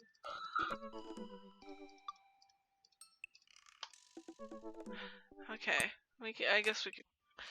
Goblin? Listen, this is you from the past. Wow, how'd this happen? I figure you're trying to reply to this because I know myself, but this is an automated message from you earlier this morning when it was socially unacceptable to go by. I did that. I forgot how I did that as well. The future is amazing. Listen, life is short and ice cream should always be acceptable, but unfortunately this isn't the society we live in. Unless the society we live in is more me projecting my own anxiety about being judged onto others, but you know what I mean. By the time you're reading this, it is a certain time of day in which nobody would bat an eye, and you going out to buying ice cream. You know what to do. Be good me.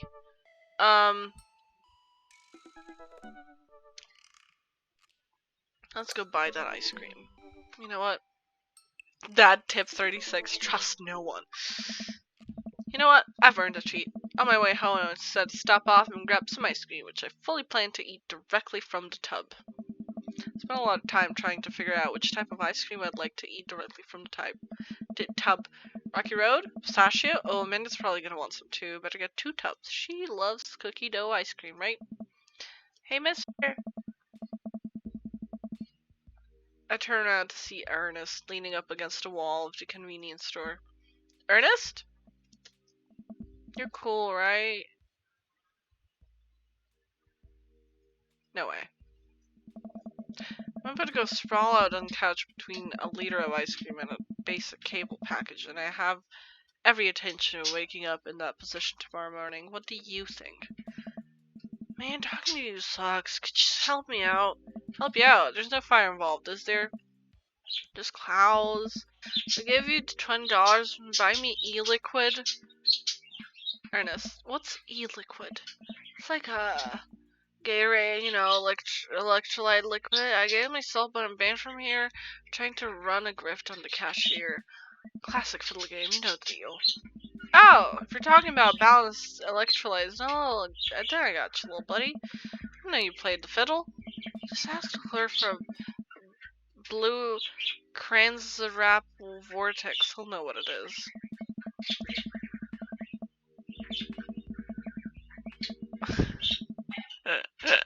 I pick up a tub of pistachio ice cream for myself and a tub of cookie dough for Amanda. Search around for some blue Crazen Void starter, but can't seem to find any. I turn to the cashier. Say, where's your finest? E-liquid? Behind the counter. Got an ID? First of all, my daughter is older than you. Second of all, I'm flattered. I switched shampoo recently. Is that taking some years off? Look, you need to be 21 to buy vape juice. Hair doesn't look a day over 20. Wait a minute. Are you just trying to butter me up to get you to buy more ice cream because it's working? Double wait a minute. So you're telling me that e-liquid is not a sports drink? It's for vaping. I see. Okay, look, I'm gonna pretend that you didn't just try to trick me into buying you the old Baphomet's cough syrup, then go inside here to purchase my ice cream. I won't tell your dad if you promise to scram. And stop vaping, you'll get popcorn lung. What if I give you 25? Go home, Ernest. As I'm walking back inside, Ernest calls after me. You can get popcorn lung from microwave popcorn, you know. I no longer trust the child, but the mere notion strikes fear into my heart. Oh no. I go back inside to complete my purchase with the good cashier. Thank you, kind sir, for your time and generous compliment. You got it, bub. Glance out the window. Well, see Ernest still outside. Looks like he's talking to some poor sap. I guess you go outside, save this other guy some grief. Wait a second, that's definitely a cop. Oh boy. Grab my tubs of ice cream and bolt outside. Ernest is already face down at the hood of a squad car. Ernest, did you seriously try to get a cop to buy you e-liquid? Do you know this kid? I'm friends with his dad.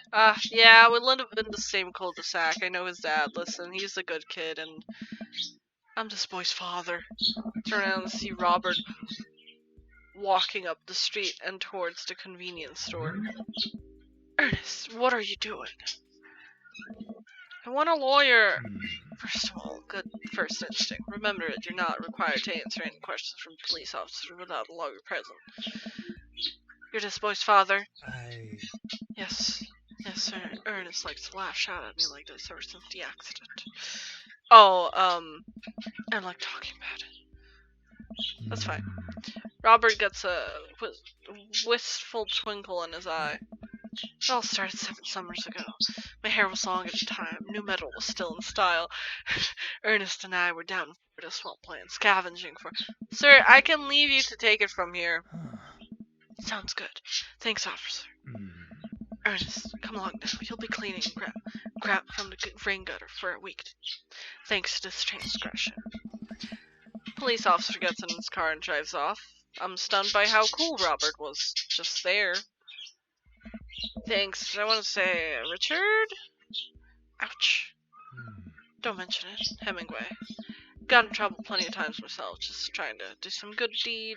Just trying to do my good deed for today. You'll buy me e-liquid if I give you $20. Child, I will end you. Hey, Goblin, will you walk Ernest home with me? Sure. Ernest runs ahead, presumably so he won't be seen with us, which is a thing I think kids do, yes. It reminds me a lot of myself, when I was his age. Well, maybe I wasn't as dumb. Seems like he tortures his dad. Seems like he tortures just about everybody. He even stole your wallet. What? No, he... I pat my back pocket. I pat the rest of my pockets. He stole my wallet! Why are you doing this to yourself? What? Robert points at my tubs of ice cream. One of them's for Amanda. I have no qualms with the quantity of ice cream you purchased. It's a perfectly respectable amount of ice cream. It's the quality I'm talking about. You work hard, Goblin. You're a good dad. You think you deserve top shelf ice cream. But these were on sale. If you're gonna treat yourself, go big or go home. Real vanilla bean. Real pistachio. You deserve it. Ah! We arrive at the cul-de-sac and Ernest runs into his home. That boy's the reason why we don't have prizes and cereals anymore. Catch around, Goblin. Robert tosses me my wallet. I catch it with a surprised look on my face. I stole it back. Keep it in your front pocket, or use a chain wallet, like back in your ska day. Smell you later. See ya, Robert. I go back inside my home ready to spend the rest of the night with 2 tubs of ice cream and also Amanda. Welcome. You've got dads. You got dads. Alright. Wait. Okay, Robert's pretty nice, but... Okay, so... There's Matt. And then there's Damien. Okay, who should we go see next?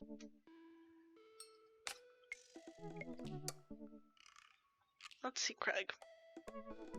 What? Well, I could have just done the... Could have gone on a run. But sure. I wonder what Craig's up to today. I navigate to Craig's dad book page and type out a message. Hey bro, or should I say neighbor, let's catch up like old times.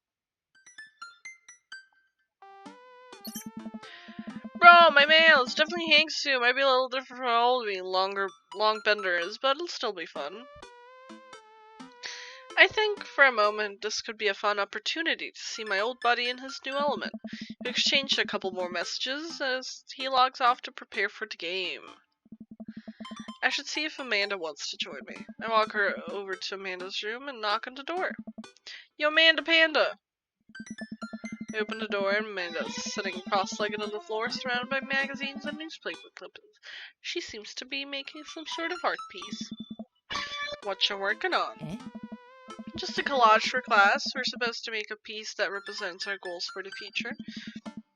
I take a closer look at her collage. It's a lot of dogs. It's mostly dogs, yeah. Did you need something? Craig invited us to a softball game. Wanna go? Remember that one time you signed me up for softball and you brought me all the gear and then you took me to the first game and someone hit a ball towards me and I just ran off the field crying? And you hid in a dugout and would scream if I tried to pick you up? Yes. I was afraid of baseballs, though I thought you were a gigantic sentient softball. Does this mean you don't want to go? Amanda gets up and looks me dead in the eye, determined. I'm finally ready to face my fears head on. Let's do this. Amanda and I make a short drive out to the local softball field. For our kids' softball game, it's pretty packed. We clamber up to the bleachers and take our seats at the top row.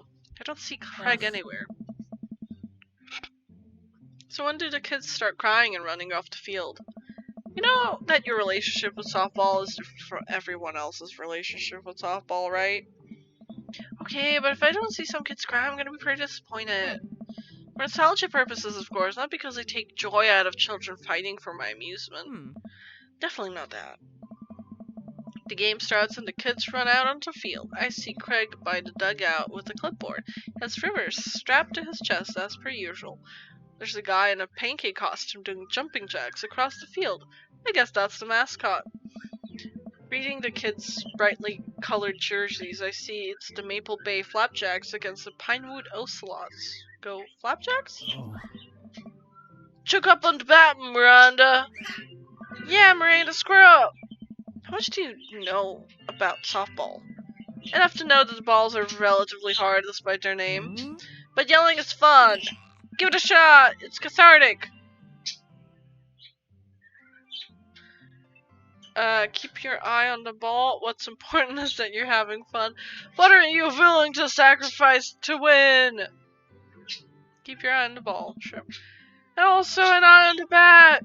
And the outfield! And the other players! Just keep your eye on all this stuff simultaneously! Nice. We watch a couple innings of softball. They aren't ready for the major leagues yet, but Craig's trained his team pretty well. It seems like they're really good. He's really good with kids. Can't stand Craig is good with children. Whoa. It's amazing how hard you're hitting the ball and how no one has run off the field crying yet. Amanda, dear, you have to let it go. Let what go? I'm perfectly fine. The opposing team is up at bat. They hit a flying ball out into center field. The tiny little girl tries to get under the ball, but it misses her glove and hits her straight in the forehead. See, it's a completely justifiable fear! The girl plops down in the grass and starts crying. Craig makes a beeline to her, checking her forward and comforting her until her parents arrive. He carries her off the field as she sobs. Man, it's strange to think about. This was the guy who once backflipped off of a roof into a pool with shotgunning a beer. He's so responsible now. The game resumes after girl calms down a bit. We watch a couple more innings. Craig's team is crushing the other team in the 9th inning. The Ocelots seem to have given up at this point. I see one outfielder eating fistfuls of grass. A batter on the other team knocks a foul ball into the stand. I follow the trajectory and... oh no, it's coming right for me! Oh no, no, no, no, no, no, no! I close my eyes and brace for impact. I open my eyes and look over to see Amanda holding the softball, staring at it in amazement. I caught the ball! You saved me! I caught the ball, Dad! I got the ball! You did it, Amanda! I faced my fears! I've defeated the softball! I can do anything! Amanda and I share a big hug. It's a tender moment that I don't think anyone else watching really understood. I'm proud of you, kiddo. The game ends and Craig's team declares the victory. We sit patiently as the girls line up to shake hands. Great job, everyone! We walk over to the dugout to congratulate Craig, who's talking with some of the parents. Craig, great work, man. Thanks, we've been working hard all season. It's great to see you paying off. Proud of my girls. Speaking of which, have you met Briar and Hazel? Hello, children. Hello! Hey, killer playing out there. Oh, look, they're all matching colors. They're so cute. Yeah, you guys rule. Thank you. You guys are twins, huh? So, which one of you is the evil one? Hazel. Yeah, it's me. Good looking out. Do you guys even ever pretend to be each other? I don't have a twin, but I think if I did, I'd be doing that constantly. Yeah, I take all of her math tests. I usually throw rocks and stuff at other people. What? We will talk about this later. Goblin bro, I just got a couple more things to clean up, then we can hang. Sounds good. Just then, one of the moms jumps into the conversation. Not so fast! We have to celebrate our win, Craig. I'm taking the whole team to get pizza. I don't know if I can. Nonsense! The girls won. What sort of celebrating could we have without our fearless leader? She lays her hand on his shoulder, gives some goo-goo eyes. Man, this mom is laying it on thick. Amanda and I share a look. Alright, is it cool if my bro comes along? The mom looks slightly put out, but covers it up with a smile. Of course! Where are we going? 30's Pizza? What? What? It's a real place. An endless team of girls clad in softball gear pile out of a minivan and into a local pizza buffet, which is actually called 30's Pizza. Amanda and I trailed behind them with Craig. Reminds me of all the awful pizza we put in our bodies back in the day. Remember how we used to fold that whole pie in half, put them taco fillings inside? Ah, pizzacos, I could never forget. How would we survive college? Bodies were younger back then, more elastic, and were able to handle toxic waste put inside of us. The good old days. Kids running around playing arcade games and eating greasy food. Amanda and I jump on a couple slices of mediocre pizza. Hey, give me that. Give me a pizza that. No, absolutely not. I'm strictly getting this out here. Thanks for addressing the issue, Amanda. Hmm. Dad! My brain is fried. Can you tell? It's almost 3 a.m. My brain's not okay. Different mom walks up to us talking to Craig as if we weren't even there. Craig, thank you so much for looking after our kids and telling me all about how great you are. I'm happy to look after and definitely helps that I have kids of my own. It's been so hard since Daniel left. I'm glad to know that my children have a strong male role model in their lives. Amanda and I look at each other again. Craig gets it from all angles, huh? Craig smiles sheepishly. I don't know. Thank you so much, dude. Craig holds his fist up for a fist bump from a woman in what I think is a maneuver to lighten the conversation. I have no idea what I just read. It looks super uncomfortable. I should throw him a bone here. Create a diversion. Smokescreen Martha. Tag team with Amanda.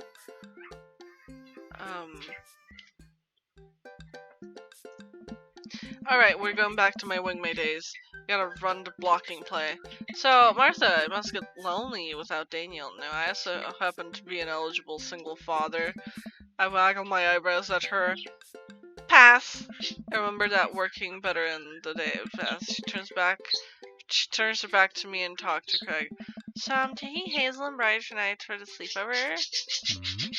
Yep, you're pretty excited about it. You'll keep them out of trouble, right? Of course, but I will use help watching after everyone tonight if you're not doing anything. Wow, this lady's really going for the gold. Dude! I will actually be having nice to have a night to my. Ha! It'll actually be nice to have a night to myself and River, but thanks for the invite. Martha, you might have to want to grab your child. She sent beats into a coin slot. Martha angrily turns her attention toward her daughter. Definitely not another keep my chance. She seems nice. Yeah, the team is one big weird family. It takes all sorts, right? Definitely don't need the tokens. Oh. Tiffany's a stellar hitter.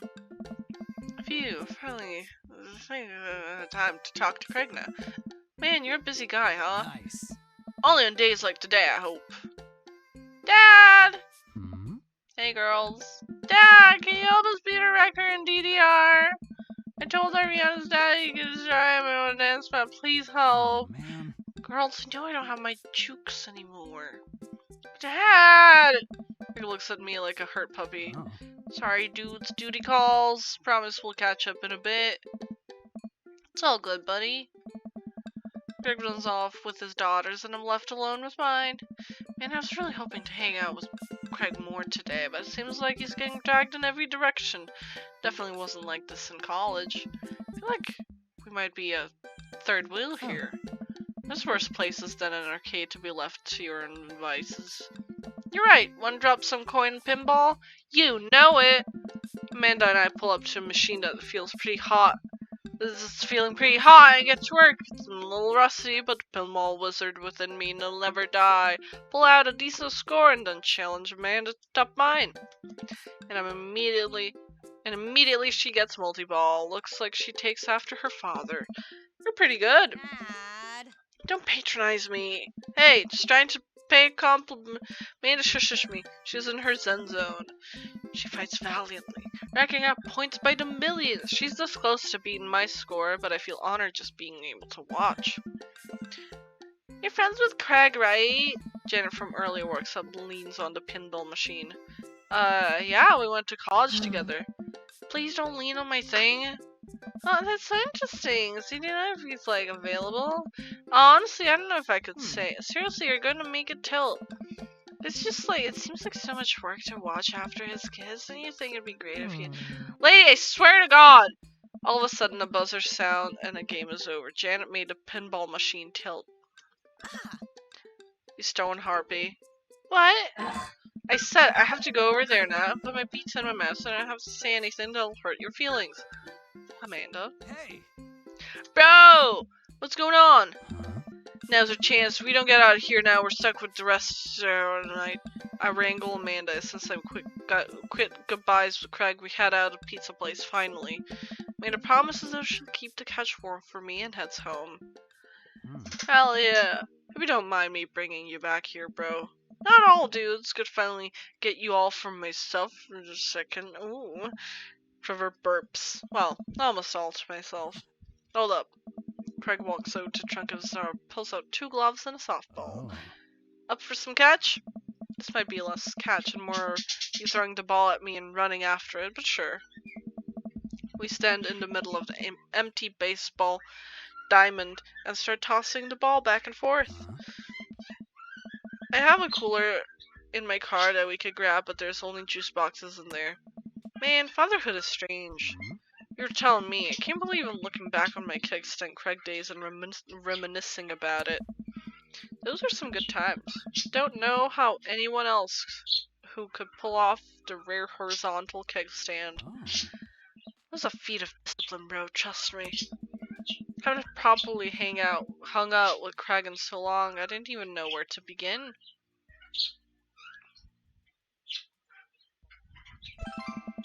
So, is softball coach the life you wanted, or is it the life that was thrust upon you?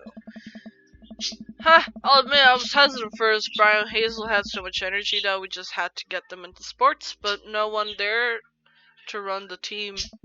The more I did, the more I saw how much it meant to the girls, and worried there'd be a riot if I quit. I would also be afraid of a bunch of tiny children with metal bats. They're quick and they work as a team. I've trained them too well.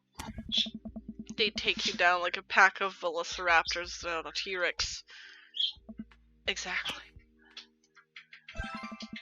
So, you run a business now? Yep, we sell fitness gear, imports and exports mostly, but we're coming out. He doesn't have an accent anymore. I'm tired.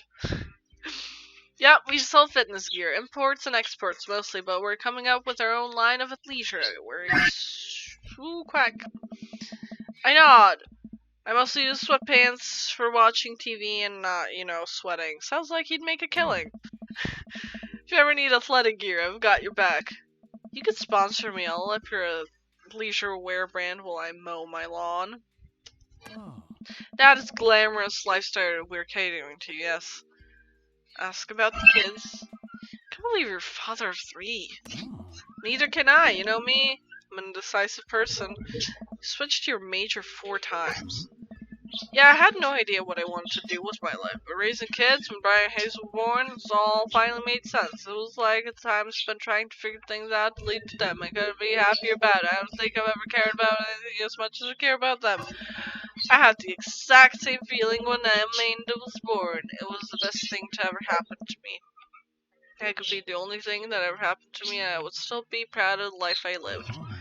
It's nice out here. Quiet. Must be good to get away from the softball moms for a bit, huh?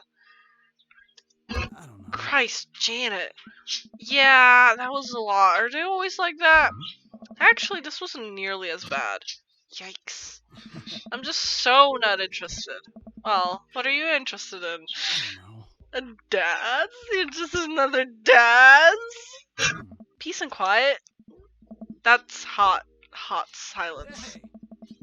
My ultimate sexual fantasy is sleeping in on a Saturday. Nice. But more seriously, it just came back into dating right now. I couldn't even wanted to. There's no time. Oh. I feel so uncomfortable trying to introduce a stranger into my girls' lives.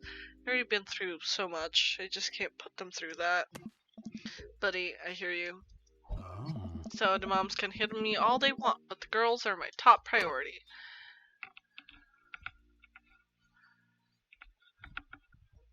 You're doing a great job. These kids love you, and to add to that, the whole team loves you. I think you've got this dad thing down right. Good night, Goblin. Thanks for hanging out. Sleep well. Bye bye. Bye bye bye. I don't think I'll be streaming for that much longer because this is ridiculous. It's 3 a.m. and I'm very tired and also need to eat. Thanks, bro. That means a lot coming from you. Well, I'm distracted. I missed a softball and it hits me right on the head. Wow, that hurts. Amanda was right all along. Sorry, dude. Craig runs over to me. Are you okay? Yeah, I'm fine. Wait, let me do the dad thing for a second. Craig spends a moment examining my head. It's worse than I thought. Don't tell me you have to kiss it to make it better. You would be so lucky. I mean, I feel like I've earned it at this point. I'm waiting all day to hang out with you. Well. Ah, it's so cute! Walk it off, champ. Are the lights on the softball field really hot, or is that just me? I get up and dust myself off. River yawns. So cute. Hey, little buddy, it must be getting tired, huh? Hate to say it, but I should probably head out. Sorry things are so... You get older and life just kind of gets in the way, huh? We start walking back to the parking lot. Hey, remember that one house party we went to that got broken up by a helicopter? How could I forget? You and me hopped over a concrete wall to get away. But the other side of the fence was a parking lot where a bunch of cops were parked. Oh man, yeah, I can imagine the look on their faces. We just walked straight past them like we were out for a stroll. And not knowing that we were at the party, they started joking with us about how big of a bust it was. We had to talk with them for 30 minutes. You told them you were interested in joining the academy. They just started giving me pointers for the exam. Longest 30 minutes of my life. Man, college. Good old days, right? We get back to our cars. Craig pulls me into a hug, or at least as much as we can manage with the baby between us. Never enough time, huh? Guess not. Let me make it up to you. Let's hang out soon, yeah? I'd like that. Oh, they're adorable. I yawn as I walk through the door, spotting Amanda hunched over her collage glue stick in hand, burning the midnight art oil. Figured I might do something productive between episodes of Shark Hunter lip sync battles. Do Shark lip sync or does Shark Hunters lip sync? Yes. I look over her shoulder at the collage. Amanda, this is some good art. Look at this good art you made. Thanks, I'm just about done. Like before, it's still a lot of dogs, and one corner is a giant pile of cash, and the other it's... Amanda, is that me? Yep, the whole thing is about my goal for the future, and those are basically just to sit in a giant pile of money with my 20 dogs, and also have a strong, mutual supportive relationship with my father into adulthood. Oh, now you've done it. Get ready to watch your dad cry. Here it comes! It's happening! Oh no. Oh, Dad! You did this with your good art! She pats me on the back. That's so cute. Hey, how was your hang with Craig? I wiped my tear from my eye. It was good. That Craig guy sure is busy. Yeah, dude, the softball life isn't for quitters. Also, I'm very proud of you for facing your fears today. How does it feel? I'm on top of the world, Pops. I should start facing my fears more often. Oh yeah, how about tomorrow we hit some empty parking lots and you practice, dare I say, parallel parking. Baby steps, Dad. I'll work my way up to it. I'm gonna hit the hay. Take care of the late night television for me, alright? I'll let them know you said hey.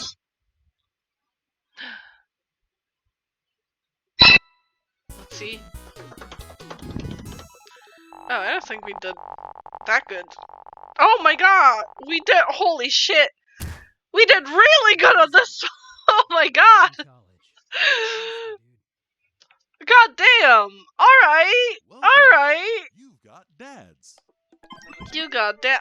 Oh my god, Craig. Okay, we got this. And then we got another one. Hello, Amanda's dad.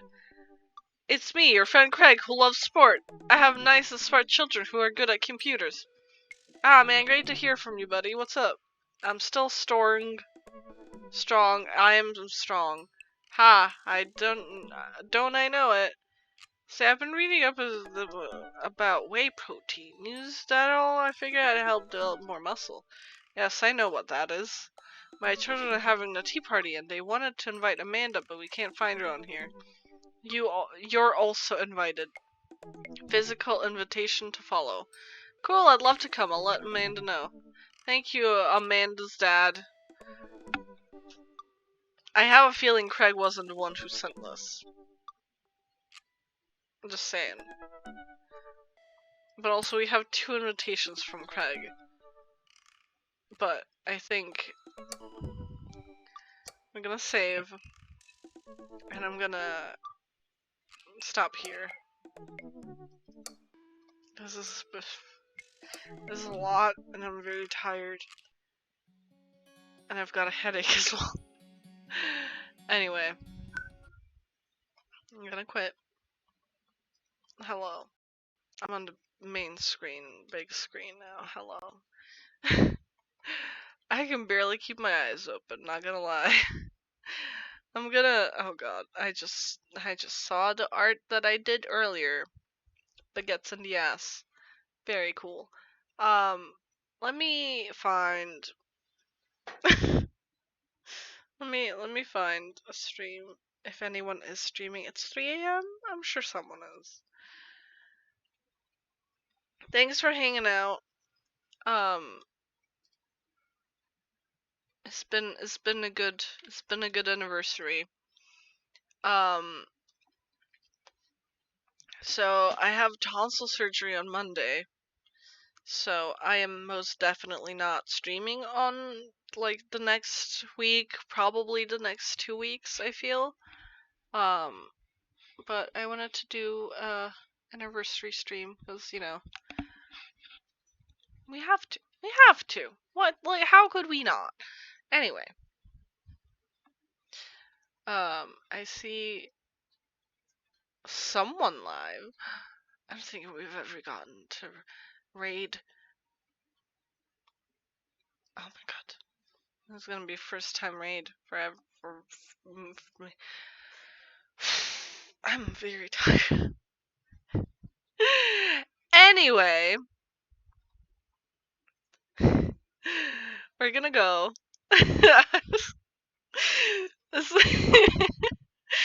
We're gonna go. Let's see. It's been 3 years since I hit affiliate. And I realized a lot of the people that were here back then aren't really here ever anymore. Which is sad. It's sad, but you know, you meet new people. And miss those people. But yeah, that's about it. Unfortunately for you, I'm going to keep streaming. So, we're gonna go raid Boar. Cause aside from like marine mammals rescue and Yogscast is really the only other channel I could read. I'll see y'all next time, whenever that is. I don't know.